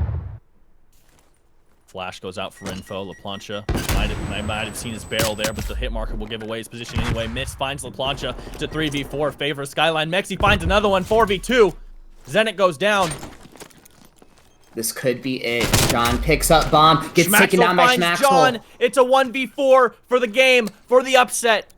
Last alive is Chronix. He's gonna have to make it happen, but Mist fires down range, and that's gonna be it. Skyline make the comeback against Carnes a la Plancha. It's the biggest upset available in Future Kings COD League. You've never seen it before. They absolutely nothing like it. And what a win! What a win for Skyline to finally to pull out a game 5. They lose to 2-3 for the past 3 weeks, and now in week 4. Skyline has done it, and they take down the top team in the league. Put it on the board. What better way to do it? Carnes a la Plancha now 3-1 on the season. The biggest upset available. They pulled it off. They made it happen. GG to both teams involved. I cannot believe we just saw that. And I can't believe we passed it, Jimmy. Oh my goodness. That was one of the best matches that I've witnessed. That was absolutely insane. That was wild. Holy moly. Honestly, my MVP is Mexi. Yes. Honestly, I agree with Schmaxel had a fantastic series, but I think I gotta give it to Mexi. Yeah. I think Mexi he just made such all-around plays, and the way that he had so many pieces, like 3-piece, 4-piece, 5-piece, and I think that really chained together some rounds and even like rotations and hardpoint and control holds and all of that. It definitely benefited the Skyline team. Absolutely. Absolutely. That was huge. That was huge. Congrats to Skyline. You guys are on the board. Carnes a la Plancha is made mortal. They take their first loss of the season, and now these standings are going to start to get interesting. Yeah, this is where it starts to get interesting. I'm looking towards the rest of the season now. How is Skyline going to fare against the rest of their team? And in common leagues, there's always a team that has that underdog factor to them that might not be winning at first, but they might hit final form later in the season. We see this even in professional CDL. So I'm definitely seeing it out of them. I've scrimmed them before. They are foundational, fundamental players, great players, but they're showing that they have that top caliber in them. If I'm reading this right, Skyline has the 3rd most maps won in the league. It's Carnes with 11, Robbery Boys, considering their forfeit, or not their win today because of the forfeited United Islands. Robbery Boys with 10, and Skyline with 9. Yeah. They have 3rd most map wins in the league. that puts them up there. Wow. What a win, chat. What a win for them. They've got to be feeling good tonight. That was wild. And the work pays off. The work does pay off. Yep, that was crazy, man. I'm hot as hell right now, bro. I was so excited, dude. Once they took that 4th round, I was like, oh my god, they're gonna do it. Yeah, man. Yeah, that was crazy. I mean, jeez, you guys put in some hours today, bro. This is getting close to 5 hours now on my end. Damn, it's all fun. This went by pretty quick. This was one of the most fun days for sure. We had some nice 20-minute breaks in between too, which those were pretty solid. Yeah.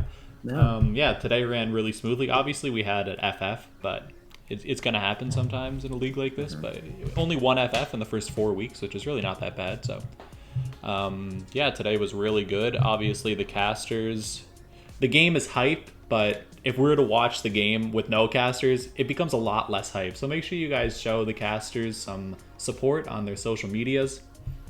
And if you guys have anything to add before we wrap it up today, I'm probably good on my end.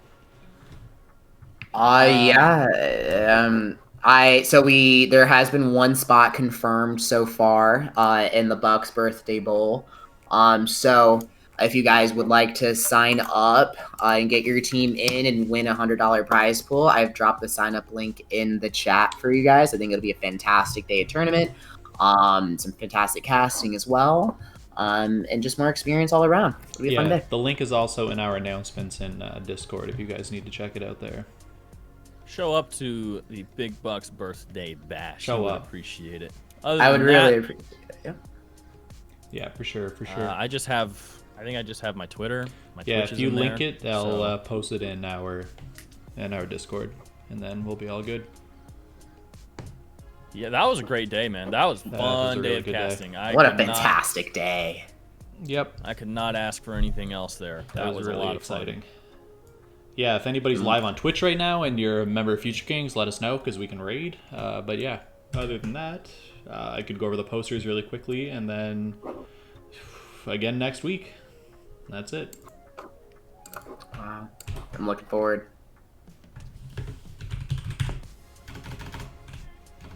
Yup. Alright, boys, thanks a lot. I hope to see you again soon. You guys are still the duo of Future Kings, the voice of Future Kings League for 50 viewers at Peaks tonight, so, that has a little something behind it now. Started off with showcase games for 20, now it's, week 4, middle of the regular season, we're getting 50. You have to think come playoffs, we're getting, 75. Let's go. I'm with it. Thank you, Jimmy. For sure. Good James, brother. I'll see you guys. Yeah, thanks a lot, man. You were wicked today. You guys killed it. Good production, man. Thanks, bro. Let's get it. Good games, guys. All right, chat. Follow the casters. They're doing this out of the goodness of their heart, which is a lot. It's a lot. 4 hours, 4.5 hours on a Sunday during the NFL playoffs. I mean, I don't know if these guys watch football, but, there could be other things they could be doing, but they're doing this for you guys. So, yeah, make sure you show them some support, especially on social media, because in a gig like that where you're casting amateur COD, a lot of weight is put on how much presence you have on social media. So yeah, do them a favor for sure. Okay, chat, any questions? This will be the wrap up of the day.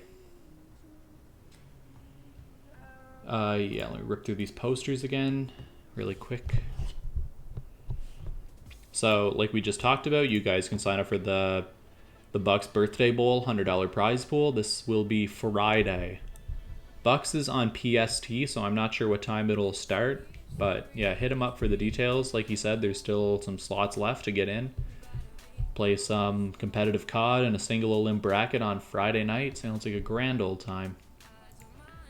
Speaking of tournaments, the Future Kings Winter Cup, February 6th. I've said this many times today, and I'll say it once more. We have a few open slots, which I know we can fill quickly because we've already had interest. But yeah, we have more announcements about these kind of cup-style tourneys coming in the future, probably maybe next week or the week after. Yeah, we're trying to schedule it all out right now, but it's going to be pretty exciting. I know that it feels a little underwhelming at times maybe for players when they only play once a week, but if we end up having more of these cup-style tourneys, let's say every second weekend, that becomes 6 series a week instead of 4. So yeah, it's a little bit more anyway. And then, last but not least, everyone's favorite time of the day, it's the Future Kings Patreon. The link is pinned on our Twitter. It's in our announcements. I have to update this poster, actually, because CodCasters is bugging right now, and we can't actually get in-game stats. But that's not the worst thing ever, because, you know, everybody has a pretty good sense of where they're at. Yeah, so we're doing VOD review now on stream with our admins, and our admins are kind of like vets of the AM-COD scene, so they're actually pretty knowledgeable when it comes to breaking down film of other amateur players. So you definitely get some VODs in. We're going to run those Sunday before the broadcast, and obviously they'll be up on our YouTube. We're going to start the Future Kings Hot Mic sometime next week. I think Bucks actually might be hosting that for us. So we're going to reach out. Maybe for the first episode, we'll do like a member from each of the top 4 teams. And then the week after, maybe we'll do the bottom 4 teams. And then, I don't know, certain matchups. We can pick a couch for the weekend. I don't really know how to phrase that, but yeah, that'll be cool. We've had a couple of people ask about that. Who get missed? Oh my god, dude, am I bringing Mist in here right now, bro? Man. Fine, but I'm not happy. And I'm leaving the Patreon poster up. What's up, dog? Hey man, what's up? What's good, bro? You won. You did it. Thanks. Yeah, man. Yeah, man. What was your score in the game 5? Maybe you're like 14-3 or 14-6 or some shit when you were in one. So for my score, it was 12-5, like Elam's. Oh yeah. No, you were on fire, bro. It was crazy. Yeah. Maxi was on fire. Like he actually was iced up. Yeah, I thought he was cheating straight up, but yeah. Honestly, man, I was like, holy shit, man, this guy knows more than I can see in CodCaster right now. No, but we all iced up. Like it was nice. We all played it smart. I'm glad we got the regain after that, like kind of back control we played. Yeah. Like that was a good team we played. Chronix, they're really Xenar, good. John, they're and very Plancha. good team. Yeah, they're a really good team. And 3 of them at least are like out of the league play together too, so they got reps, especially in S&D. They were a pretty good S&D team. Oh yeah, they were really nice. Like we were sweating the entire time. Our comms were just firing back and forth. So it was a very tough matchup. I was very surprised we got this win. I mean, you guys were due. Like Jimmy was saying, you guys have like the 3rd highest map count in the league right now as far as wins. Yeah, you guys like. What's that? I don't know. We've had a couple 3-0s and you guys just aren't getting 3-0'd. So the wins will count. So if you guys can win like 2 or 3 more series by the end of the year, you guys can probably finish top 4 pretty easily. Oh, that's Pressure's awesome. on now, dude. That's definitely the goal now. Yeah, because I mean, finishing top 4 for playoffs, it's gonna be huge. Not having to start in losers bracket, that's gonna be like really exactly. OP. But you got anything to plug, bro? You had a good series. I'll let you plug some shit if you need to on the stream. We still got 30 guys in here. Oh, okay. Go ahead and follow Skyline Gaming on Twitter, and then follow mine, Cooper Farkas, on Twitter. Love to see it. Just follow everybody. Just follow everyone, including the casters. Make sure you give them some love too. Yes, because we do really appreciate what they do. Yeah, for sure. Because all right. like, exactly, nothing can be done without them. No. I like the games are gonna be hype no matter what, but they're a lot more hype when people are explaining what's happening on the screen. Exactly. Yeah. All right then, chat. I'm done for the night. I'll wait around for 2 more seconds and then that's it. Love you, chat. Stay strong. GG. GG's, guys. Doyle says, can I be team of the week for my 3-0 forfeit win? Maybe. Maybe. Alright, GG, Mist. You're out of here. GG. Thanks, man. Okay, so let me throw it back to this. Yeah, so here's the scores from today if anybody needed to see if they missed anything, but obviously the FF today wasn't something that you love to see. Chronic says harm complete 8, no chance. Yeah, the FF something that you don't want to see. So what the admins and mods will do tomorrow is we'll DM the members of United Island, and say, hey, what's going on here? Like, are you guys still interested? And whoever says, yeah, for sure, it was just lack of comms or some shit, we can bring those guys in and say, okay, so we have some undrafted players, you guys can pick up a couple and you'll just run out the rest of the season. we're 4 weeks in of 7, so you know, I'd rather just get more players in for the rest of the regular season than scratch a team altogether. That's worst case scenario. So yeah, we'll figure that all out tomorrow. No stressing. If a player on your team rage quit the Discord because he can't play on 110 ping, I'm apologize for that, but that's just the way it goes sometimes. So yeah.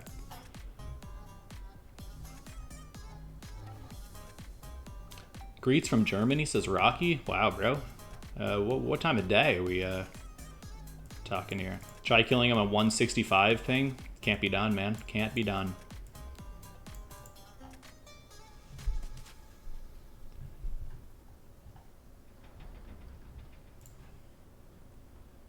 Yeah, okay, chat. GG. I'm going to shut this down. If you're not subbed to the channel, the Twitch channel that is, you can't watch the VODs, but they will be up on YouTube tomorrow.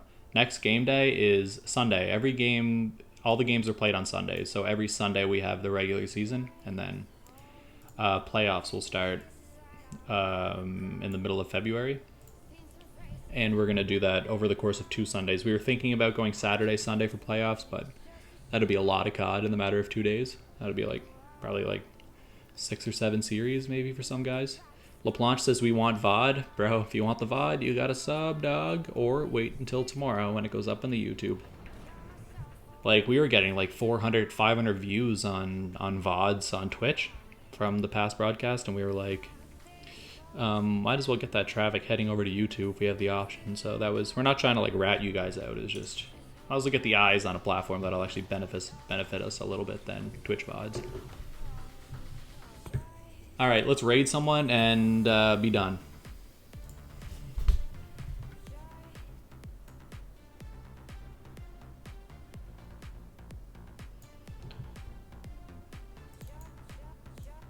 Anybody know who we got to raid? I don't even know. No one that we follow is live. I don't even think we follow anyone on this shit, so type in chat if you want the raid, bro. If you're live on Twitch or something like that. I don't know.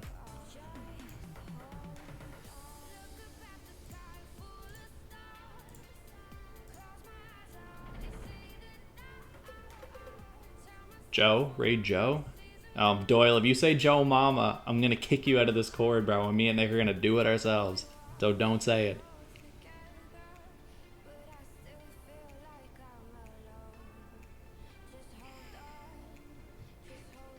Oh my god, he said it, dude. Holy shit, I'm triggered. Way to ruin my night, man. We just had a great night and you ruined it.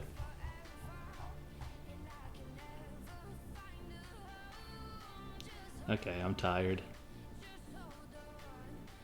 Alright, no raid then, man. Like, whatever.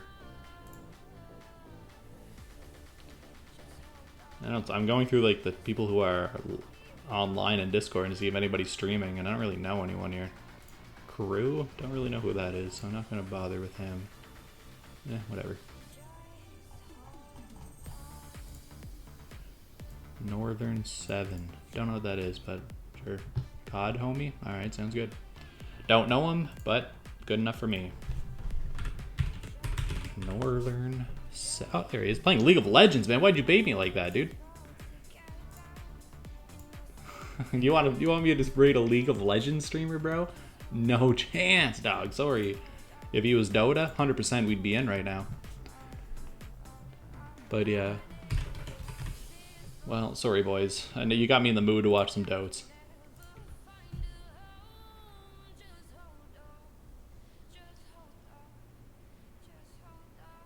You didn't know I was a Dota boy? Oh my god. Well, now you know. Alright, GG. We're going. GG, GG. See everybody next week.